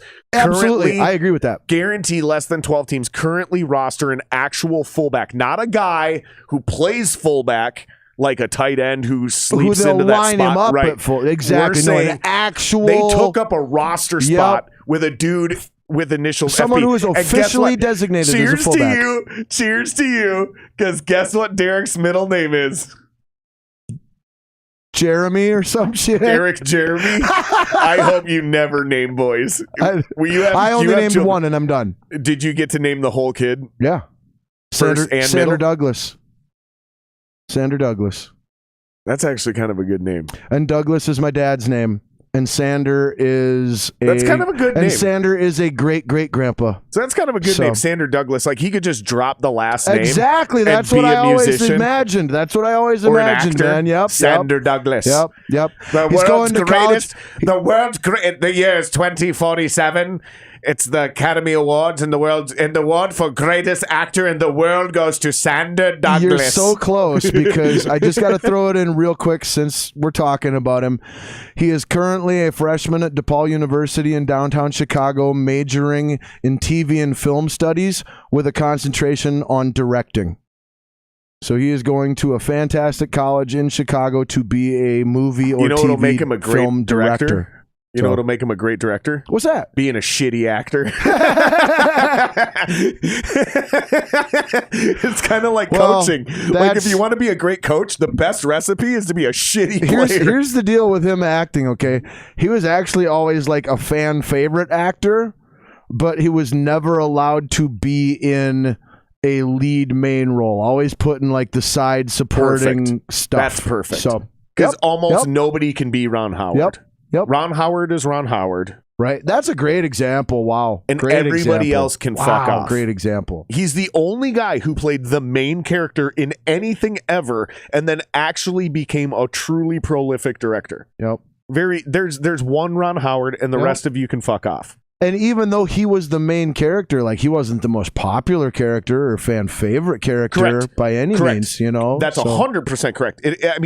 Everybody became more popular than him. Mm-hmm. He actually, even Chachi, for God's sake. I was just gonna say, fucking Chachi got his own spin-off. That's how popular he was. The Fonz was definitely the most popular of Happy Days. Yep, he was the Homer of the show, man. It's not even close. Fonzie was by far the most popular. Chachi. That was Scott Baio, right? Exactly. He became a freaking household name in the 80s. Exactly.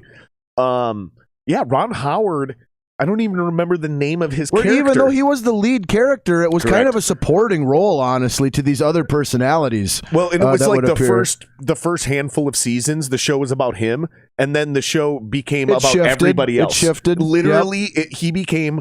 Yes, he was. The show was technically always about him, but by the third, fourth, fifth season, you're right. He became a supporting actor in his own show. His character almost in a way evolved into the setting.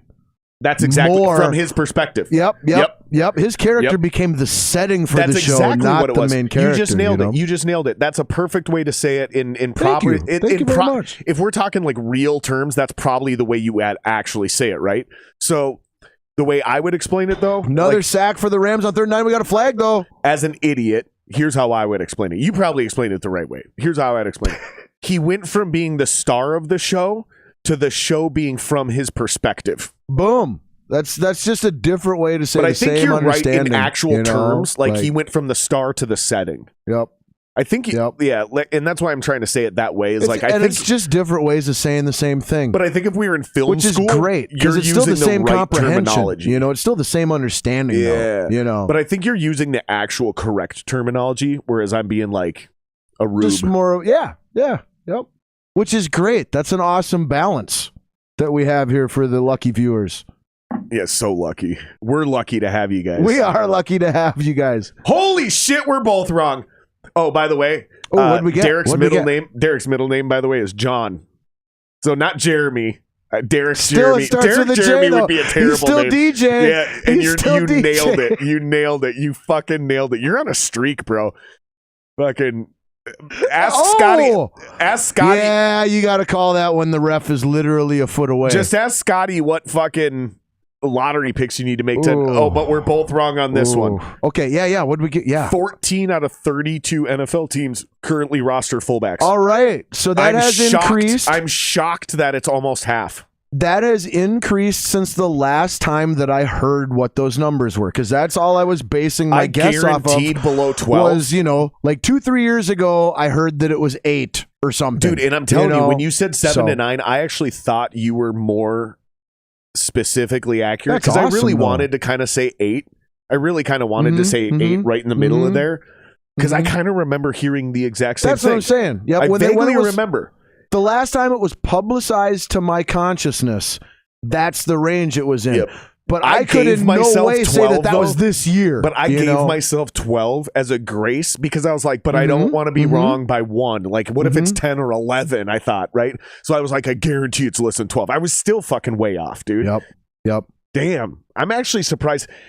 Because, dude, I'm friends with Zach Olstead on Instagram. He follows me, which is hilarious that more than one current NFL player follows me. I think it's hilarious.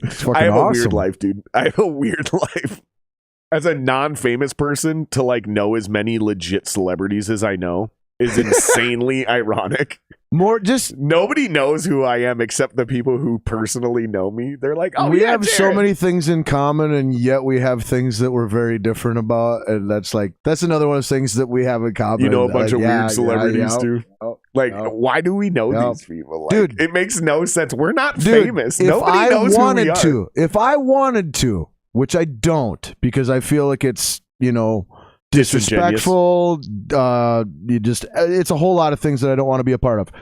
If I wanted to, though, right now, I could call Andre Patterson on his cell phone. Oh, you should totally do that sometime. If I wanted to right now, I could call Chris Cluey on his cell phone, or Corey Fuller on his cell phone. Oh, you know Corey too? Yeah. Or just like this huge, ridiculous shitload Corey's of people coming on the podcast. That that's so awesome, dude. He's gonna be great. You're gonna love it. He's gonna be cool with you. So I found him. You guys are gonna be great together. I'm excited. Let me know before that happens so that I can make sure to view live and share stuff. If you know him, we'll just time it up and I'll have you come. He's one of like the 3 or 4 people that I ever had the pleasure of interviewing twice. The first time I interviewed him, did it just to get to know him. I doubt he's going to be here. The second time I interviewed him, he was our choice for Denny Green Remembrance Week, immediately following Denny Green's death or passing away. He was the guy that we were able to get on and talk about Denny Green as a person So that's how I got to interview him twice as opposed to just once like it was with most people. I doubt he'll ever be here in person.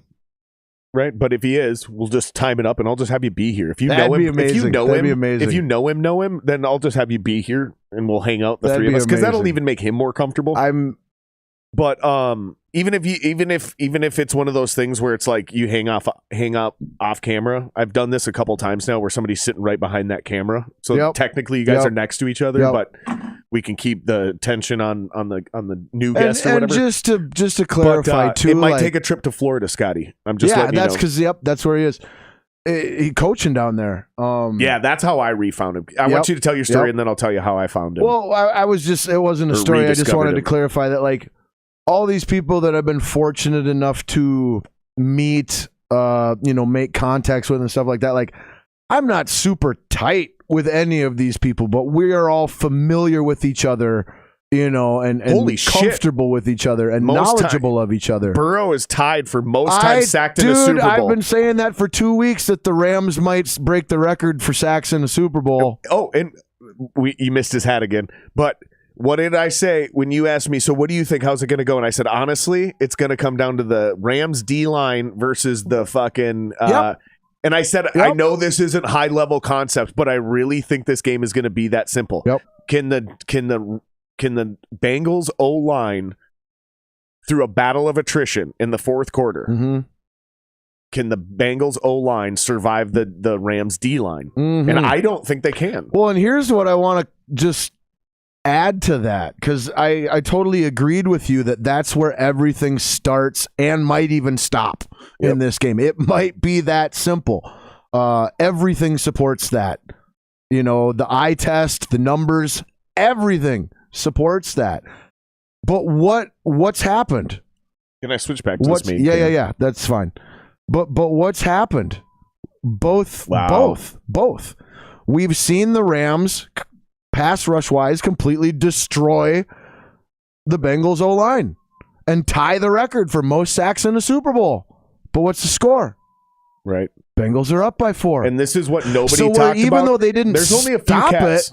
Even though they didn't stop it, they were still able to overcome it enough or neutralize or keep it within a range that they could overcome it. Dude, and I'm telling you, this is something very, very few people have actually brought up. But is what it came down to is, we talked about this at the beginning.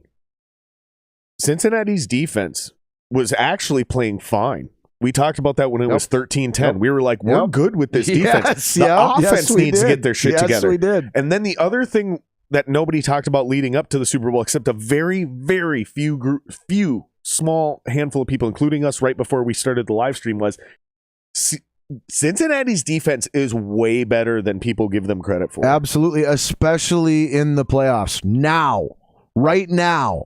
What they did against Patrick Mahomes is playing great and has been for 3, 4, 5, 6 weeks. And the adjustments they made in the AFC Championship game against Patrick Mahomes, the defense won them that championship game. Yes, Joe Burrow drove them down the field. I get that. But the defense is the one that stopped the bleeding and even gave the offense a chance to get back into that game. Yep. Period. Yep. Well, and it's another example too of why Cincy's defense is nice. It's another example too of why, like, when I'm just being crazy OCD obsessive compulsive me and collecting this huge fucking 2 pages of data points that went into a 3rd page of data point analysis expectation that was range the commercial. that then went into a 4th page of official predictions. Like, that's why I include both the regular season, the 17-game regular season data for both teams, and the complete per game playoff data for teams.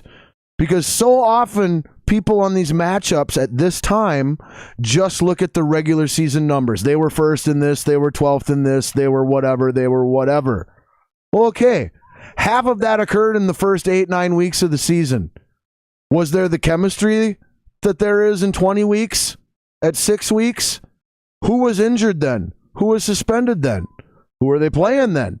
Like, you haven't accounted for time improving anybody. in this equation, or you haven't accounted for recent trends. You're just looking at the long term. So so you've got to include both the long term data and the recent trend data, to get to a more accurate place than just one or the other. But if you got to value one over the other, you value the recent. So because the competition's more comparable, everything about the situation's more comparable to those 3 recent playoff game data than it is to week 3 at home against the freaking Jets. Right. So you probably love the new GM for the Vikes then. I am very optimistic. I would not say that I love it. He wasn't my top choice, but he was definitely one of my top couple choices. I like what he brings to the table, but I don't have anything historical to base results and success off of. That's what I'm saying, man. That's what I'm saying, dude. So that's what I'm saying. He came from San Francisco. I have reasonable optimism. He came from San Francisco. He came from San Francisco, and I get it. They've been to a couple Super Bowls recently. I get it, okay? Like, think about it. They were in a Super Bowl with Harbaugh, and then they turned around and they were in a Super Bowl with fucking Shanahan, right? But they lost both those Super Bowls. So real quick, that was a beautiful fourth quarter with the lead, first down run up the middle. Yeah. Not even on third down. Like, that was like... Out of the formation, I hate shotgun. Here's another one. But there's still a lot of field. Drop. Easy yards up the middle. Yeah, I mean, that needs to get stopped, or the Rams will lose. It's hard though when they're setting up in a pass and they're running these draws. That's what I'm saying. That's what I'm saying about where the chess pieces line up. This is here's your replay, guys. Here's your replay. They're going O-line on this replay because it's Chris Collinsworth and he's a fucking true football fucking genius. Chris Collinsworth gets way too much shit. Anytime the defense is in a nickel or a dime and you can run up the middle, or if they're in a 4-3 man that's got linebackers covering slot receivers, that middle run is always there for an easy 5 yards.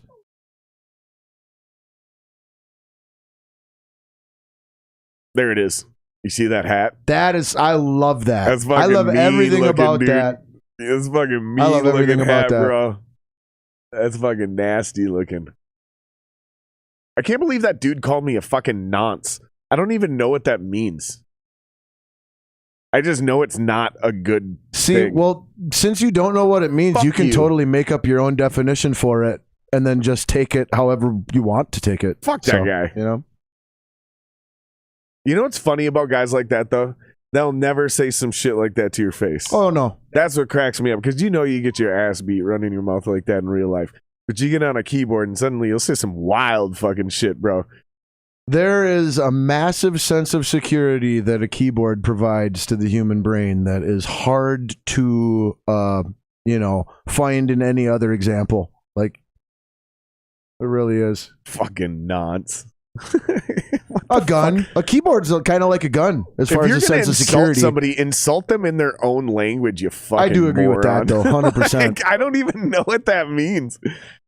I know I'm supposed to be insulted, so I am, but I don't get your joke. Like, if you call me a punta and I no habla español todos, then that's probably not going to really offend me the way that you hoped it would. So, but that's what I'm saying. Like, if you call somebody like a derogatory term or an insult or something, like your goal is to offend them, the best chance of you achieving your goal is offending them in their own terminology that they can understand. Right. So I 100% agree with your point on this, man. If you're trying to get under my skin, get under my skin. Because all you did is kind of just slapped my hand. And I'm just like, what the fuck was that? If you want to insult me, habla inglés, because no habla español, man. Yeah, nonce. I feel like I do know what it means. Oh. I feel like it's like some weird British version of calling me a fag. I don't know, though. It's kind of subtly passive-aggressive and almost borderline polite. Because, he's able to vent without actually hurting your feelings. He wouldn't have hurt my feelings. He would have started a fight and I would have owned him.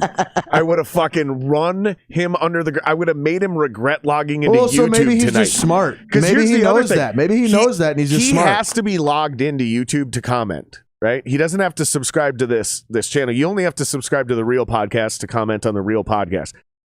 I leave this wide open because, I mean, whatever, right? It's this isn't part of the Real Podcast. It doesn't even share the same name. 3rd and 9. But, I mean, this ain't nothing, dude. They can get this. All right, so here we are, 3rd and 9 shotgun.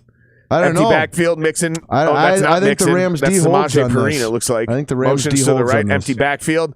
It's a short pass over the middle, and it's dropped. Is that CJ Ozuma? Oh, that's Tyler Boyd. Tyler Boyd drops it over the middle. The only reason I went with the Rams on that was just because that's what the numbers said the probability was higher. He took his on. eyes off the ball. See, this is why I hate stats. And I want to get into for this. Sure, Look at for this. sure. Look at the ball. He took his eyes off the football. He was running with it before he caught it. Like if he catches that, you got a C on your shirt. If he you can't make catches that mistake with a C on your jersey. If he catches that ball, it's a first down. Dude, you're a captain. You're a captain. This is my only problem with the analytics shit. Oh, sure. It doesn't paint the entire picture. It does not paint the entire picture. And I'm not anti-analytics. Hold on. I'm not anti-analytics. I'm saying this is my only problem with analytics. It never will be able to factor in the human element. That Absolutely. Right there. He Absolutely. got a little antsy, knew he was coming over the middle on a slant, knew he was going to take a hit, took his eyes off the ball just for a second to see where that guy was, because that's where he looked. He didn't look upfield. He looked for the defender. Mm-hmm. Totally normal, because it's what humans do. Yep.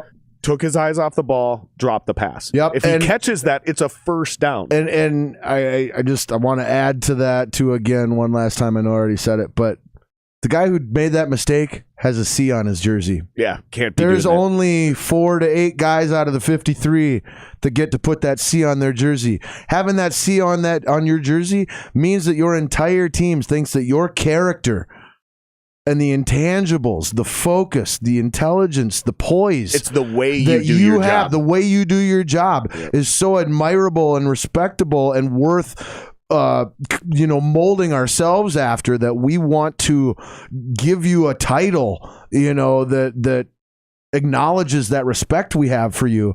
You can't make a mental mistake like that in a situation like that. You can get tackled a yard or two short of the first down. That's totally acceptable. Mm-hmm. You can't shift your focus from where it needs to be to a different place. Yep. If you got that C on your jersey, if you're a year 1 or year 2 guy who isn't wearing a C and was the 3rd or 4th read and you drop that, it's way more understandable and acceptable. But if you got that C on your jersey, that's just a mistake that you can't make. Your teammates expected you to do your job there. Yeah, no, I agree with that. And I think the first sentence is the perfect summation of that as a recap. Is when you wear the C, that means typically your teammates, sometimes the coaches decide the captains, but usually it's your teammates have elected you into that job because of the way you do your job. Yep. It's not even about your production. That's why O-linemen become fucking captains, right? Yep. Like O-linemen ain't scoring no touchdowns. It has nothing to do with that. It has to do with your preparation, how you come to work and do your job every day. This guy's early every day. It's 110% every day. It's learn from my mistakes every day. Sadly, I think you made the perfect version of your point in the first sentence, and then everything else has just been was just falling away from it, trying to clarify. We're almost overselling it at this point.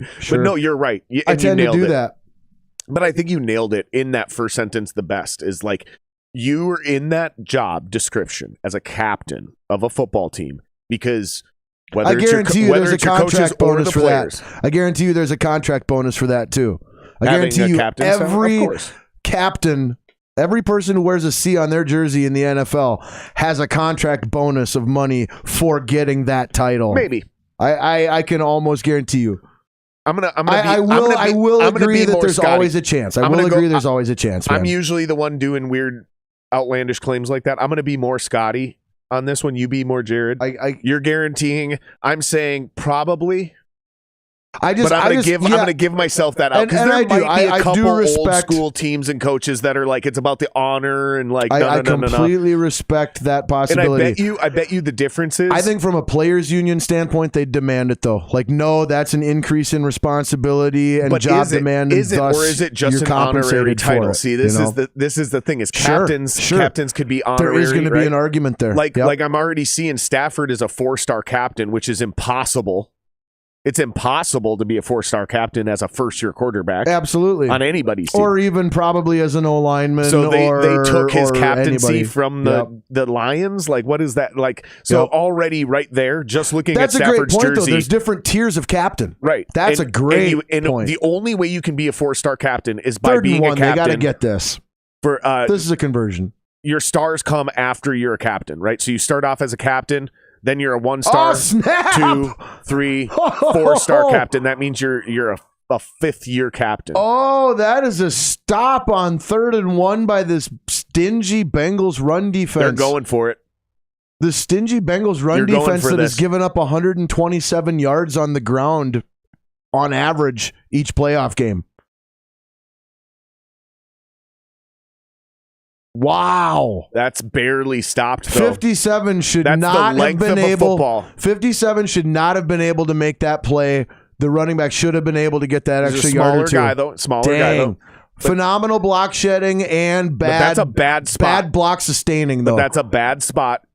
That was both. And Cup is broken for a first down. That nice was both a great individual 6, play. 7, 8 yard game. That was both a great individual play by the Bengal defender shedding the block and play recognition and tackling, as well as less than adequate block sustainability by the offensive lineman. Yeah. He should have been able to hold that block an extra half a second. All right, here we go. Second. They're in a hurry-up formation. They're not. I agree with that. With only 4.5 to go, down by 4. If you don't get the points here, or even if you have to settle for a field goal, you want to make sure you get that other possession yet with some time. So I definitely agree with the hurry up here for the Rams. I mean, sort of. Like, I want to, again, this for me, personal preference comes to the basketball 2-for-1. I want a basketball 2-for-1 if I'm the Rams. So you're calling 2 plays on every I want huddle. 2 possessions for the rest of the game to the Bengals 1. Oh, that's what I want. Like, kind of a basketball mentality. Like 34 seconds left in the quarter. We got the ball. Okay. We want 2 possessions to their 1. No, I see you. I thought you meant call 2 plays. In sure. Scenario, so you can. I mean, you can, but boy, that's tricky. And so in theory, they would have another play called already. You can do it that way. That's a separate thing, though. That isn't what I meant to bring up, but that is relevant to the situation. That's what I thought you meant, because we were talking about the hurry up scenario. Yeah. But I see I'm speaking strictly from like clock management. I don't want to beat a dead horse on that. I get what just you're clock management. That's a first down. Yep, that's on 3rd and 2. That's also a great first down with the way the clock is moving here. Because now you're starting to move into a position where are you opening something up in that Cincy D where they're starting to play in a prevent, which they're not formation wise, they're not, but schematically play calling. Are you going to start dinking and dunking them and soak up this whole 4 minutes? See? Yep. And here's a 3rd check down. For positive yardage, not a lot. That's why I don't like them whistling the ball like that. Yep. I don't like that whistle of the dead ball. You got to let these guys play that out. It's the Super Bowl, man. Well, and then from the Bengals' perspective, too, I mean, do you almost want them to score a little quicker so that then you're controlling the clock? And the pace we talked about of this the game last as week. well. Just I get it. It's another ago. thing that comes up in this game as well. And there's Cooper Kupp. But to me, I want to see how many yards he has. How many yards does Cooper Kupp have? Because I love that you got the Rams perspective on this. So I'll take the Bengals perspective on this. To me, from the Bengals perspective, looking at this, obviously our goal is forcing a punt or a turnover on downs. But we are very happy with holding them to a field goal. If this whole possession and drive ends in a field goal, we're extremely happy with that. They're trying to score before the 2-minute warning. They're playing what you want. The Bengals' number 1 priority in this whole entire possession and drive is don't give up the touchdown. As long as anything happens other than us giving up a touchdown, we're good with it. We can live with it. It's not necessarily what we prefer, but we're good with it. Okay, now they are going to pull it down to the 2 minute. The only thing the Rams can't do is give up the touchdown. They're going to pull it into the 2. And I think they will. Oh, I think they're going to. Yes, I won the prop bet. I won the prop bet. So did I on the that. 2-minute warning would not be called at the 2 minutes. We both said 158, 159. Yep. That was a very specific prop Whoever bet. has the ball going into the 2-minute warning will not be in the lead. Thus, the 2-minute warning will occur after the 2-minute mark. I was not specific. The only way. Well, but I'm just... You were. You did actually say that almost word for word. Just saying, you said exactly this is that. how it happens. If the team in the lead has the ball immediately going into the 2-minute warning, it will happen at the 2-minute mark. If the team that is trailing has the ball, no, they will be running plays, and it will happen after the 2-minute mark. Yeah. So makes perfect sense. And you did explain it exactly that way when we were doing the prop bet. And it just seemed like the type of game that was going to be close enough, late enough, where whoever has the ball at that point in time probably going to be losing. 31-28 is looking dismal, though. It looks impossible. Yeah, but at the same time, you've still got the margin of victory. You've still got the margin of victory right in there. It looks like it's going to be 27-24. Like you knew that it was going to be a 3.4-point game. You knew that the winning team wasn't going to win by more than 5. It wasn't going to be this Rams blowout that a lot of people were trying to say it was going to be. Sure. Like, no, it's still going to be a game. And it is. It's just a couple plays here and there that went one way or the other. Stafford throwing 2 picks instead of 1. Just little things like that. Joe Burrow never threw his interception in the third quarter. Joe Burrow never throwing his interception in the third quarter. Exactly. Just these really little things. Lost that prop bet. These really little things. I said both quarterbacks, they listed them for the listeners. I know you know. For the listeners, they listed these prop bets. They listed them separately. Will Matt Stafford throw an interception in the third quarter? I said yes. Will Joe Burrow throw an interception in the third quarter? I said yes. And I actually got them both right. Fuck you, Scotty. I went Stafford, yes, Burrow, no. But Fuck you for rubbing it in. No, but to be fair, has Burrow thrown an interception? All game, no. Okay, because I did say Burrow would throw an interception. I just thought his interception would come earlier in the first sometime in the first or second quarter, given he's young and just those little youthful, inexperienced early on mistakes that get corrected. So did we ever give our official predictions? Because mine was Rams 31-28. Yep, and yours mine was Bengals 24-20. 24-20. Yep. Which is not going to happen. You can't get 24-20, but you can get 23-19. Yep. You can get 2016. 23-23. Yep. You could get 23-23 at the end of regulation into a 26-23 or a 30-23, or actually it would be like probably a 29-23. That could happen. My second choice for final score. You could even end up with a 29-26.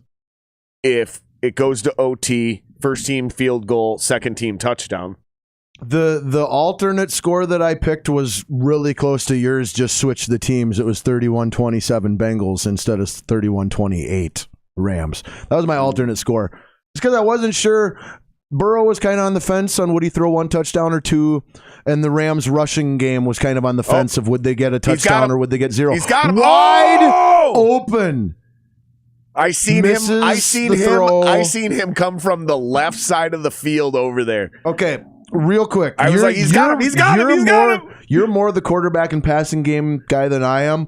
But what I saw there was I saw a wide open receiver. Watch Jefferson here on the left side come over the middle. Right there. I seen him right there. I was like, dude, you got him. Okay, so here's what I saw. I saw a wide open receiver get missed by a quarterback that was in a clean pocket. Yep. So it seems like it was just a bad throw. Yep. What that replay angle showed that the first one didn't, and I wanted to get your thoughts on, was where that defender was in between the ball and the receiver. Not the guy guarding the receiver, right, but the defender in between the target and the thrower, and how he affected the necessary trajectory and angle of that throw to where, from our view watching the play from the sideline, he looked super wide open, but from where Matt Stafford is standing, it's actually a much more difficult throw that requires a lot of loft and timing and touch and finesse. That's exactly what happened. Stafford had 2 spots to hit him. He could have hit him when he was first opening up in the first window, and that you can do with a dart, right? That you can do with a dart. Bullet pass. You're getting to the back of the end zone, and it's high,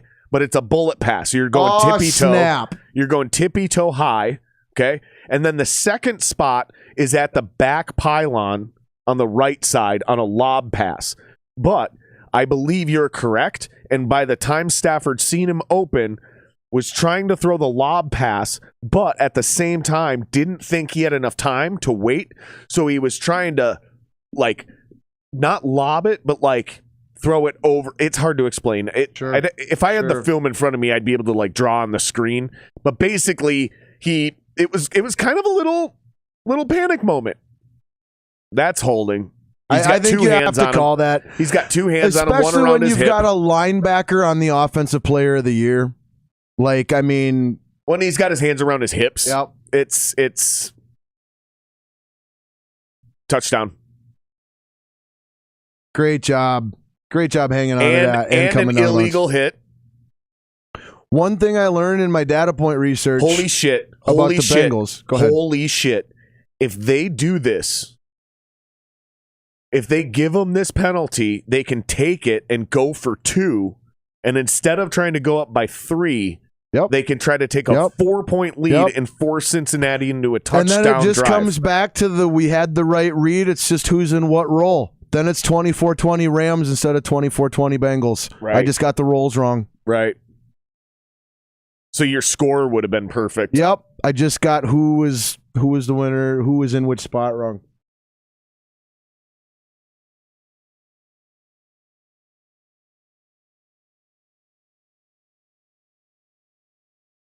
Shit. Plays negated. Start over. No touchdown. Oh, one's dead ball, though.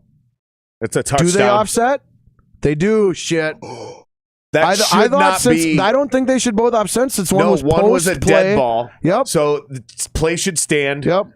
The greater foul should occur. Yeah. On the end of the beginning of the next play. My understanding is the same as this. This is completely different though. With a dead ball personal foul, it's a 15-yard penalty, right? Or is it from? No, it's a dead ball foul, so it's from the spot of the foul. To the understanding that I've always had, and maybe this changed. Yeah, the 4. But the understanding I've always had, and maybe this changed, was that penalties only offset if they both occurred during the play. That definitely is how we were taught. Yeah, exactly. And this is not. And now they're going to get another fucking. This is not that. This is a pass interference. This is one penalty occurring during the play and the other one occurring not during the play. I don't like this. This is messy. Yep, this is... And you know what happened here? Is they called this penalty... Oh, that's definitely a defensive hold on Eli Apple, though. Here's the thing is they fucked that last play up. And they're going, we got to even this out. You got to let the Rams score. You guys fucked this up. That was... Yep, because I think you're right. The little bit of WWE manipulation. I think you're right, though. I think they fucked the ruling up. I don't think that dead ball foul is supposed to cancel the play. I think they fucked that up, and they went, "Oh shit, we just made the wrong decision." And they're gonna make sure LA scores right now. And there's powerful people in the ears of people who can communicate with the people on the field that relay that fucking information and feeling. In my personal opinion, only when needed. They're not puppet stringing the whole time or anything like that. But there are people involved trying to make sure that the competitive integrity remains respectable, and sometimes you have to make a makeup call. Sometimes you have to make a makeup call. Officials are humans and have that human element that you were talking about earlier as well. So I feel like I agree with you. I don't like how the officials have been involved in this, last minute and a half, 2 minutes here. Yeah, this got really dirty. But at the same time, I feel like it did get balanced out. I feel like it got balanced out as well as it could be, given the error still happened, and we can't just erase the error happening. You know what I'm saying? Yeah, it's become a dirty football game. It hurts the Bengals, honestly, more than anything. All it does is take less time out of the Bengals' final drive, which works in the Rams' favor as long as they can get the touchdown here. Aaron Donald is doing exactly what I would do, by the way. He's not watching the game. He's sitting on the fucking bench because you can't do anything right now. You can't control this. Touchdown Rams. Cooper Kupp. How the hell does Eli Apple Back shoulder never fade. play the ball on that. He should have. You cannot defend this ball. His peripheral vision out of his right eye. If a back shoulder throw is properly executed, you cannot. It is an impossible play to defend. I didn't say he should have successfully defended it. I said why did he never play the ball? You can't. Why? Because you're in man coverage. Your job is to watch him. Dude, where is his right eye? His right eye. You can't do that's happening. His right eye in the ball. It's never his happening. Right eye in the ball. No, the difference between Eli Apple and a good CB is a good CB has the field vision, the peripheral field vision to keep both that receiver in his line of sight out of his left side and still have some access to vision of the ball out of his right side. Cooper Kupp, man. Is that his third touchdown? That's all I'm saying. That's all I'm saying is a better cornerback would have made that a much tougher play. It's probably still the same outcome because it was the right call and the right throw. I'm watching this highlight reel, man. Cooper Kupp hasn't had that 80-yard crazy play, but this motherfucker What is that? All the clutch ones. He went Chris Carter on it. Dude, he went Chris Carter on all game. Look at that. 8 receptions, 92 yards, and 2 touchdowns. All I do is catch touchdowns and first downs. There was a prop bet whether he would get 88.5 yards or more. I don't think it was in our deal, but I remember reading that, and I was like, take the over, take the over, take the over. What I would love to know, the one missing stat that I would love to complete my picture on that is, okay, he caught 8 catches. 92 yards. 92 yards. 2 of the 8 catches were touchdowns. How many of the other 6 were first downs that moved the chains? Got you. That, to me, really completes the picture of his impact relative to the volume. I would say just from rough memory, it'd be 2, maybe 3 of the remaining 6. Because we're eliminating the 2, right? So you're saying of the other 2. Yep. Or of the other 6, how many were first down catches? How many moved the chains? I would say, I feel like I can vividly remember 2, and I'm going to give him one more just as the benefit of the doubt. So half or more of his 8 catches either moved the chains or scored touchdowns. Holy crap, that's effective. That's efficient. Half or more. That's effective. Half or more had the word down in them. Yeah, that's first efficient as touchdown. Shit, man. That's offensive player of the year. That's a big, great game. That is Opoy. Absolutely, man. Opoy. Oh, does it end 23-20? Do we go into overtime 23-23? Do the Bengals get a touchdown and win it 27-23 by 4? Those are kind of our 3 outcome likelihoods at the moment. Huge yards after catch. That ball looked like it was going to go over his head. Dude, Jamar Chase's hands have been impressive as fuck this entire game. I still think JJ's the better all-around wide receiver. Ooh. I do. I think JJ Jefferson. That's hard to disagree with. I think Justin Jefferson's going to have the longer career because I think Jamar Chase's talent is more based on his athleticism instead of just straight pure talent I at don't the position. Disagree with Justin that. Jefferson is the best route runner I have ever seen. I think Justin Jefferson is more skilled. I think Justin Jefferson has more skill, is more skilled. I'm telling you, Justin Jefferson is the best route runner I've ever seen play football. And that's a skill, absolutely. And if you want to know how to look at what I'm talking about, go watch Justin Jefferson highlights. What do you got here? And watch his hips. What do you got here? I got field goal that sends it into overtime. What do you got here? I think that's the safe bet, yeah. But no, I think Burr goes down the field and wins. It's a good burn on 2nd and 1. Take a shot or live for 2 more downs. But LA has all of their timeouts. So if Cincinnati scores quick enough, LA and Matt Stafford, I'm telling you, I've watched Matt Stafford drive down the field in the 4th quarter and burn the Vikings with less than 30 seconds. So yeah. I've watched Matt Stafford lead several 4th quarter comebacks against the Vikings and Packers and you Bears. know that's going to jinx him right there. What's that? Them showing his 14 of 14 in the playoffs. As a rookie, he's been perfect on field goal attempts this postseason. He did not get the first down. No, he didn't. They're giving him a bad spot. He was closer than that, but he still didn't get it. He's about an inch or 2 short. I'd have to see the replay. I wasn't paying close enough attention. It's really easy on first view to base the spot off the helmet as opposed to the ball. I'm not saying you did that. When he spins, watch it, right? Oh, I see it right on the white hash in between the F and the L is where I saw the ball stop right there. Oh, it was his hand. Right? I seen him reach out. You see the white space in between the F and the L? I seen him reach out his hand. His left hand, he reached out, and his ball was in his right hand. Sure. I saw that the other way. And that's just what I meant. Like on that first view, given our angle, it's really easy to base the initial spot off of a helmet or another arm or a shoulder or not the ball. That's almost the perfect spot. I'd say that spot's about 3 inches short of where it should have been. Good. And he's shit. Oh! He almost completed the ball, but the Rams are going to win the Super Bowl. That's it. Rams are going to win 23-20. Yes.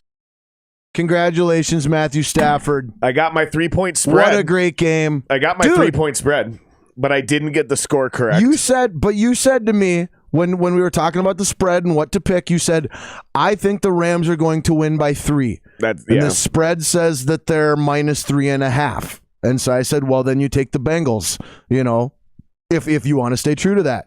Yep. And credit to the odds makers with that spread. The fucking Vegas knows, dude. Vegas knows. Vegas fucking knows, dude. Vegas knows. Vegas knows. And you know how they build those? They don't decide. It's based on the money that comes in. Yeah, absolutely. Absolutely. They're back there doing math. Yep. On how to cover their side of all of the bets. Because they are one of 2 parties involved in every bet. And so they're just trying to make sure that no matter how the bets come in, the Rams they end up on the plus side as opposed to the minus side. Matt Stafford. Congratulations, Matt Stafford. Way to go. I'm super proud of you, buddy. I honestly am very proud of Matt Stafford right now. Vikings' new head coach, Kevin O'Connell, is coming here with a Super Bowl ring. That sucks. Honestly, I kind of wanted him to lose, so he came here a little extra hungry. This is cool, though, because now he knows how it's done, right? Exactly. Blue is the color of the Gatorade bath, and there was a Gatorade bath. That was another prop Damn bet. it, and I said orange because I had the Bengals instead of the Rams. I said clear. But you were the one who even brought the idea to my head that, like, dude, the teams should have Gatorade colored to their team colors. I knew that was going to be the thing. So, like, the Rams should have blue Gatorade, and the Bengals should have orange Gatorade. Yeah, and I picked white because I couldn't decide who was going to win, and I was like, and it tastes the best. Do you remember that? I said, well, white tastes the best. Of the 3, it does, in my opinion, even though too. I thought the Rams were going to win, and I did bring up the color. Man. I was like, well, the Bengals are drinking orange. But I couldn't figure out if the Rams would drink yellow or blue, so I went with white. Sure. Dumb. I don't think anybody likes drinking stuff that's the color yellow. Obviously, Mountain Dew is kind of the exception. I think it's the only exception, right? It's the color of piss. So beer has that orange-brown tint to it, which is just really dehydrated. Yeah. Piss. if you, I was gonna go there. And vodka is when you've had way too much water in your diet. Yes, that's overhydrated. Yep. Woo. Congrats, Aaron Donald. Congrats, Matt Stafford. What do you think on MVP for this? You think it goes defense with all the sacks? You think it goes Cup with the multiple touchdowns? 2 sacks. I think it's Donald or Cup. I think it's got to be Donald or Cup. No, I mean, Cup it could be Stafford. It could be Stafford. Because, he's got multiple TDs too. Even with 2 interceptions. He's got multiple TDs too. It was the drive. Yeah? You know what I mean? The final drive of the game. It's got to be one of those 3. It's got to be one of those 3. I think it's Cup, though. I think it's got to be Cooper Donald Cup or Stafford. I think it's Cup, too. 8 catches, 92 yards, 2 touchdowns. The efficiency, I think you can attribute the Should we open pressure. This back up to Facebook? I think you can attribute the pressure that the Rams defense got on Burrow to more people than just Aaron Donald as well. I think you can attribute that to other guys on the defense, So whereas I think Cooper, what he did is it's hard to go, but this other player had a part in that. This other player, it's like, Stafford threw the balls, but dude moved the chains and got the touchdowns, and I think it's Cup. I think it's Opoy Cup. Yeah, I got a bathroom quick, man. Carry this if you can. Go for it. Oh, 100%. Well, there's Von Miller. Von Miller with his second Super Bowl ring. Von Miller has to be an immediate Hall of Famer, first ballot. I think he did, yes. I think he absolutely did. Shout out to Kyle. I agree with you, brother. I wanted it to go to OT as well. 2 reasons I wanted it to go to OT. Number 1, OT's awesome. Overtime is always a great thing. But number 2, if the game would have went longer, we'd hang out longer. And I love hanging out with you guys and doing these things. This is so much fun. I think this is a great way to wrap up the season. I'm really looking forward to doing this again next year. Scotty's just going to the bathroom, by the way. We're not wrapping this up anytime soon, but this whole thing was just kind of a beta test this year, man. I wanted to see if we could do it. I wanted to see how we were going to do it, what the vibe would be. I did a few of these by myself. Did the last 2 with Scotty here in studio, and yeah, it's been a blast, man. This has been a really good time, and I got to give props to all you guys for coming and hanging out, but let's give props to the actual players, because if this would have been the Patriots-Rams Super Bowl from, what was it, 2019 or something like that, man, or 2018, some shit like that, that would have been fucking boring, man. It would not have been a good time. But when we have a good game, it always helps. So I would have loved it to go to OT, but man, still a great game. And it's crazy because it came down to exactly what I said, which was the Rams defensive line, game on the line. The Bengals O-line could not handle it. And it was that final sack. It was that final throw. And it was over. But Matt Stafford, I'm telling you, we came on this live stream a while back doing some of these football shows as an experiment. And I went on the line. I put my ass out there, and a lot of people mocked me because I tried to tell y'all Matt Stafford was the most underrated quarterback in the NFL. And honestly, the only 2 people that agreed with me were the 2 people on the podcast, Scotty and Anwar. Everybody else laughed at me and called me an idiot. But I've been trying to tell y'all, Matt Stafford is a fucking stud. And he finally got to prove it on the biggest stage of the year. And I like the Bengals. That's my AFC team. That's my second team. So when the Vikings aren't doing well, I cheer for the Bengals. But I can't cheer for another team to win their first Super Bowl before the Vikings win their first Super Bowl. And Joe Burrow just won the national championship like 2-3 years ago. So he's good, man. Like, he's fine. He's got a long career ahead of him. I ain't worried about his feelings. Peanut, shut the fuck up. What are you doing? Shut up. Peanut, quiet. No one's impressed. Shut up. Stop. Peanut, enough. Worthless. She's just sitting there barking. She doesn't even get out of the chair anymore. So Vegas knew who was going to win by how many points within a half a point. They also knew how many total points were going to be scored in the game by half a point. The over-under was 42.5. Oh, the total was 43. Dude, they and got that's why both they always, spreads within a half a freaking point. Always put that half a point in there too, though, so you can't ever be on the money. Yep. Yeah, because that's bad for business for them. That complicates a whole world of shit. Oh, winners and losers. That's all Vegas has. Yeah, I agree, man. If it would have went to OT, it would have been a great way to end the season with all of the overtimes and close games in this postseason. Agree. But here's the thing. This was a close game. Yep. I mean, it came down to 39 seconds and 1 timeout. Like, it doesn't get much closer than that unless you're getting greedy and asking for a final play of the game scenario. Did each team have like one? And I'm not disrespecting you, Kyle. I feel like each team had 1 7-point lead. Yep. And the lead went back and it changed more than once. So like, I mean, it was a great game. It was a great game. And I'm very happy with the outcome. I think a lot of people are going to be pissed because they think LA bought their team, which is actually not true. I have some stats.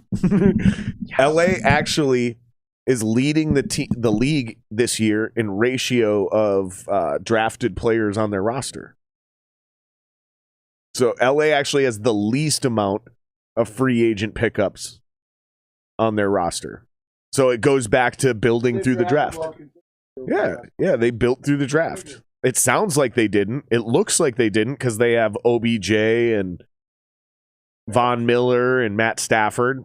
But that's pretty much it. They got like one or two other free agent pickups, and the rest of those dudes they drafted: Van Jefferson, Cooper Kupp, Aaron Donald. I mean, the list goes on. Oh, and they did pick up Jalen Ramsey a couple of years ago, or last year or something like that. But there's not that many free agents on that LA team. So, in fact, if you look at who bought their team, technically, Cincinnati had way more free agents. Way more. Like it's an overwhelming ratio, like 2-1. Yep. So, and they're homegrown that they were using and playing. They're only a year or two or three into their pro careers. Yeah. So I have no love loss for Cincinnati losing, because honestly, man, here's the deal, dude. LA just lost the Super Bowl 2-3 years ago as well. So, yep. And the Rams, top to bottom on paper, were the better overall team, and we saw the strengths and weaknesses of both teams play out fairly for the most part over the entire 4 quarters, with maybe a little exception there at the end. But ultimately, I feel like the events that transpired and the outcome that we're left with was all extremely fair and accurate. And, what was your favorite part of the halftime show? What was not being on camera and viewers?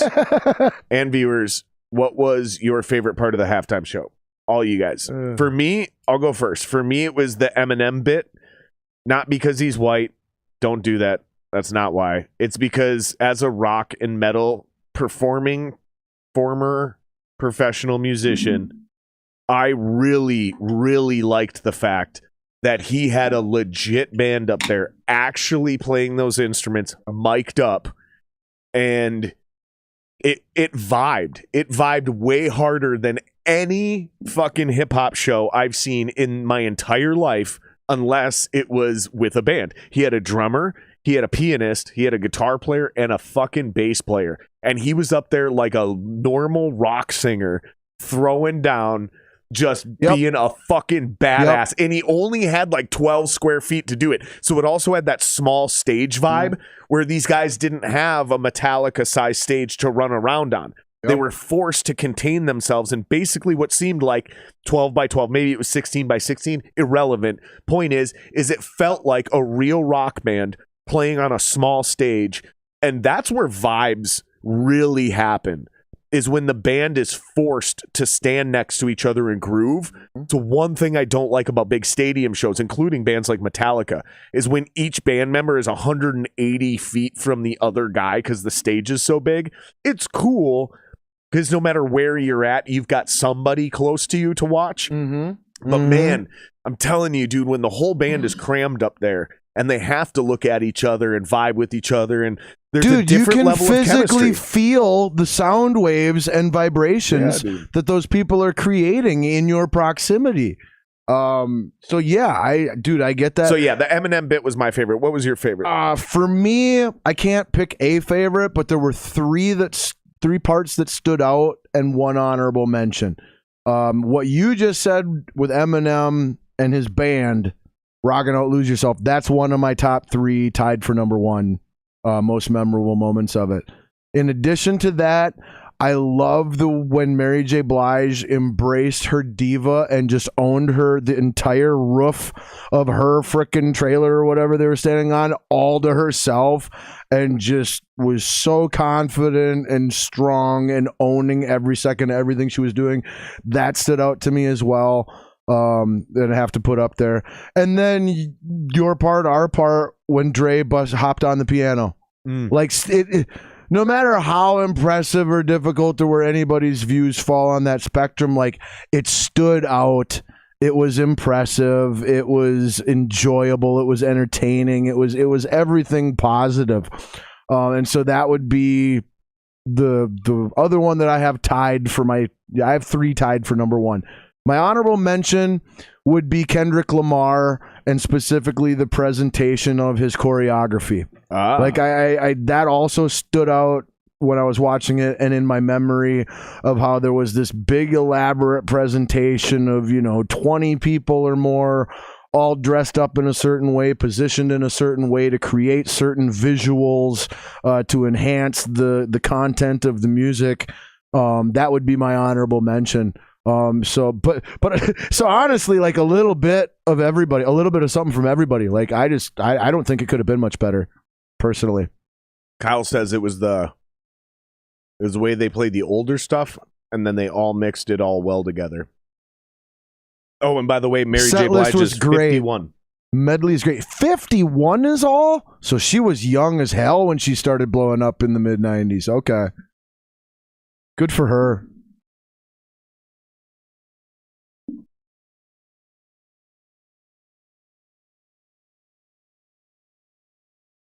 Another ending fit for Hollywood. And maybe me and another ending fit for Hollywood, he said. You brought the Rams back in the NFL back to Los Angeles. Maybe me and a few other powerful people kind of wanted to reward you and thank you for that at some point in time, if at all possible. And so you're welcome for how the NFL's handled that little shit in the last minute. Yeah, fuck the Chargers. Fuck the Chargers. Thank you guys for coming. Yep. Chargers is so the Clippers. It'll always be that way. And you know what's sad? Like, I don't know if you follow like Reddit and shit, but there's already people. Nope. I know what it is, but I don't. There's already people calling for the NFL to pull both teams out of LA because no one gives a fuck. No, yeah, about exactly. No one gives town. a shit. Yep. No one gives a shit. Yep. And there are people in other parts of the country that don't have a team that passionately love the game of football way more than anybody in LA ever does or ever will. Yeah, they were showing like the Super Bowl parties like in this 2 weeks. Mm-hmm. Like Minneapolis was fucking crazy when we had the Super Bowl here. Dude, there was entire venues and parties that were just empty. Because people don't give a fuck about football in LA. And the ones that aren't empty is just a publicity stunt, elitist bullshit event. Where, no, we've just got a whole bunch of elite people gathered in one place at one time to all brag about how elite they are and that they can be here together and show that to you to make you think that they're elite and above you and shit.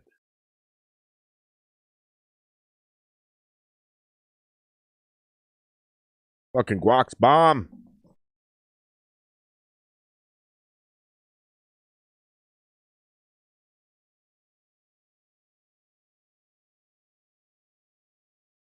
Yeah, this is incredible.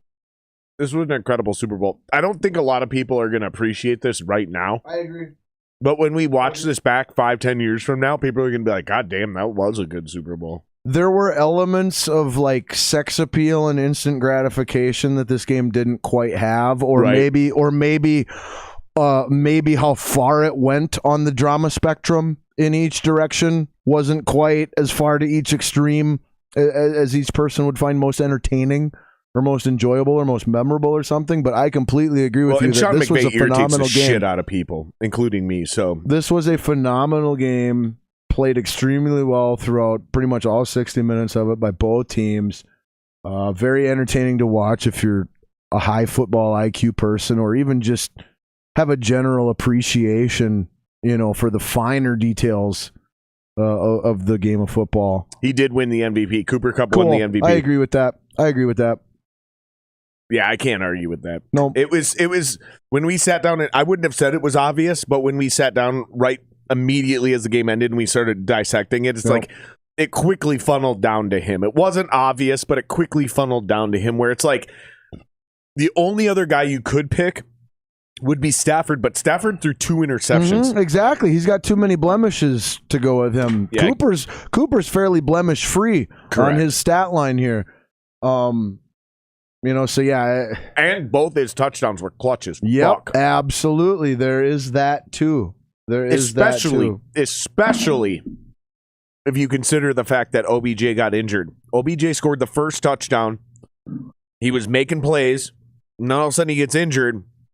And Cooper Kupp had already been kind of shut down. Yeah. And that's he was when very Cooper quiet Kupp by Cooper Kupp standards. Exactly. And very that's quiet. the irony is in fact, the more we talk about this, the more I agree with this decision, because Cooper Kupp should have been shut down more once OBJ got injured. You would think the so. Exact opposite happened. So. Cooper it's Kupp like shined. He stepped up. It's like he hit a switch. I was like, nope, I know that things have been hard for me and I've been underproducing. Now things are going to get even harder for me. I need to flip the switch. Now I need to find a way to overproduce. What a great game, man. I'm so happy for Matt Stafford. Congratulations to Matt Stafford. Fuck the LA Rams. To go back to basketball metaphors or comparisons for just a little bit, if you were to look, if you have any understanding at all, not even fully, but just any idea, which I don't, of what a plus minus rating or grade for a basketball player is, if they had that in football, Cooper Kupp's plus minus would have been through the fucking charts in this game. Given how many of his catches, I mean, they do have were a plus touchdowns. Minus. Given just how don't many of measure his catches publicly. were touchdowns or first downs, given the fact that on only 8 catches he had over 90 yards. So he's averaging over 10 yards a catch. That's insane just by itself. Thank you, because everybody starts with you need 10 yards to get a first down. So if every time this guy catches the ball, it's more than 10 yards, that's a pretty good recipe for success. And neither one of his touchdowns were long bombs. But they were clutch and they weren't easy. And that's what I'm getting at is so you can't go, okay, yeah, he had 2 touchdowns and 80 or 92 yards or whatever, but here's the thing, man. 2 of those catches were for 40 yards. It's like, no, they weren't. Like, all his catches were for 10, 11 yards. Exactly. Dot. Workhorse, consistent. Yep. Knowing exactly what you're going to get 80 to 90% of the time. If you eliminate 2 of those catches, it doesn't matter. He's still putting out a stat line. He's still got the 2 touchdowns and the frickin' 5 I wonder how many targets he had. I bet it wasn't a whole lot more than 8. I bet it was like 12. Say 11. I bet it was like 12. I was just going to say 11. Yep. I bet you he had 3. I bet you had 3 extra targets, and I guarantee you, only one of them, maybe 2 of them, was an actual drop. Right. No, they were the targets he got that weren't receptions were well covered. What are you completions. doing? What are you doing, NBC? Are you literally trying to go from the Super Bowl directly into the Olympics? Nobody cares. Not right now. Not tonight, NBC. It's the Winter Olympics. Nobody cares ever. Except for people in Minnesota who know one of the hockey players on the team, or know one of the curling team players, or was at frickin' Powder Ridge one day when one of the snowboarders happened to be there. Cincinnati 0-3 all time in Super Bowls. One more, guys. One more, and you share our spot with Buffalo. With the Bills, that's right. You're almost there, guys. One more time.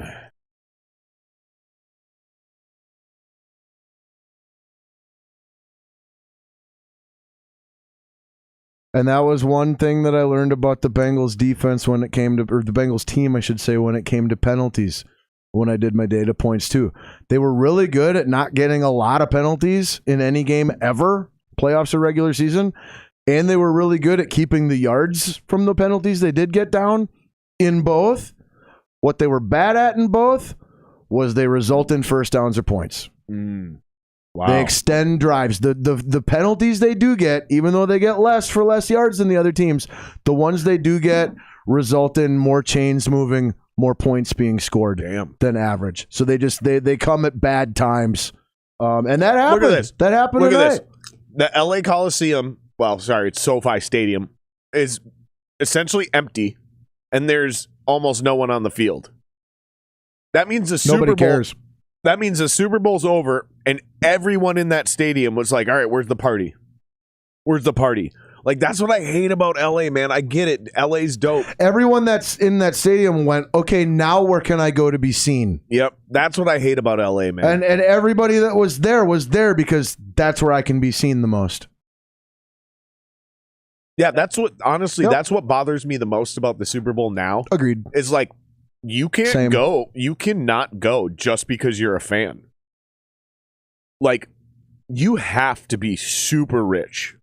Absolutely, no average fan can attend the Super Bowl. You're talking $5 to $10 per ticket just to enter the game. Yeah. Then you're That's looking not travel expenses, lodging, food, and nothing. The lodging. You look at $100 hotel anywhere. The week of the Super Bowl. The week of the Super Bowl, it's probably $800 a night.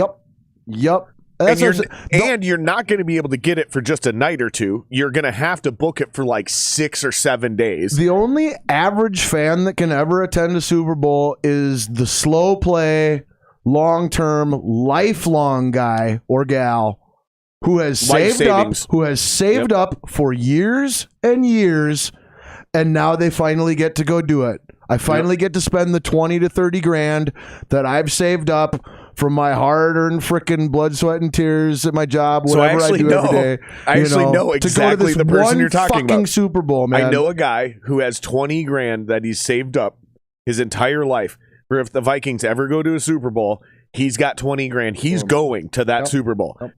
And then I know another guy who has a $40,000 home equity line of credit opened up just in case it ever happens. I respect the hell out of that. That's beautiful. That's a great way. That's a great way to be prepared for possibility without like really taking away from yourself, though, too. Right. You know, because like you still have the money if it never happens. You can reallocate it to a different purpose. You know, like I mean, it's not like you spent it and now you're just waiting on if it ever happens. You know, it's like, no, it's just set aside in case it ever happens. In case it doesn't ever happen, then I take it and I spend it on freaking, you know, Greece or whatever the hell I feel like. I just feel bad for anybody who's a fan of a football team.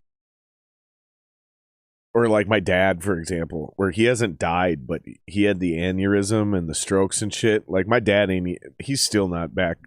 I expect starting left tackle Andrew Whitworth for the Rams to ride out on top after this. Dude's like 37, 38. Yeah, has been overachieving ever since he left Cincinnati with the Rams yet. Like, so I definitely see him. Yeah, he left Cincy to go to the Rams. And then turned around and faced his team in the Super Bowl. Dude, what if he lost the Super Bowl? Dude, he had like 10, his first 10 seasons or so were all in Cincinnati. But hold on. What if you're that guy? What if you're Whitworth? You leave Cincinnati to go to LA. You meet them in the Super Bowl, but Cincinnati wins. How shitty do you feel for leaving Cincinnati? It would be crushing, but right? Wouldn't that fuck with your head? Like it'd be crushing. It'd fuck with your head. You gotta come back to the business. It's business and business is business, right? Though. Like you have to come back to that. That's not how most players think. They say that when they do interviews, but no, there's a reason they have agents. Because as much as they want to say it's a business, players don't think that way. And no matter who you are, that's your decision making. And no matter who you are, that's the finish line. That's not the start point, and that's not the journey either. Man, that's just the fucking finish line. You know. That would fuck with you for the rest of your life. Yep. Like, you would question every decision you make going forward ever. They really did go straight into the Olympics. Dude, damn. Is NBC based in LA? It feels kind of sacrilegious and insensitive. I don't know, man. Dude, this is the most LA Super Bowl of all time. Like so we're the Super Bowl postgame. Yeah, we are your Super Bowl postgame. All right, well, let's take some fucking comments, some questions. 100% convinced if DMX was still alive, he would have been here at the halftime show. Shout out to Kyle. I agree with that 100%. Definitely. That would have been great. But it was still great anyway. Really, I can't shower enough praise on the Super Bowl halftime show. Like, I mean, because we talk a shitload about the game, rightfully so. But like, this really was one of the 2 or 3 best Super Bowl halftime shows from an entertainment value standpoint. Although I would have been pissed. I've ever seen. I would have been pissed if I was there and I was on the wrong side of that stage. Adam Levine should feel like a massive loser right now. So should Justin Timberlake. Bruno Mars actually got a little bit of a humble pie serving there too, even as talented as he is. I think he's exceptionally talented as a musician. You remember Justin Timberlake's Super Bowl show here? It was cool, but there was so much cheese, dude. Well, I'm a fan of cheese in my mouth, not in my ears and my eyes and my brain. Dude, I did not like being pandered to. So that's what I'm saying. They wrote an article. I call it something different, but they wrote an article about how Justin Timberlake and his team decided to wear a lot of camo for his outfit to pay homage to Minnesota's hunting culture. No, that is too. The correct terminology is pandering. Thank you. That's exactly what I was. That's what I was going to say. It's fucking pandering. It's like pandering. In fact, you insulted a bunch of dudes who were into hunting by pretending you were into hunting. Yes, your disingenuine freaking homage is insultful pandering. In reality. No, this was dope. Although, if I were at the Super Bowl and I was on the wrong side of that stage because it was built like a cube, there was a backside to that. For sure. I would have been furious. For sure. You're just looking at the backside of a big white rectangle. I better have paid $4,000 less for these tickets because of my view. Yeah. I mean, for the halftime show. And this is the sad point we're getting at, is a lot of people don't go to the Super Bowl for the game. They go for the halftime show. Mm-hmm. They go to be seat. Dude. They go for... They advertise the Super Bowl halftime show as the biggest moment in music of every year. Really? They do. Yes, they publicly advertise the halftime of the Super Bowl as the biggest annual moment in music. Not anything that happens at the Grammys, not anything that happens at a real fucking festival or concert, or, sales related or song related, anything like that. They publicly advertise that halftime performance as the biggest yearly moment in music, and they've done so for about 2 or 3 years now. Wrong. They've done, and I'm not trying to say that it is wrong either. I'm just saying that it pisses me off. I noticed them publicly calling it that for the last 3 years or so. And that pisses me off. But I'm not sure I can say it's wrong. Agreed. It makes me angry. Yeah, agreed. I think that's true. I agree on all accounts, man. Like, fuck, dude, that sucks. I don't like that. It makes me angry, but I can't say that it's not true, And it actually goes a little bit to an article I was reading either today or yesterday on Mary J. Blige, her involvement in the halftime show. She publicly let everybody know, I'm doing this for free. I am not getting paid to do this. Really? Most halftime performers do not get paid. Their album sales consistently go up so much immediately following the performance that the vast majority of performers at the halftime will accept no pay from the NFL simply for the immeasurably unique, massive global scale exposure that almost always results in more instant sales of their stuff than what they would make for just getting paid for the show. That's interesting. Yep. And I didn't know all those details until I stumbled on that Mary J. Blige article either today or yesterday. But being a musician, seeing the headline and the context and stuff, was like, I'd like to know more about this. Because, not only being a musician playing just for exposure, but being a massively successful musician agreeing to play just for exposure, I want to know more about this. Yeah, because that's the thing, is they only have You're the all biggest, already huge. Right, Why and they play only for free? have the biggest and the best. So, I've always joked about Super Bowl halftime show. There's been a few moments where they got the right artist. One of them was Michael Jackson. Another one was Prince. And I'm still waiting for Metallica, still to this day, because they already had the Rolling Stones. Mm-hmm. They already had Sting. Yep. They already had U2. I feel like they did Petty and Springsteen and a bunch of those classic ones. They might even had the Who in there before the bass player died. And so it's no longer legit until Metallica. Because Metallica's not crazy and weird and too heavy and offensive anymore. Absolutely. They're boomers. Yep, absolutely. They're a fucking bunch of boomers. And they're not really boomers, but they're boomers. Right?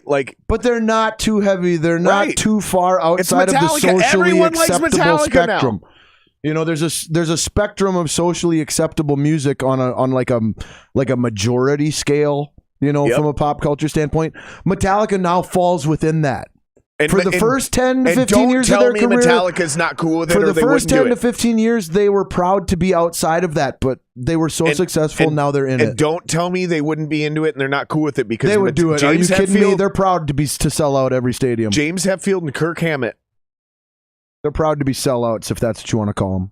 Kirk Hammett and James Hetfield. multiple times. Have gone to San Jose Sharks games, San Francisco Giants games.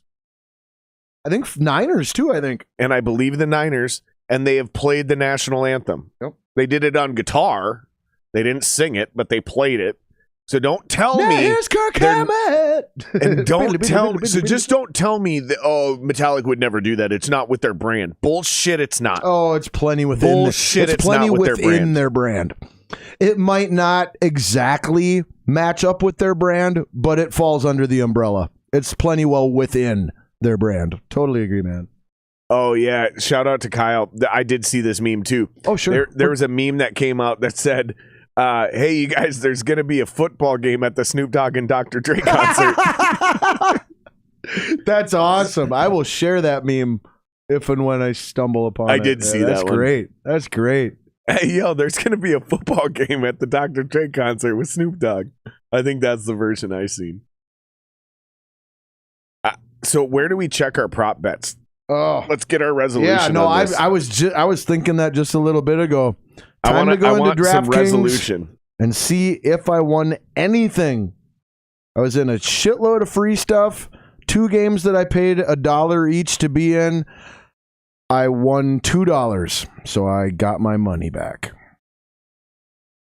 That's like 2,000% profit, dude. This one I missed out of the money by like. Where do you see him? Oh, that's fucking gay. I don't know where you see the results of your free pools, but I do know that the money shows up pretty instantly into your account. So I'm guessing somehow I didn't win any free pools, or they haven't timed out yet. That's a high possibility too, that the free pools have not timed out yet, even though the game is over. Most of them have, but the Channing Tatum one hasn't. Okay.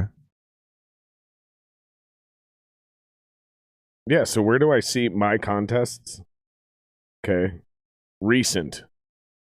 No contest in the last 7 days. I don't think the free pools will show up. I don't think the free pools show up. So in how do I know?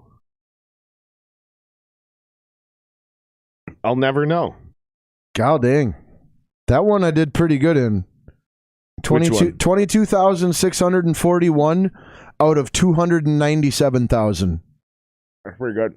That's pretty good. That's where I got all of my $2 Josh back. Siegel smoked me in our little That's private contest. That's where I got all of my $2 back. 2 of them I just missed out on the money. Like, damn, I'm right on that fucking edge. Oh, well. All right, I got to piss. I'll be right back. Yeah, sure. Oh, well. Breaking even is never a bad thing. Here's what we'll do. We'll kill this, because this is dumb, and I don't want to watch cool. this anymore. Fuck it. Give me like a 5-minute commercial break with you or something? Been on camera a long time. Here, let's play the song. We'll play the intro. Hold on. God, I love the intro song. I want to move this over. See, and I think that's where I have a little bit higher opinion of you than you might have in our prior conversation of too. Music, yeah, and like and what's just, capable. Yeah, exactly. No, I feel you, and I kind of sensed that too, because you were like, "Dude, you could do that." And I hear people say and that I meant shit. that specific to you, not to the general. I kind of sense that, dude. You know, I'm being not genuine, to the general you. And I'm being genuine. I kind of sense that that's what you were implying, and that's when it hit me, and I was like, "Okay, I think you have an underappreciation of the skill you possess." Because it is not so easily translatable to other musicians. Just because I'm a dope musician and I'm a dope songwriter and I can play multiple instruments does not mean you could just make an assumption that I can do X, Y, or Z because it's affiliated with me. Right. Like, because I'm telling you, dude, like, yes, I could play piano, but I've tried and I've looked at it and I go, oh, this is a whole deal. Like, this combines drums and guitar. It's a part of my brain I've never exercised. This is not something that everyone can do. And that's a great, that's a great thing to keep in mind in the conversation too, is like the pre-wiring.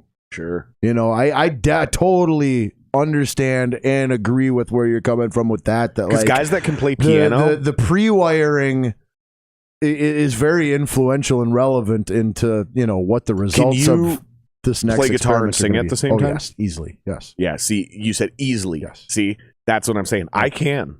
But it was rhythm guitar, not lead guitar and sing. I can play rhythm guitar and sing easily at the same time. I used to be able to sort of do both, and then I stopped to concentrate on one or the other, and now I can't do both at all.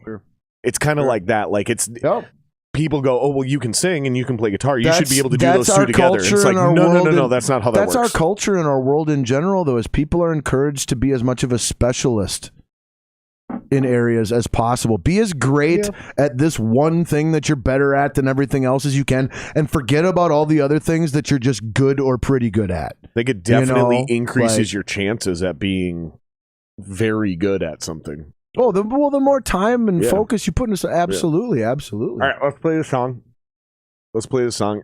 I got to take a leak. Okay. All right, let me mute these so it doesn't switch back. Actually, we should be fine. Off for a minute. Give my ears a breather.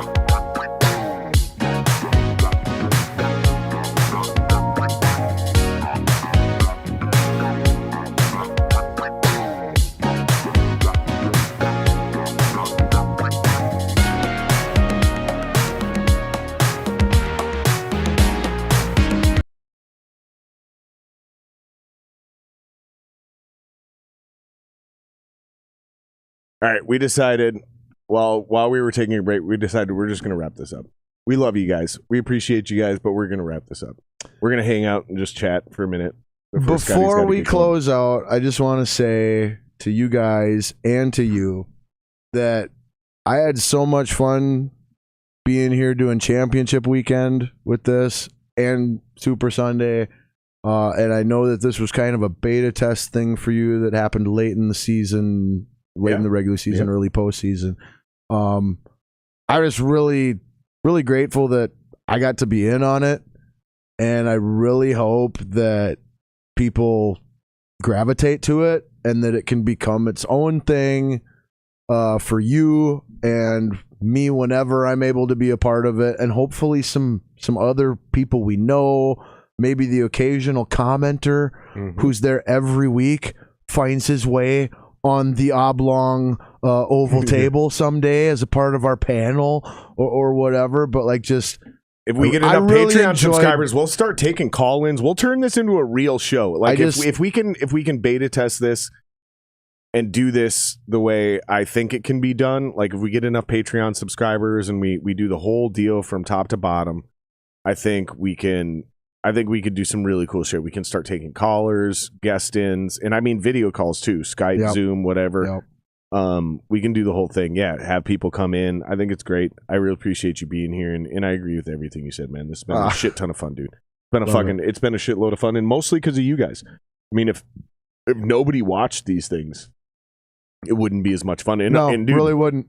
Thanks, Kyle. Love you, man. Can't wait to see you at a show sometime soon. I think these football things get an average of about 100 views, and then the last one we did is well over 300. Nice, cool. So in some ways it works much better than we ever anticipated already, and we're not even really trying yet. We're just having fun. We're just hanging out. All I know is I'm really enjoying it. I feel like you enjoy it, and I feel like I enjoy it too. And I feel like for what we're doing and where we're at in the process, we're doing a decent job at it too, and it should only get better the more it gets done. Yeah. You know? Yep. So. Yep. Like all things get better with time. Exactly. Especially when you're collaborating. You know, you got chemistry, you got the whole deal to play. Quasimodo, new GM, knows all. He's all into that collaborative stuff. Yeah, there you go. Is that what you're calling him? I don't know. I haven't settled on it. Quasimodo. Honestly, my number one nickname for the new GM right now is Quasi-Evil. Quasi-evil. You are the quasi-evil. You are the semi-evil. Some people are calling him Cam. You're the Diet Coke of evil. Some guys are calling Cam him Cam with the acronym, the initials. K-A-M. I'm sure that'll be the official one, but I think he'll always be quasi-evil to me. Quasi-evil. I love it. Shout out to Kyle. Shout out to everybody. It's just Jay. Anybody who's come and hang out here tonight. Let me see if I can run through these real quick. Yeah. Shout out to Kyle. Shout out to It's Just Jay. Shout out to Danielle Rogers. Shout out to Bolt. Shout out to T. What up, T? Shout out to Fonst. I think that's what that says. FWNet. And I'm still gonna quote. I'm still gonna count Grangen. I'm gonna pronounce that Grangen. Dude on the right looks like a nonce. Yeah, go fuck yourself. Patrick. Shout out to Patrick Olson. We love you guys, man. You guys have been a blast, and maybe we'll do some hockey ones. If we can find some good hockey games on the weekend, maybe we'll keep doing these. I would love to be sportscasts. the casual, less knowledgeable person in the room just in general for hockey. Dude, like that'd be a lot of fun. I'm the less knowledgeable person in the room. I need to find somebody who really knows I don't know if I'm hockey. the right guy to accompany on that. You and Anwar are big basketball guys, right? Yes, very much. We got to get you and Anwar in here and do a T-Wolves game then, because I don't know shit about basketball. I'll be like, that dude jumps high. Real quick on record, Ant-Man is the most Jordan-esque basketball player I've ever seen. Really? Kobe was the best parrot ever. Sure. And he chose Jordan to be the person he mimicked. Sure. And copied. Okay. But he was not born of the same. Ant-Man is the Timberwolves second-year guy. No, I know. But who's he emulating? AI? He is just a Jordan. They are birds of the same feather. Oh, they really? are birds of the same feather. He is the most Jordan-esque like he looks basketball and plays player. like Jordan? Yes. his attitude, his persona, the way he carries himself, his explosiveness, his combination of skills and physical attributes. That's crazy because I remember when people drafted him. Everything about this cat is Jordan. Okay, so let me ask you because I remember when we drafted him and I asked people and people were, I'm like, so what's up with this dude? And they're like, he's all right, but like, man, he ain't worth the number 1 pick. Dude. Like people were straight up just down. They were like, it's cool, but like he's not that good. I turned 41 this upcoming August 4th. He turns 21 this upcoming August 5th. Okay. He's fucking 20 right now. Right. Halfway through his second year. Okay. But aren't all these basketball players super young? He's a human highlight reel. Yeah, but aren't all these basketball players super young when they come not to the NBA that now? extent. Not to that extent. They are on the like early 20s side. But like, it's not like football where guys are 24. To play 2 full seasons before you're legally old enough to buy a beer is still uncommon in basketball. So now I feel like our roles have been reversed, and I'm the one not appreciating what you're saying, like with the piano thing earlier, right? To draw our analogy, because I feel like that's common. I feel like that's all these guys: Kevin Garnett, Kobe, fucking. I get they play 1 year of college and they go straight to the NBA. But none of them have the it that you can't. So even Steph Curry wasn't that good when he first came out, is what you're saying? Fucking Kevin Durant wasn't that good when he first came out. Is that what we're getting at here? I'm just saying they're not a Jordan. Okay, like they're so what does that mean? They're a Steph Curry or like any other guy you want to throw in there. They're an alpha and they're a great alpha, but they're not the alpha. They're not the alpha of alphas. They're not the god of gods. That just goes to like one guy an era, one guy a generation. If there's one guy that good enough. A lot of times there aren't. Okay, that's what makes the ones when it happens special. That's why Jordan was so special. He was a god amongst other gods. And there was, and so to back you up, he what was I the do god know, of gods. because I do know a lot about Jordan, and I know a lot about old school basketball. I just don't even pretend to know anything about new school basketball. So is what I can do to validate what you're saying is many people, including guys like Magic Johnson, when Jordan was a rookie, his raw athleticism, raw skills. A lot of people, including Magic Johnson, said he's already the best player in the game. And then when people want to debate and they want to talk about Phil Jackson and they want to talk about... We extended this into basketball. And they want to talk about the fucking the Dennis Rodman era, and they want to talk about the team. Okay, here's what people fail to know. And all you got to do is go watch the Michael Jordan documentary. But Last Dance, brilliant. When he joined the Olympic team, okay, they played a game of basketball. And at halftime, Jordan's team was down against the best players in the NBA. And somebody, I can't remember who, decided to talk some shit to Jordan. And Jordan took over a practice, a scrimmage game, a practice against the best players in the NBA and dominated.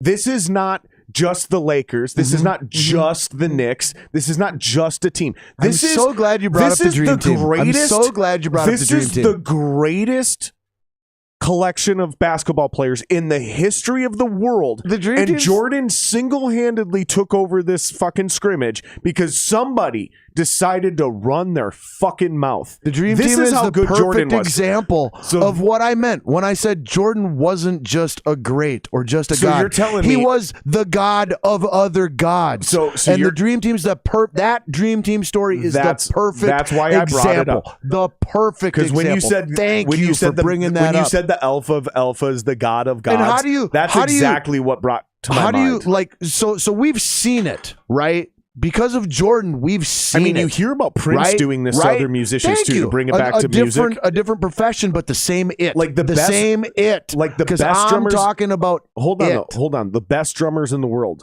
sitting down with Prince, and then Prince going, dude, you're not playing that right. And this dude's like, dude, listen, I'm like the best in the world. Don't fucking tell. And then Prince sits down and plays it better than him. And the guy goes, and I've talked to these people in person, and they go, dude, I am one of the best in the world. And that dude sat down. Like I had warmed up for an hour. I had been playing with him for an hour. I'm like, I'm in the moment and I'm one of the best in the game. And dude jumps on, picks up my sticks and outplays me on my own kit flawlessly with zero warm-up. That's how fucking good Prince was. Yep. Like, and unfortunately, he's one of the only musicians I never got to see perform live. I worked with him, and he was a total piece of shit human being. But like, you're talking about this level that there's only a couple of these people who've ever existed. Thank you. And there's only one of them who's ever existed in each of their sports. This is all what I mean when I use the term Jordan-esque. Everything you just said is what I mean applied to basketball when I use the term Jordan-esque. And you're talking Anthony about Edwards, the Timberwolves, second-year, 20-year-old, number 1 overall pick. He is of that feather. He has that it. You're about to create a bunch of you're about to create a bunch of basketball fans. Listen, man, because I'm suddenly intrigued, and I want to now. Like, I want to actively go watch this dude play. Because here's the deal. I don't know shit about modern day basketball players. Schemes are schemes. Right? Basketball is basketball, just like football is football. Like, honestly, man, there's a lot of shit. In fact, most of the shit happening today in the modern day NFL, you can just go back to 1965, 1975. You're actually going to see the same exact things. Nowadays, it's just more complicated, but nothing has actually changed. You'll hear this term that football is cyclical. I'm 100% convinced that all sports are cyclical. This is... All things, chess, hockey, life, basketball, baseball, humanity, everything. It's cyclical. The only thing that's probably not cyclical is warfare, right? Because of the dramatic advancements of technology and weapons, right? That just keeps evolving in a linear path. Probably the only thing. It's still cyclical. It's just changes face. Maybe. I'm not a military expert by any means. I'm pretty fucking good at that shit, like as far as strategy and I think it's still that kind cyclical, of stuff, but I don't actually know what I'm talking about. It's just the method has changed entirely, but the cycle is still there. And the cycle's still there, but the evolution has changed. Is what I was really getting at. The details, absolutely. Like technology has not really changed the game of basketball, football, hockey. Like nothing has actually changed. The players are faster, stronger. Things have gotten more complicated. Your necessity to pay attention to the small details is more crucial. But the actual game, like the field is still the same size. The game itself has not changed. The football field has never changed. Nope. The football in modern day America. Dude, it's the perfect example of since the Super Bowl era, the football has not changed in its dimensions or weights. It's the perfect example of American ideologies being fused together, being cohesive, coexisting, and being successful. Right. As an overall unit. It's conservativeness and liberalness at the same time, taking the best of both worlds and getting rid of the worst of both. And really what I'm getting at, though, what I'm getting at. Just for example, like just what I'm getting at, just in simple, for broader thinking. And just in simple terms, because I'm too big of an idiot, especially after we've been drinking, to go too broad. The forward pass is the biggest change that ever happened to football. Yes, and then undoubtedly. And then the only other real change that's happened is they moved the goalpost from the front of the end zone to the end of the back of the end zone. Right? That's it. Yep. In basketball, the only thing that's really ever changed is they added an official 3-point line. Okay.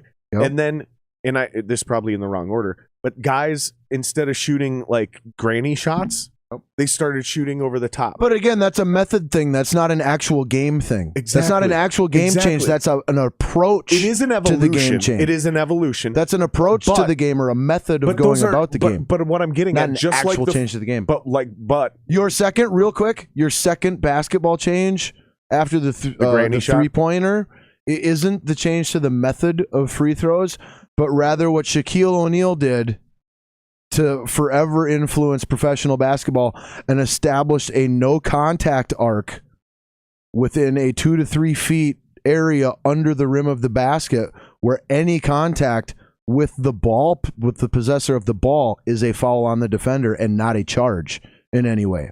That is the only other visible, like if you look at a basketball court from 1985 or 1995. I see what you're saying. That arc, that little See, arc, and I didn't know that. That little arc underneath the rim is not there and never, ever was until Shaquille O'Neal came in, dominated on a level at his position that hadn't been seen since Wilt Chamberlain, and in interest of competitive balance, because we know how valuable that is to every professional sports league, they invented this new rule. Okay. And this new line where this is why we can let Shaquille O'Neal do everything that he does and not call a foul on him. Because technically, based off of all of the old rules and rules that were in place when he came in for the first 2, 3, 4 years, everything he did was a foul, and he should have been fouled out in like the first quarter or second quarter of damn near every game he was ever in. Okay. But we didn't. But we didn't call it. So then we invented and changed the game. That is a great example of a linear evolution where the game did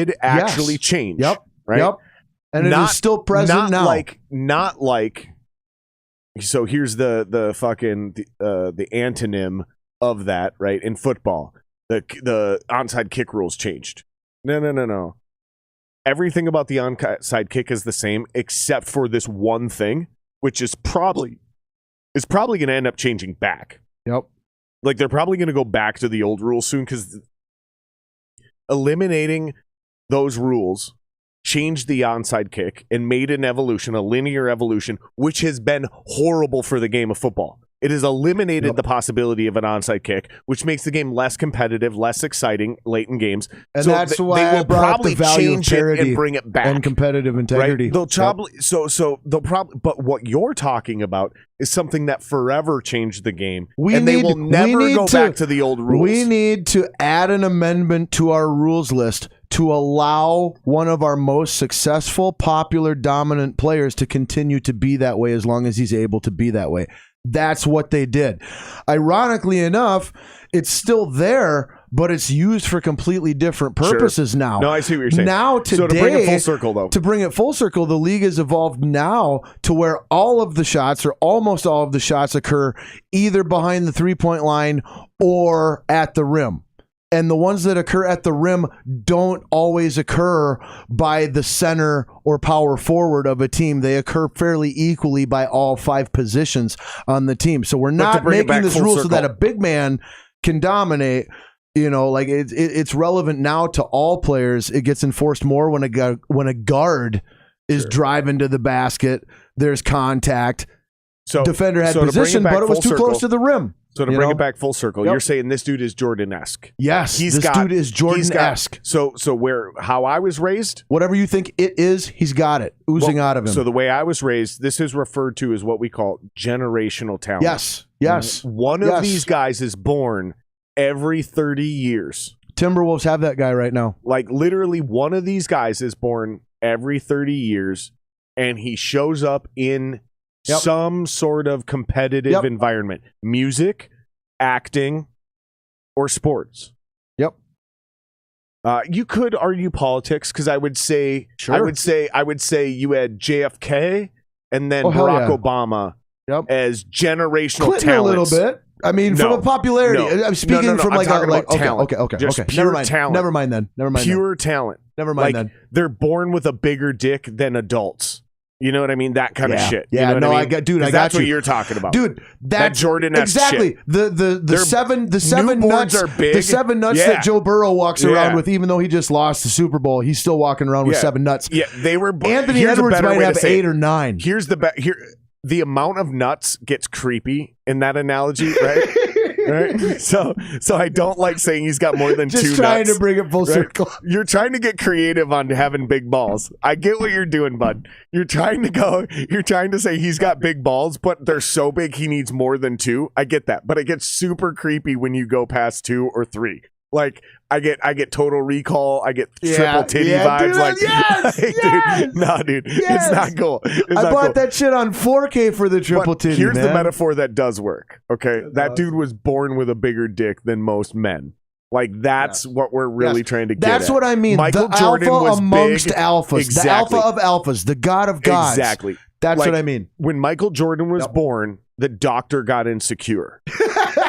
Yes. That's what we're talking about. That is exactly what we're talking about. And you're on the same word. And this is what a lot of guys call big dick energy. Yeah, BDE. Like, dude's got big dick energy. Like you already know. And some people call it swagger. Back in the day, my mom loves to call it moxie. Yes. He's got moxie. Yes. He's got moxie. Yep. I hate the word moxie because moxie is such a weird... But you're right. That's what it was called. That's what they used to call it. That's what it was called in the 80s and 90s. Yep.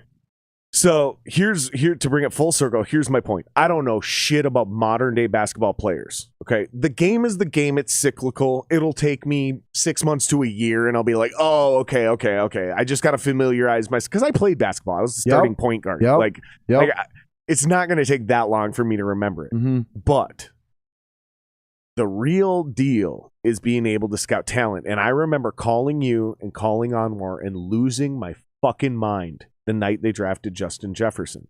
And none of you guys were as hyped as I was. But I was trying to explain to you, I'm like, this is the guy. This is like the guy of guys. Yep. And but it wasn't that either of us didn't like it. We just didn't love it to the extreme. We just didn't love it to the extent. My exact words were, no one was as hyped as me. No one. No one was as hyped as me. And that's true. Because I have this weird, uncanny ability to, I don't need to know the details of every single thing. I have the ability to see and scout talent. And I don't watch Timberwolves basketball because it's irrelevant. I have watched. If you're telling me that because this is exciting to me as a sports fan. I'm going to tell you something. We have Justin Jefferson, who I even said, I am not going to tell you this guy is even Chris Carter, let alone Randy Moss. But I am telling you, this is the best wide receiver the Minnesota Vikings have drafted since Randy Moss. And this guy is a 10-year perennial Pro Bowler and a starter. I even remember saying, quote, I'm not even going to say he's Hall of Fame, but this is going to be the guy. Like, he will be DeAndre Hopkins, if not better. He will be Larry Fitzgerald type. I remember saying these things. Yep. I remember you saying these. I was like, I'm telling you, this guy is so fucking good. And I remember both of you going, why? He's catching balls from Joe Burrow. Like, Joe Burrow's the guy. And I go, yeah, but this dude's also the guy. And I'm telling you, he's such a good route runner, you guys. And it immediately translated to the NFL. So I don't need to know everything about basketball. Yep. I can scout talent. I play basketball. You're telling me this guy's Jordan-esque. I'm excited to watch Timberwolves basketball because I played point guard. I'm going to watch this dude, and I'm going to know, like, when and where would I have passed this guy the ball. Like, I'm telling you. I want to see this. I'm super excited now to watch Timberwolves basketball because Kirill Kaprizov is, and that's what I'm getting at. I was going to bring him up, too. This was where my curve was going. My arc was this. I knew it. So we have, in Minnesota Pro Sports, we have Justin fucking Jefferson, who now I am convinced is a first ballot Hall of Famer as long as he doesn't go Anthony Carter on the bit and get injured. Okay? God. Oh, thank you for bringing Anthony Carter's name up. So as long as he doesn't go Anthony Carter and he goes Chris Carter, first ballot Hall of Famer. We have Kirill Kaprizov, which is for all intents and purposes, seems like he's on pace to be a Gretzky or a Ovechkin or a, I mean, he's not as big as those guys. So he'll never be Ovechkin. Let's never do that. But the production, I mean, he's not Ovechkin. He's not Sidney Crosby. Let's never do that. But I mean, let's never do that. I'm not speaking from a style or a type standpoint. I'm speaking from a success. I am making those direct comparisons. Okay, and that's where I was differing, but why I still made those connections. Okay, so I am making those very direct comparisons. Don't disagree. Don't disagree at all. I'm not gonna ever put him in the same category as a Sidney Crosby or an Alec Ovechkin. Okay, maybe in style a Gretzky, but not in production or fame. That's irrational to ever put anybody in that conversation. But he is very much that finesse player with a little bit of grit. What about like a Lemieux or something? Or a Yager? I still think those guys are a little bigger and more tough guy than he is. I'm trying to think. He kind of reminds me. Yeah, a little Ronick and a little bit of Mike Modano a little bit, actually. Like not a pure finesse guy. Yes. Right? Yes, but not a guy that you go power and size is an asset or Sidney strength. Crosby's thighs. Right.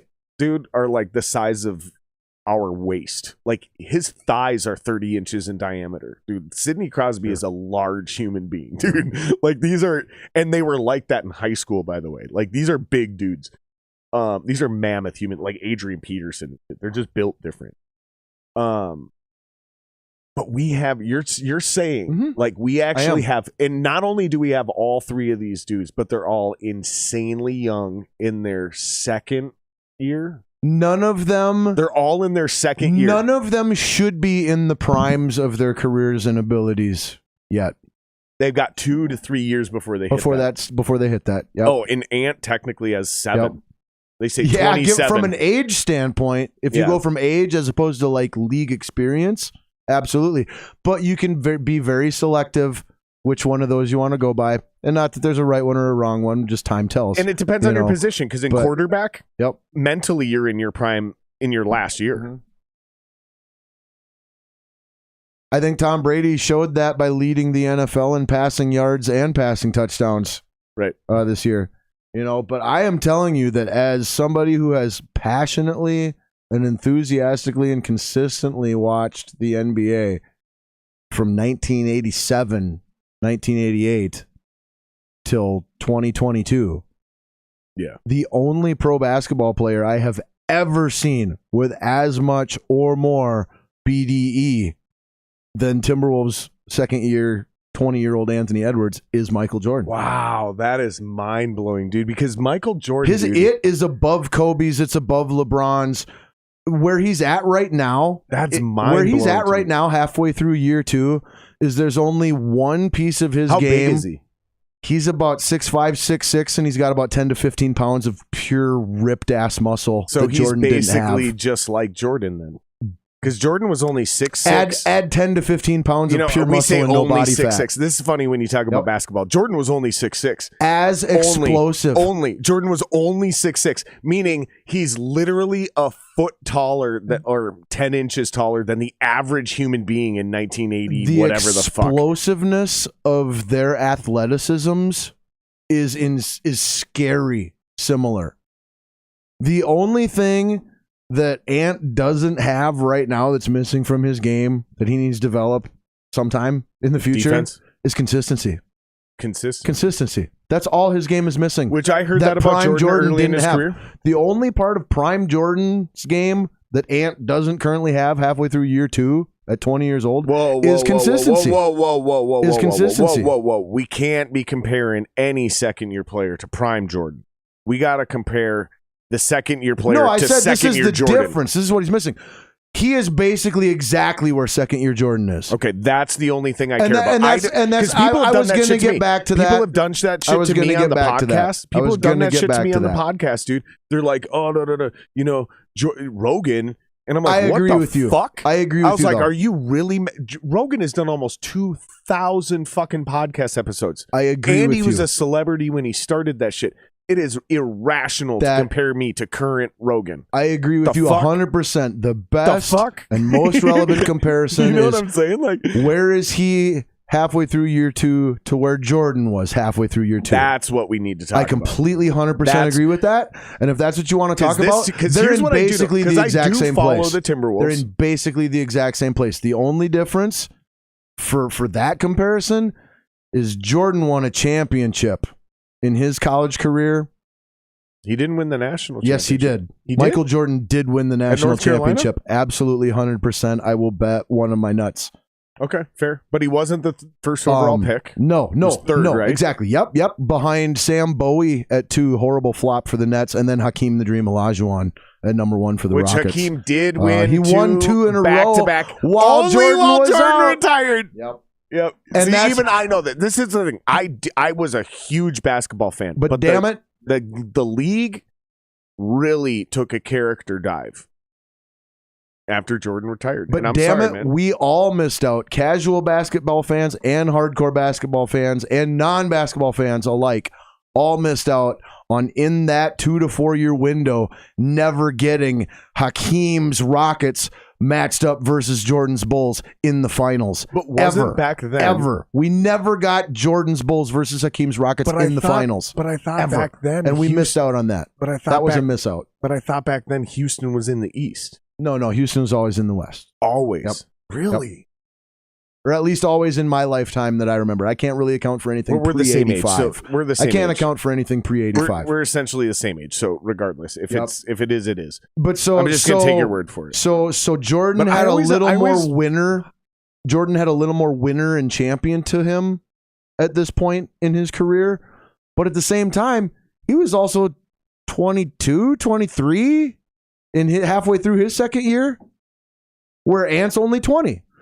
So like, again, just, something that we need to account for. Yeah. When we're thinking about all this, how do you measure a person's personal maturity and IQ and all these things just based off of their age? Because people piss me off still to this day. People do that at different rates. I do watch basketball still, right? Especially playoff basketball. Just like especially playoff hockey, right? I played basketball, and I was a huge basketball fan while Jordan was in the league.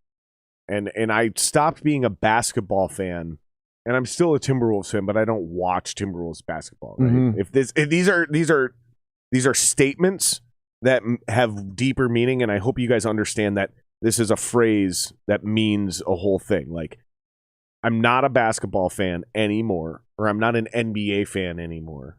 That's really what I'm trying to say. But I am a Timberwolves fan. But I don't watch Timberwolves games. Yep. But I do watch basketball games, especially in the playoffs. Yep. Each one of those statements stands alone on themselves and just happen to be back to back to back to back to back. And they have much deeper meaning, which I've already explained in depth on multiple podcasts. So hopefully you guys understand what I mean. Because I don't want to keep repeating myself for the repeat listeners. But and you could pretty much say the same thing about hockey, except I am a fan of the NHL. Sure. I just don't think they know how to run a league. Yep. Like, agreed. I don't see how anybody could argue that. It's specifically the scheduling thing that I have the major issue. Like, if you guys took your heads out of your asses for 5 minutes and just looked at what the world looks like now, they're like the family from Blast from the Past. They thought a nuke exploded and they buried themselves in the ground, and they're just coming up.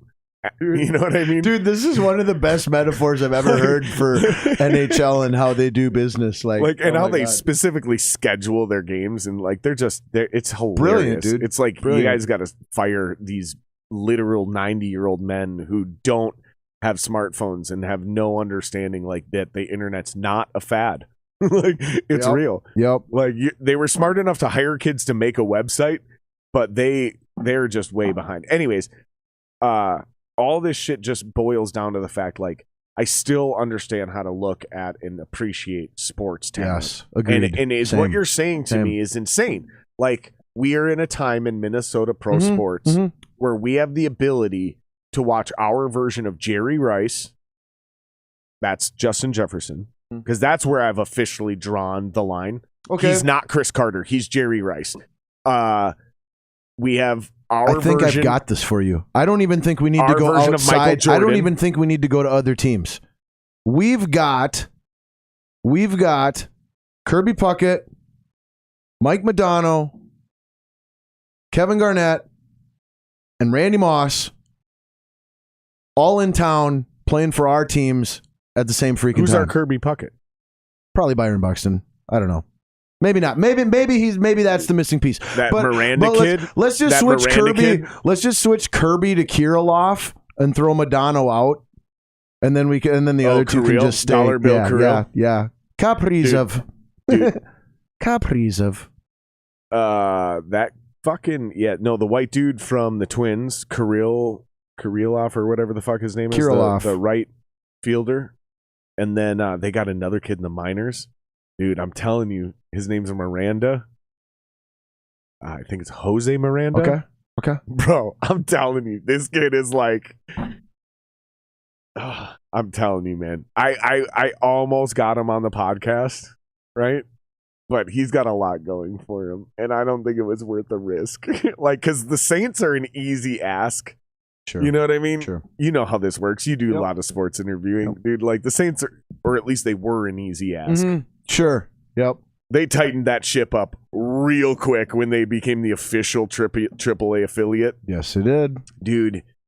And there were players that I had lines on and requests in for that became hard-nosed really fast. I totally get it. Yep. And my favorite line right now, and tell me if you know this from showbiz, not right now. Right. Absolutely. Not right now means absolutely. Not right now literally equals in regular people's English is fuck off. Mm-hmm. That's right. I had a bunch of people who were legitimately lined up. Facts. Like I said, big facts. I had, again, hard lines on people legitimately lined up, tentatively scheduled. We were like zeroing in on dates, and then all of a sudden, like, listen, not right now. No, I got like, sure, not. I either got hard nose, or I got not right now. Yep. Like this isn't going to work right now. Not a ghost. Oh no, absolute. The last thing I want to say on Ant is just like because you brought up Jefferson and Kaprizov, and those are perfect. Like, and your scouting and your feeling of Justin Jefferson, just like no, this guy's special. I've watched this long enough, and I'm smart enough, and like when it's a can't miss, like exceptional talent, like. I get it. I see it. And just so the listeners understand, you understand, but just so the listeners understand, everybody agrees how great Justin Jefferson is now. The night of the draft, I lost my mind and started calling people from the garage. I was in my garage, like watching the draft, getting drunk, working on my car or something. I don't remember what I was doing. Losing my fucking mind. So excited. Like, yelling at my phone, like I wasn't having discussions. I was lecturing people. I was lecturing Scotty. I was lecturing my buddy Anwar. I was calling people, like teaching class on why Justin Jefferson was the smartest decision the Vikings have made, and everybody kept telling me this. Everybody kept telling me this, word for word. Listen, man. Just because we drafted a wide receiver with the pick we got from Stephon Diggs does not mean this guy's actually good. And I went, that's not what I'm saying. And that's not what I'm saying. Exactly. More importantly, that's not what I'm saying. That's not what I'm saying. More importantly, that's not what I'm saying. Everybody was so afraid because of our history with Troy Williamson and Randy Moss. And like we've been Laquan down this Treadwell road. And like, we've been down, and I'm like, no, you guys, listen. And the only legitimate criticism I got is if he was actually that good, the Eagles wouldn't have passed on him. Or the person making the final call for the Eagles just isn't that good.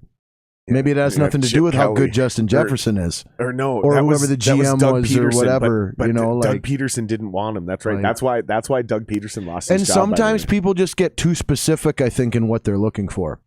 I think that's probably a prime example of what happened there in Philadelphia. Let me draft to the system. Is they just like, no, I specifically want a smaller yards after catch. Well, Jalen Reagor was faster and more explosive. So like exactly, like it just might be the thing where I'm looking for something really specific. This guy has some of these specific traits that I'm looking for. Would you say Jalen Reagor was the Jamar Chase of his draft class? Because I think that's a perfect analogy. You mean Justin Jefferson? Was Justin Jefferson the Jamar Chase of his draft class? No. So Jalen Reagor and Justin Jefferson were same draft pick. Yep. Or same draft class. Same draft class, one away from each other. Styles, very different. Yep. Okay. Yep. Jamar Chase is blow the roof off your defense. Mm-hmm. Okay. That's Jalen Reagor. Chase. See, for me, Compared Jamar Chase. To Justin Jefferson. For me, Justin Jefferson, pure route runner. For me, Justin Jefferson works the whole field equally well. But he's a pure Jamar Chase works the whole field well, but excels at working the sidelines and the deep part of the field. Reagor excels more as a Cooper Kupp. Give me that ball 8 to 15 yards down the field, and then let me get another 10 to 50 yards, like an Elijah Moore type almost. You know Elijah Moore for the Jets? Okay. To me, that's always been a little more of what the Eagles were looking for and thought they were getting in Jalen Reagor. A Tyreek Hill-esque type of guy more than like a Larry Fitzgerald or D-Hop or Devontae Adams type of guy. So these are still break the roof off your defense, though, guys. But yes, guys that have home run threat. One way or another, whether it be burning you deep or catching it short and breaking the tackles and getting the yards after catch, one way or another, these guys have a home run threat to them, or a big play ability to them that we covet above some other things. Gotcha. Like that's always been my first guess as what happened there and why the Eagles took Reagor over JJ. It's like they were looking for something more specific, and Reagor better fit that mold than JJ did. Well, and they still had Carson Wentz too. But it also goes to the fact that that's always a bad idea.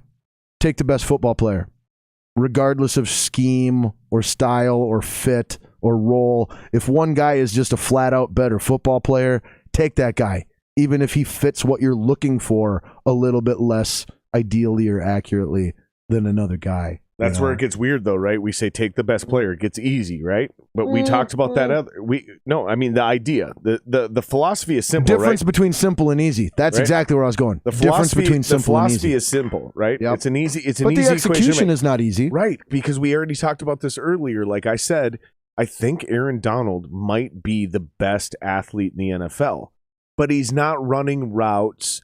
He's not making crazy catches. So how do you say this guy's a better athlete? It's so hard to quantify these things. So again, when you say you take the best player available, how do you know the difference between Justin Jefferson and Aaron Donald in the same draft? Right? Or back in the day, an OBJ versus whoever the fuck. And not even comparing the same positions. We're talking about different positions. A linebacker. Like J.J. Watt was in the same draft as someone else who got drafted higher. Mm-hmm. At a different position is what I'm getting at. Mm-hmm. And one of those people is no longer in the NFL, and J.J. Watt is not only still in the league, but it is an absolute first ballot Hall of Famer with zero questions. Yep. He'll be unanimously voted. Should be. No one will vote against J.J. Watt when he enters the Hall of Fame. So this is what I'm saying. We're talking about humans. It's easy to make this argument when we look at things in Madden, right? We're 99 overall, A+, I was B-. just going to say, you can go to a number on a screen that says this guy is an 88 out of 100 at this specific thing. Exactly. And you can evaluate your own thing. You could have a very strict religious code about how you evaluate players based on their metrics, right? And so you have a strict grading system. But maybe my grading system doesn't align with yours. Exactly. And you're the head coach, but I'm the GM or vice versa. So another example. Now you're saying this linebacker, this outside linebacker who I have no fucking use for in my 4-3 defense, but you're going, this is the best player available. I'm telling you, Jared, he's the best guy. And I'm going, listen, dude, I got this tight end who's the best player available, and I fucking need a tight end. I don't need a useless linebacker in my 4-3, and you're thinking long run because you're the GM. You're going, dude, listen, man. Maybe down the road we become a 3-4 defense because this guy's so prolific. We change the vibe. Exactly what we're talking about. But if I don't win now, you're gonna fire me. So I need this fucking tight end so I can complete first fucking downs and maybe win a playoff game. So you don't fire me. So maybe someday I don't need you guys to win the bowl 5 years without me. Right. I need to make the playoffs this year. This is what makes the NFL an insane, and actually all pro sports, an insane idea. Like, we sit here and Monday morning quarterback this shit as if it's this like oligarchy that makes cross-platform decisions in a Madden franchise. And that is not how fucking football organizations work. No. You have dozens of people making and implementing their ideas and fucking their versions of the ideas and their interpretations. Which is where I like that we have a new GM that seems to already understand that and embrace that and understand how to work with that and within that. Realizing that, no, I'm not a dictator because I'm the GM. It's not just all my decisions and everybody else follows my orders and whatever. It's like, no, there is a room of people who all have a voice and they're all heard and they're all accounted for in the decision-making process, even though, yes, it is still my final call. I pull the trigger on everything. I'm the veto, or the final say in everything, but I'm never the only say in anything. And that's the way it works.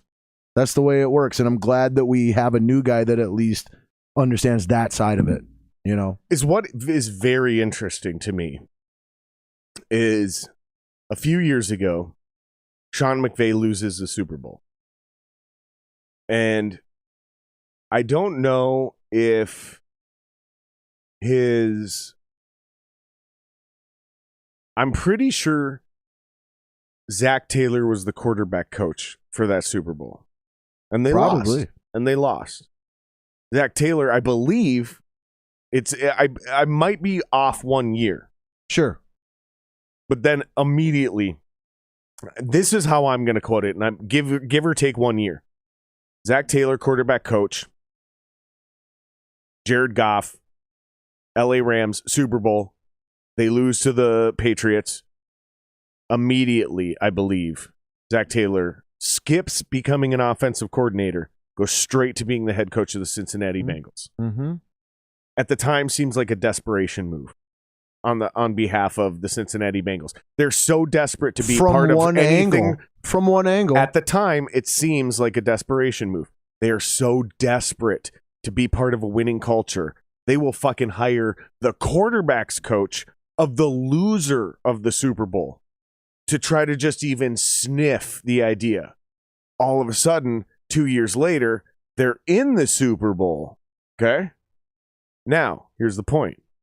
While all that's happening, Kevin O'Connell is in San Francisco as special projects. That's his official title. Special projects, working with some obscure dude named Kwasi Ifo in San Francisco. And then, a couple years later, ends up quarterback's coach and offensive coordinator now under the same Sean McVay, and they go back and win the Super Bowl. Well, now that we have hindsight as a tool, very interesting cycle though there. Mm-hmm, and I'm skipping the time that Kevin O'Connell was Kirk Cousins' quarterback's coach in Washington. Mm-hmm. I want to commend Cousins last year in Washington in this beautiful like 3-year picture.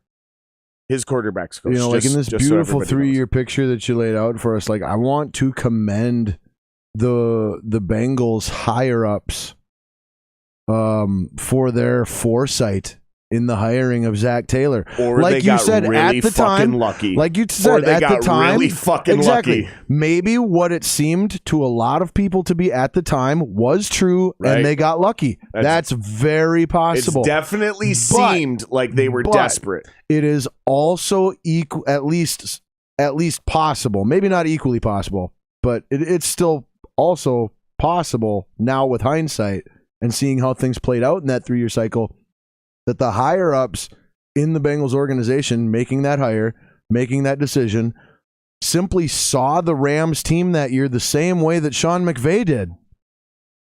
Yeah, absolutely. We have a chance of winning the Super Bowl without a Super Bowl-worthy quarterback. If that's the case, well, geez, we probably got to look at the quarterback coach. He's getting more out of this guy than you're supposed to get out of him. This guy's overachieving, having his best year. Not a great guy. Shouldn't be competing on this level in this game, but still is. Well, let's go straight to his coach that works with him. Right. You know? And just to put this out there. And like I said, McVay felt the same way. That's why he went out and traded Goff for Stafford. You talked about some earlier context, right? Let's put this all in context. Yep. Yes. The Packers hired Mike McCarthy way back in the day. Okay, they had this old man at quarterback named Brett Favre, and they had this new sexy draft pick in this kid called Aaron Rodgers, and they went and fired Mike Sherman, I think sounds right. That name sounds right. They fired Mike Sherman, and they went and hired a guy nobody had ever heard of in Mike McCarthy, who was the offensive line coach for San Francisco. Now, years later, they got an old man named Aaron Rodgers. Right? They got this new sexy pick in Jordan Love. Oh. And they go and they hire this guy no one's ever heard of, who's the offensive lineman coach for the Tennessee Titans named Matt LaFleur. Boom. So you don't have to be an offensive coordinator. No, you don't. Like, no, you don't. Like narrowing it down to only people who are offensive coordinators or former head coaches. It's a recipe for failure. Well, I wouldn't say that. You'll get lucky. You'll get lucky. There will be successes. I would say this. There will be successes. I would say this. I wouldn't say it's a recipe for. Here's what I would say. It's a very narrow bandwidth. It's a very narrow-minded way of thinking. Yes. About a linear progression towards earning a certain job. There are certain guys in this world, me included, who are not fucking good at middle management. We're really good at being earners on the bottom, or maybe we're like so-so, but we're like really good at this one tier above that, and then we're only good at the top of the game. Absolutely. Like all that middle ground bullshit, we suck at.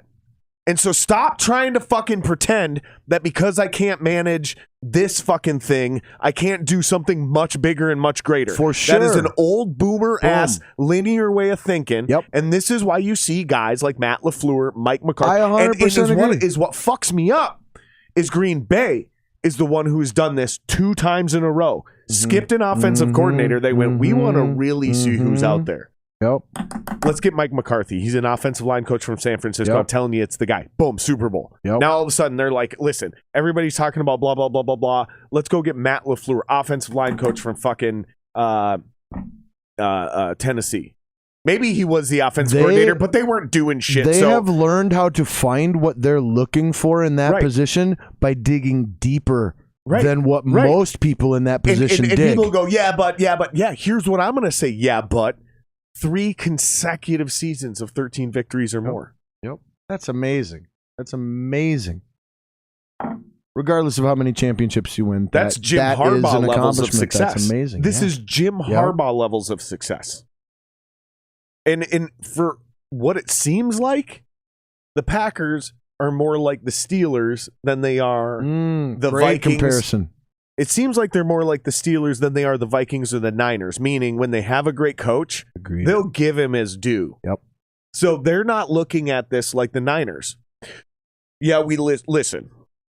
3 consecutive NFC championship games in a Super Bowl, but you didn't win it, and things aren't going the right way. So we're gonna part ways. Never had a losing season. Bye. Like what? Are you fucking kidding me, San Francisco? You let Jim Harbaugh walk? You're lucky. You're fucking lucky. You stumbled across Kyle Shanahan. Amen. Now, you turn around and you look at that versus the Rooneys, where Mike Tomlin, Bill Cowher were never on the hot seat. No, never, ever. They never have been. Despite they've had 4 coaches in their entire history. Despite what media will try to create and invent and imagine to have stuff to write about and talk about with Tomlin whenever they're flirting with 500. Every year the Steelers flirt with 500 or hanging around 500, our stupid national sports media just goes all in on Tomlin on the hot seat. It's like, and the Rooneys are always like, do you know anything about what you're covering? Like, dude, all you have to go is to the Rooneys, and you will quickly learn that no, he's not. I mean, it's a team. No, he's not. It's a team that has had 4 head coaches, and even most of the great football rubes can only name 3, including me. Chuck Noll, Cowher, and Tomlin. I can't name the very first. I can't remember the first guy. I can't name the predecessor. And we're talking real rubes. I bet you I could call Mike Singletary right now. Yep. I can't name the inaugural. We were talking about football players and celebrities we know. Yep. I bet you I could call Mike Singletary right now, and he might. Maybe know the name of the Steelers' first coach. Yeah. Maybe. And that's a guy who gives a shit. Right? Like, I bet you I could call Ezra Tuolo right now. That's a guy who's in the same fraternity. Right. He was a head coach of an NFL team. Right. So was the guy whose name we can't think that's of. What I'm trying to say. They're in the same fucking fraternity, man.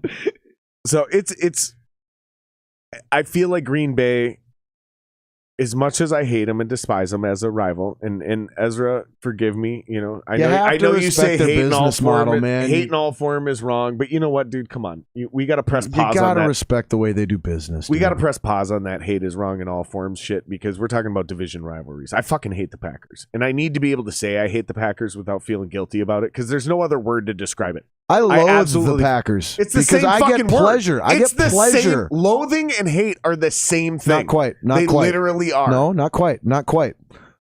Hate.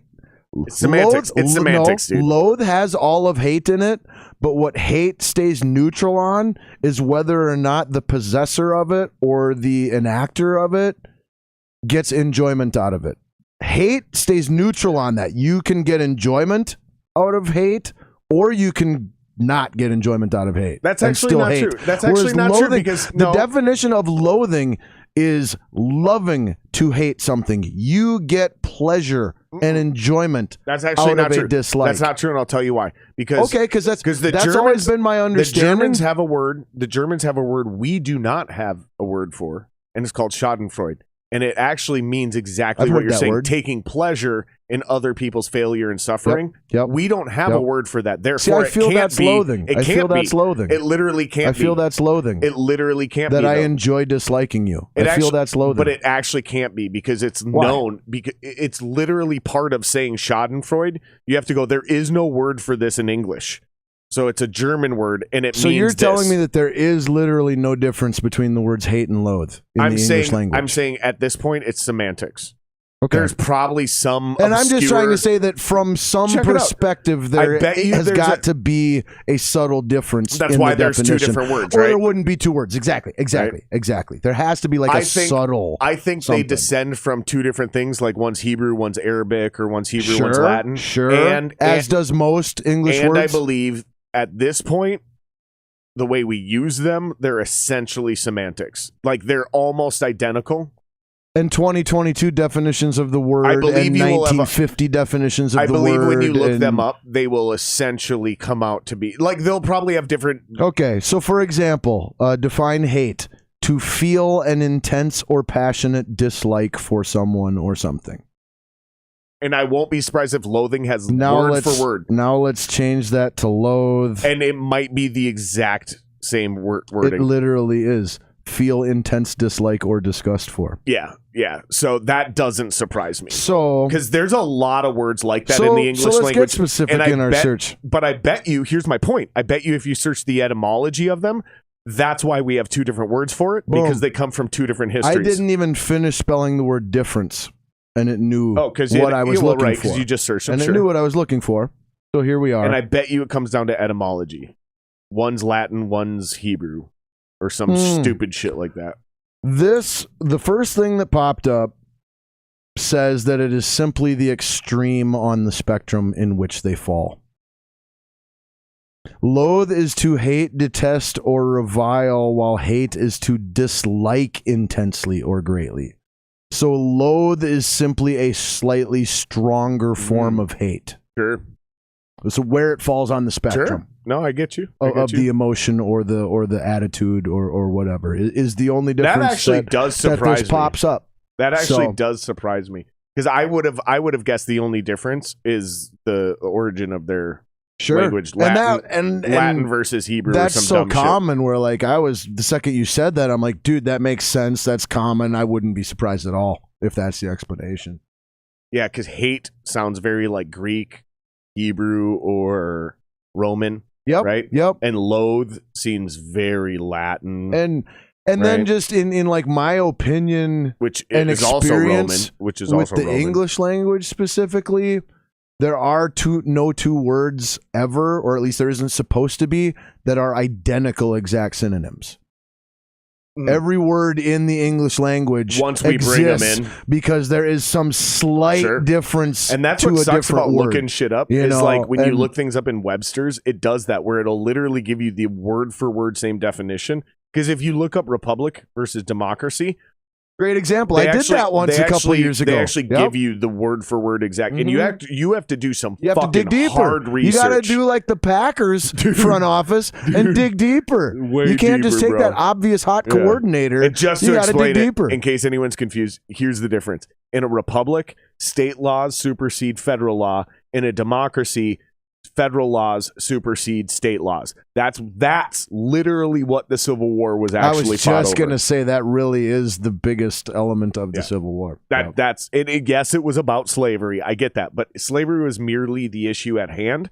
you could fight a new civil war today over weed because certain states are legalizing things, and we had a federal government who was against it. Slavery was the vehicle to demonstrate the difference between states' federal power and state power. Thank you. Yeah, exactly. Yeah, it was fought over slavery, but that's not why they were fighting. They were fighting because of power. States are going against state power is contradicting what federal power says is supposed to be the way. Dude, this used to be common knowledge, and somewhere around it drifted. Somewhere around like 2012 to 2016, because the Confederate flag thing became an issue. Remember that? It was like Dukes of Hazzard, that represents slavery, and it was like, no, it doesn't. It represents states' rights.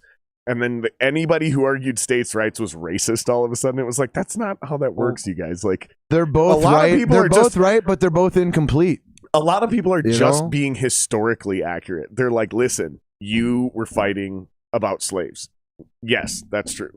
But the other people are like, we were actually just fighting because the federal government was telling us we couldn't have slaves. And they're like, yeah, because you're racist. And it's like, that's right.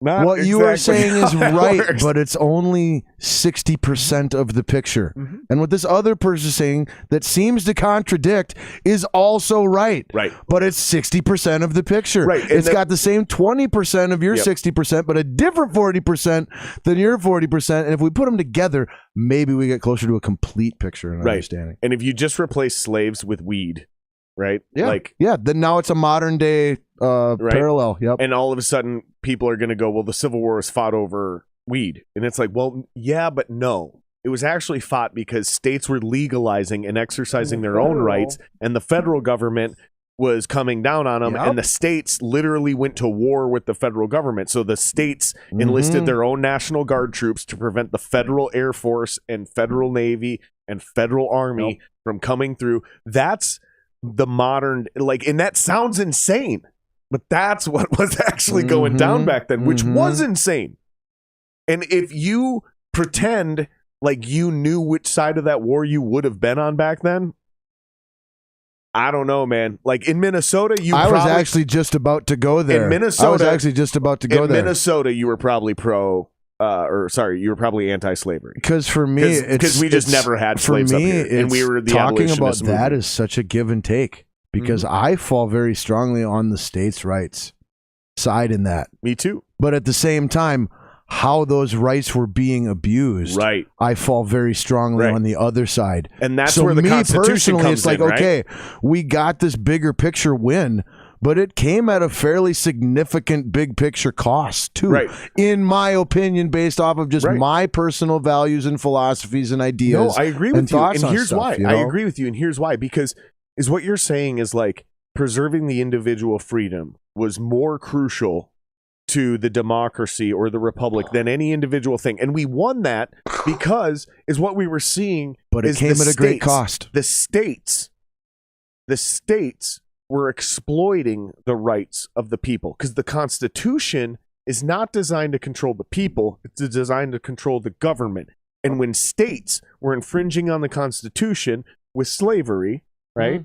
The federal government had to step in, but by doing so, we created a much bigger devil that 200 years later is now turning around and doing the exact same thing that it was set out to prevent. And so it's like 6 dozen of one, or 6, fucking 6 in one, half dozen in the other. Like it's a fucking it's. Yeah, and there was no way that situation came out as a win-win for America. Right. Either outcome, there was a great sacrifice and a great expense that it took to keep the thing that we got to keep that we valued, or that we got to get that we never had before. Yeah, that we the valued. Crazy thing is now to prevent war, because we weren't keeping anything, we were getting something new. And so now to prevent civil war from ever happening again, the federal government operates in a position of extortion. So when you don't, as a state, if you don't comply, the federal government just cuts off the federal funds.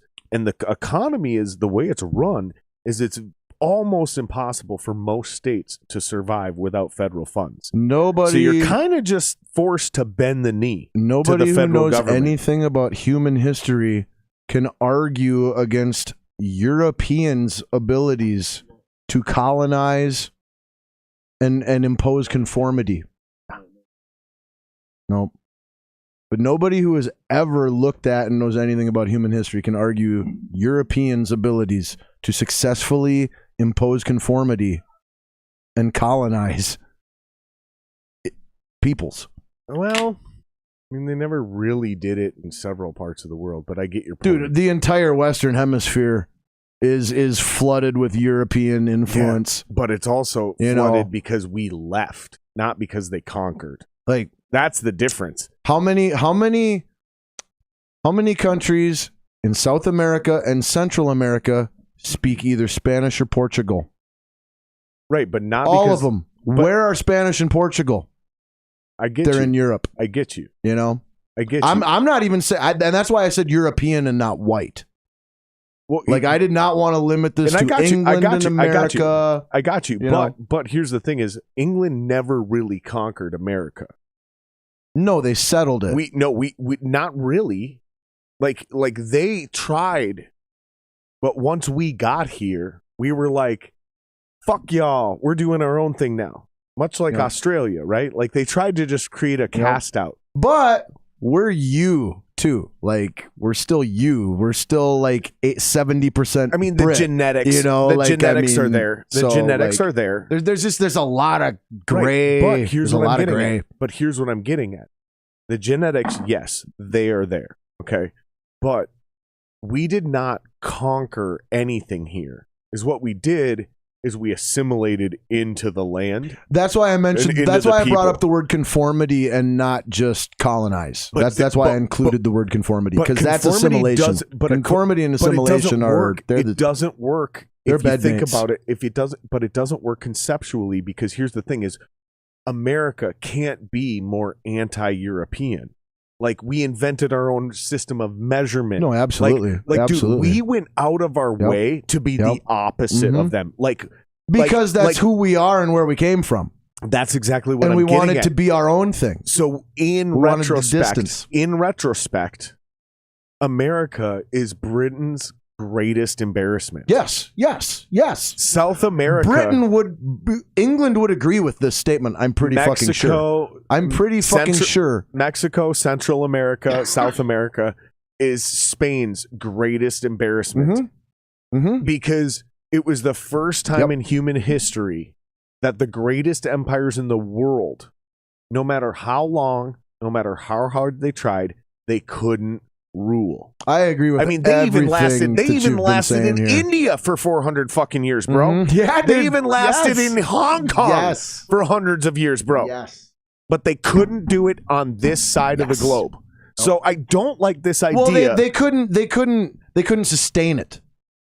They just never. They never lasted. Sustain it. Yeah, they never lasted. It's not sustainable. Anybody can show up and have a couple good weeks, bro. But the fact that everyone in the entire Western Hemisphere's calendar is the Christian calendar came from Europe. No, the fact that every person in the Western Israel. The fact that every person it did not come from Europe. It came from the Middle East. What our mathematical system, the Arabic system, came from the Middle East. How? Okay.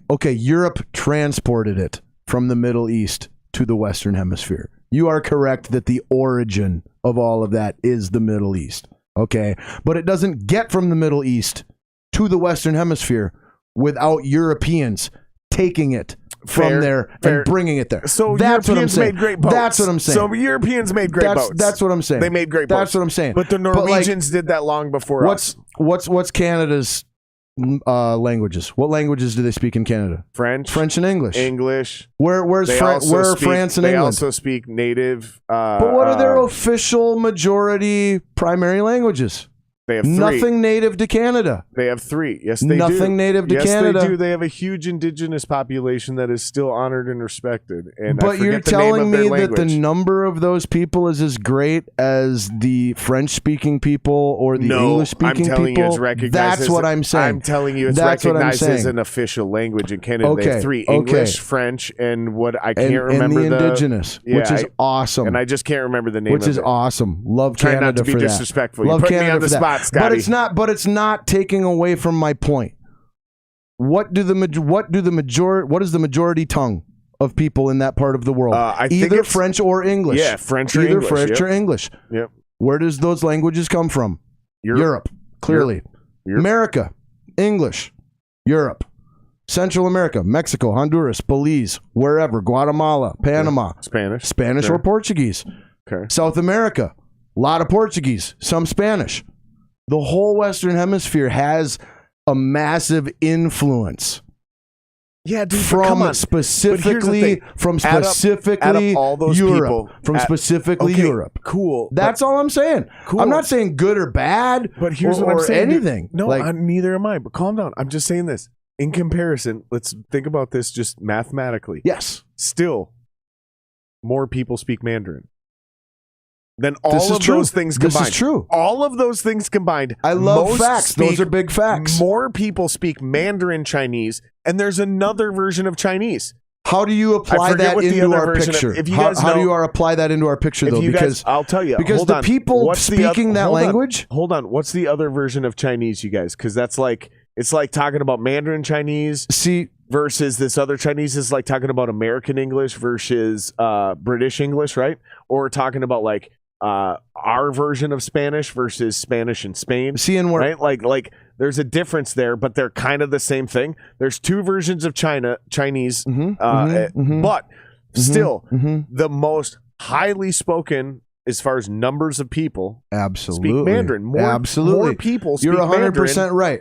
And so where I want to figure out kind of how that fits into things. Geographically, where do those people live? Yep. Geographically, it also kicks our ass. Okay, now it's but where do those people live? Well, it's obviously the Eastern Hemisphere because we're in the Western Hemisphere, right? And I'm talking about opposite hemispheres being predominantly dominated by languages of a different hemisphere. So even though yes, there's more people who speak Mandarin, technically there's Europe's more Western. People who speak Mandarin. Hold on, buddy. Most of those people live in China, where the language originated, or in that East Asia area where the language originated. And that's where it's relevant to the conversation, but it's not an accurate comparison because I'm talking about people whose language comes from a different part of the world. And you're talking about people whose language comes from the same part of the world. You know what I'm saying? Okay. I see what you're saying. So it's very relevant for what we're talking about, but not an accurate comparison or parallel would be my opinion. No, I think I get what you're saying. And honestly, I don't think, again, okay, so the only thing that matters here to me, the way I'm looking at this, is technology. So, for example, the only reason this happened is because technology allowed a large amount of people to show up in a short amount of time. Whereas when people left Africa, when they left Israel, when they left China, when they left India, when they left Russia, so much time, it took thousands of years for anything to happen. New languages and dialects evolved. And in fact, now I see the comparison. Though. Now I see the comparison. New races of people were even in. Like a lot of people don't even know Indians, like from India, are their own race of people. Like a lot of ignorant people will joke and laugh and they'll go, man, Indian people look just like white people. They have pointy noses and they have the same features as white people, but they have super dark skin and black hair like a black person. Like that's so weird. And it's like, because they're their own race of people that evolved in their own climate. Same thing with the Asians, same thing with the Siberians. And the Siberians actually, like when we think Russians, we think blonde hair, blue eyes like fucking Rocky IV.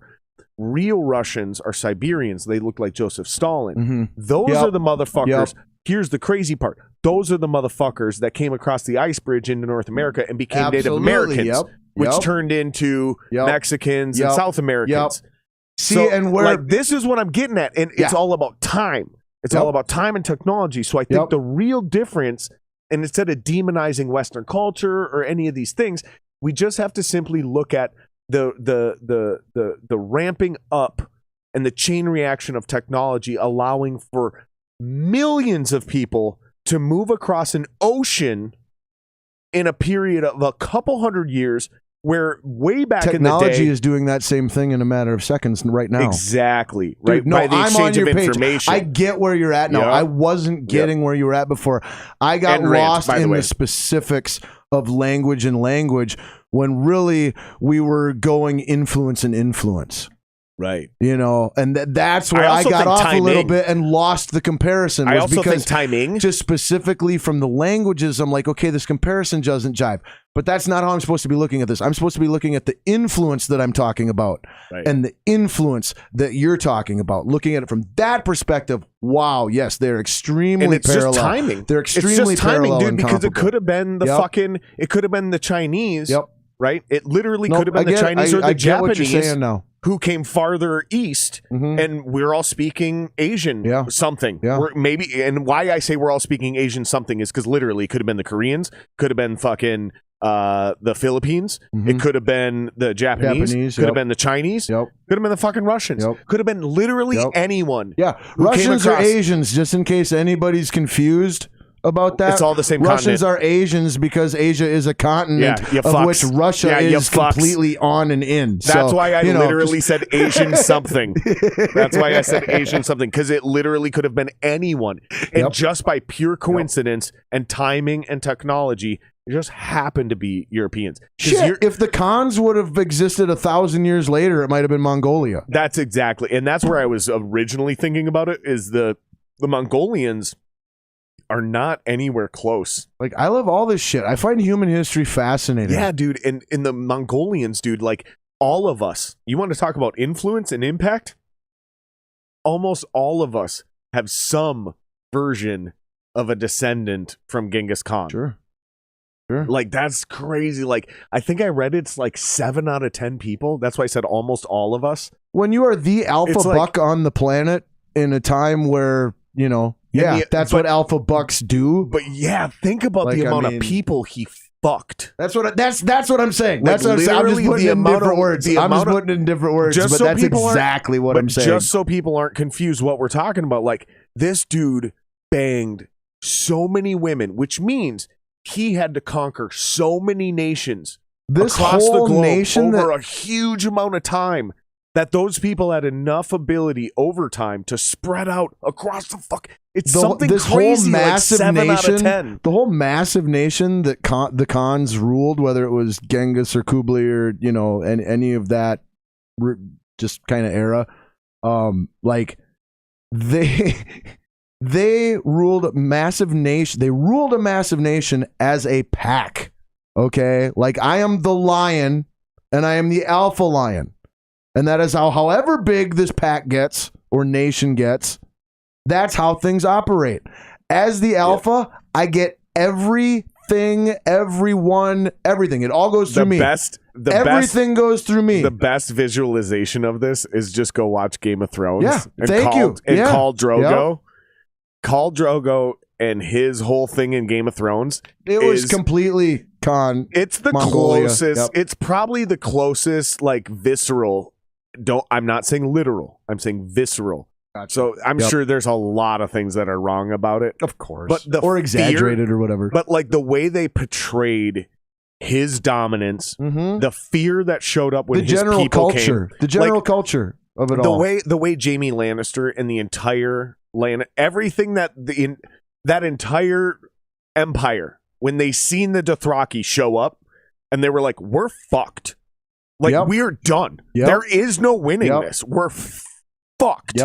That is what the Khans were doing. We can't ever let this game occur. Yeah. Because we know we can't win it. And that's why they said the Dothraki can't cross the sea. Like, all we got to do is shoot them down in the sea. Like, that's how our defenses work. But as soon as they cross the sea, you're fucked. That's basically what the Khans were doing. We already believe that we've lost if that moment occurs. And so I'm saying it's not literal. This is a terrible literal example. But if you want to, like, a really good visceral one. Exactly. Visceral is the perfect word for it. Like, just watch this TV show and the fear that these characters. That's what the Khans did across the entire fucking world. Primarily on horseback in a deserty and mountainous terrain, isolated in the middle of a freaking continent, nowhere near a coast or an ocean.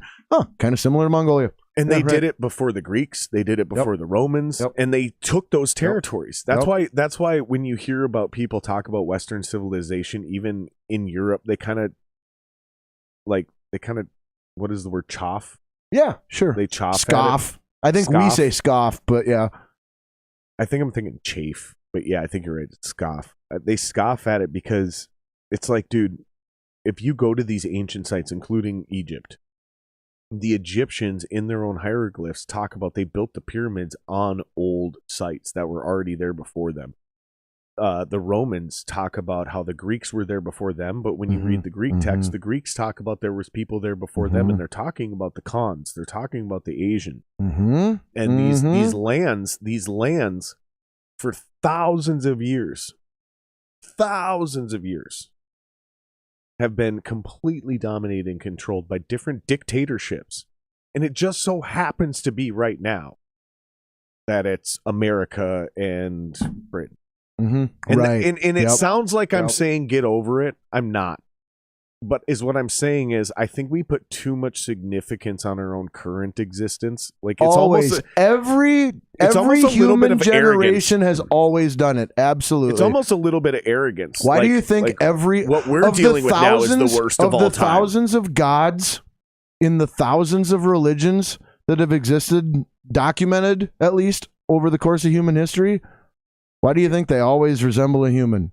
Right.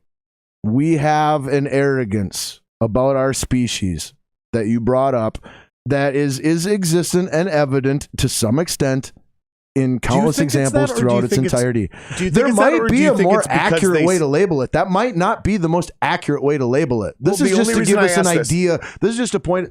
The word arrogance. No.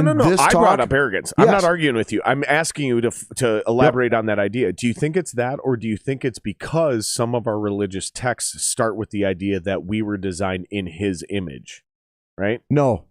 I think that every religious text started somehow in the human who wrote it down before they wrote it down, whether that be divine inspiration or whether it just be that individual humans. That's for everyone to ponder and arrive at their own conclusions on, whatever. Because and I always remain neutral, but I feel like that is consistent throughout all the religions we've ever known, at least, or the majority. I shouldn't say all, but the vast majority of religions that we have documented throughout our history have either a singular god or multiple gods, but they always resemble us in some way. When we depict them or when we think of them, they have our traits, they have our form. So check this out. They have our two eyes. So check this out, dude.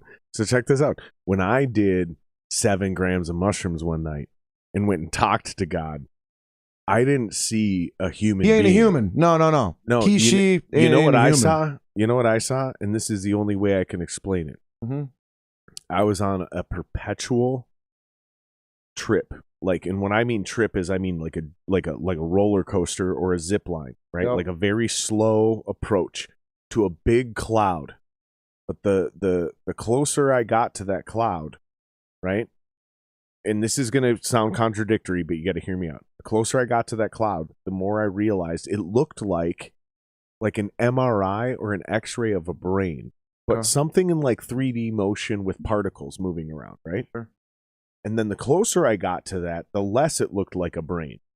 And the more it started to look like a universe.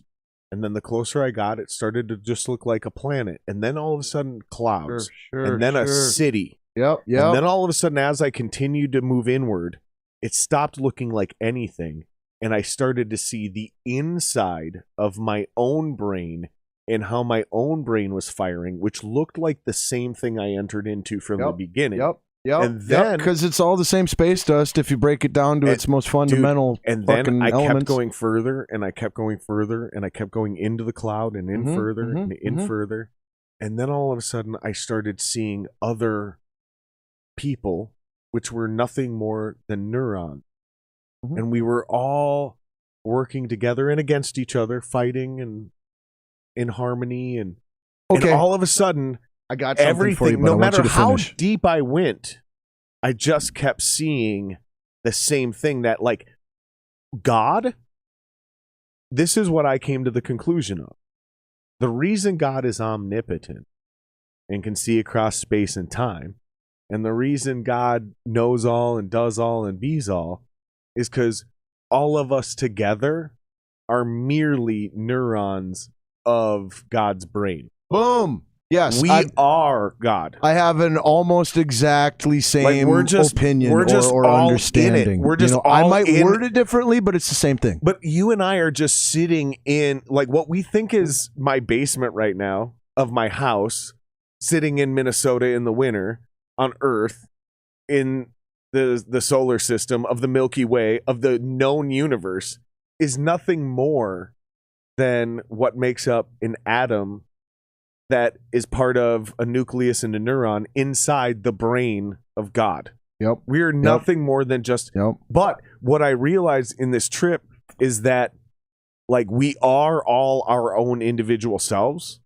and there was some real shit that went down, and we needed to fucking solve a problem, and we needed to like go search for something weird went down, and that's why we're here doing this. That's the only reason we have sentience. I'm completely open to that explanation. It's already been solved. So all this trifling we do over all this bullshit, it's such nonsense, dude. Like we've already figured it all out. We just need to start enjoying the ride and just like try to make everything dope. Dude, I'm with you 100%, man. I'm with you, dude. It's all a foolish gamut of negative. Like some of us are cancerous cells. That's kind of what I'm getting at. Absolutely. Like when bad people happen, those are cancerous cells. But so here's where I come to, like in this really awesomely deep. Yeah, tell me what you think. Tell me what you think. Yeah. So like, I agree almost word for word, or basically word for word with everything you just said. Like those are my beliefs, my opinions, my understandings. Drugs. Yes, and sometimes, dude, sometimes you got to take a sledgehammer to a fucking wall to see what's on the other side of it. Judge us. Okay? Kyle says, "LO, 10 p.m. We're shutting it down. 11 p.m. Still going. Don't judge us. Don't judge us. Damn right, Kyle. I love you, Kyle. And now I lost my train. But no, we're talking about God and drugs. Yep. But what I was gonna say to that was like, and you was like, dude, sometimes you need a sledgehammer to see what's on the other side of a fucking wall. Yeah, that's drugs in what you just said. But just to get that, but like, I mean, I agree with all of that, and like my own the thing I'd add to it, or just like where you disagree. What's not what I disagree, but just what's been left out or not factored in as part of the equation is like. To me, where that is all true, there is also a very universal necessity and truth to the yin and yang concept. Sure. And so I personally am of the opinion that all of the cancerous cells that you vaguely referred to recently, whether they be people or events the rapists, or whatever. The pedophiles. Yep. I am of the general belief that serial killers, that the exceptional good cannot exist without exceptional bad, and that general casual good cannot exist without general casual bad, that nothing can exist without a reciprocal. Yeah, and when I say cancer cells, let me common terms, but that's inaccurate. An opposite. Let me just clarify something real quick here. Let me just clarify something real quick. I'm talking about a mirror. I call them cancerous cells, but the way it was described to me in my trip was there was a glitch in the download. Like, for real. Like, because I was trying to explain this to my buddy. I was trying to explain to him, I was like, the problem with this, because he's like, well, if this is all true, how come we haven't always known this? And I was like, the problem is time and technology. Who says we haven't always known it? No. We don't always accept things we know. No, but I'm listening. We lacked the words to describe certain things. Like, just go back to 1950. The idea of a download... necessary comprehension levels and skills. These Absolutely. are common knowledge now. These are common knowledge. So there is still wisdom being exchanged to this day. There always will be. When you have these psychedelic experiences with this other place and these other beings, there's knowledge and wisdom being given now that can only be comprehended now. Because 50 years ago or 100 years ago, 100%. We didn't have the words. So this actually makes sense to me. Dude, how can you build a house if you don't have a hammer? And a screwdriver. How do you you can have the blueprints. You can understand how the blueprints work, but you can't do it. You can't manifest it. You can't materialize it. You can't live it if you don't have the tools. Simple explanation. If you don't have the tools. Simple explanation is, how do you build a second story of a house if you don't know how to build the foundation? You don't. The answer is you don't. Right? Absolutely. So this rewound me in time. Right. But how do you build the foundation if you don't have the tools? Also, you don't. You don't. Exactly. So this rewinded me in time. Reset me, whatever. And it made me realize again, while doing this crazy fucking mushroom trip, was that how do you explain to somebody what the Earth looks like from outer space when they don't have a word for sphere? Yeah, yes, they don't even have a word. Maybe they barely have a word for circle. These are the comprehension tools. These are the comprehension tools that I'm speaking of, and you're speaking of. This sounds so stupid. No, it doesn't. This sounds so stupid. No, it doesn't. No, it does to a lot of people. To a lot of people, Scotty, it does. It sounds fucking you're dumb. right, though. They're like, this guy's an idiot. You're right. But you have to understand. Try to explain to somebody what streaming music or downloading music on iTunes is, but you have to go back to 1950. So then you have to explain to them what a cell phone is, but they don't understand that. So then you have to explain to them what a satellite is. All of this sounds like sci-fi bullshit. Complete bullshit. Now imagine explaining it to them in detail, right? But they don't have the words for these things, right? You don't even explain it to them. You just show them. You literally take them now and you show them how all this technology works. You don't explain anything to them. Yep. You show let their them brains apply their own language and that they comprehend already. And then you send them back to 1950 or 1900 and he writes a book about it. Now we go back and we look at it and we go, some of it sounds like lunacy. Some of it is dead on. Fucking genius. Some of it is way ahead of its time. Levels of comprehension. Now and magnify that to the idea of creation. How do we know to this day? I don't think God came down and grabbed a dude and literally held him in his palm and scooped him up to heaven and sat him in the clouds and then parted the clouds and showed him the future. No, I think it's what happened is fucking we've been doing mushrooms and we've been connecting to something much bigger and deeper than us, and it is not an accident. And I think we are meant to start understanding something much farther and much more elaborate than spirituality or science can address individually. That's what I think. It's simply an unveiling. It's simply an unveiling of connections that have always existed. Right. That's exactly what I'm getting at, dude. No, I'm step for step with you on all of that, man. Yeah. I think if we just all did mushrooms once a year, not on the same day. Yeah, that would not be good. That would not be good. That would not be good. We could solve all the world's problems. All right, you ready to wrap this up? Yeah, let's wrap it up, man. All right, thank you guys. You know the drill. Like, subscribe, fucking share, blah, blah, blah. You know what to do. Thank you guys for hanging out with us. Happy Super Bowl. Congratulations to the Rams. Yeah, Matt Stafford. Super Bowl champ. I think we got a Minnesota boy on LA. I'm sure we do. I'm sure we do. We always do. We always got a Minnesota boy somewhere. That's right. Love you guys. Where's my outro button? Oh, Sean Rush finally joined in. Did Sean Rush say something earlier? He said, I just got here. I just got here. All right, see you guys. We love you guys. That's awesome. Have a good night, man.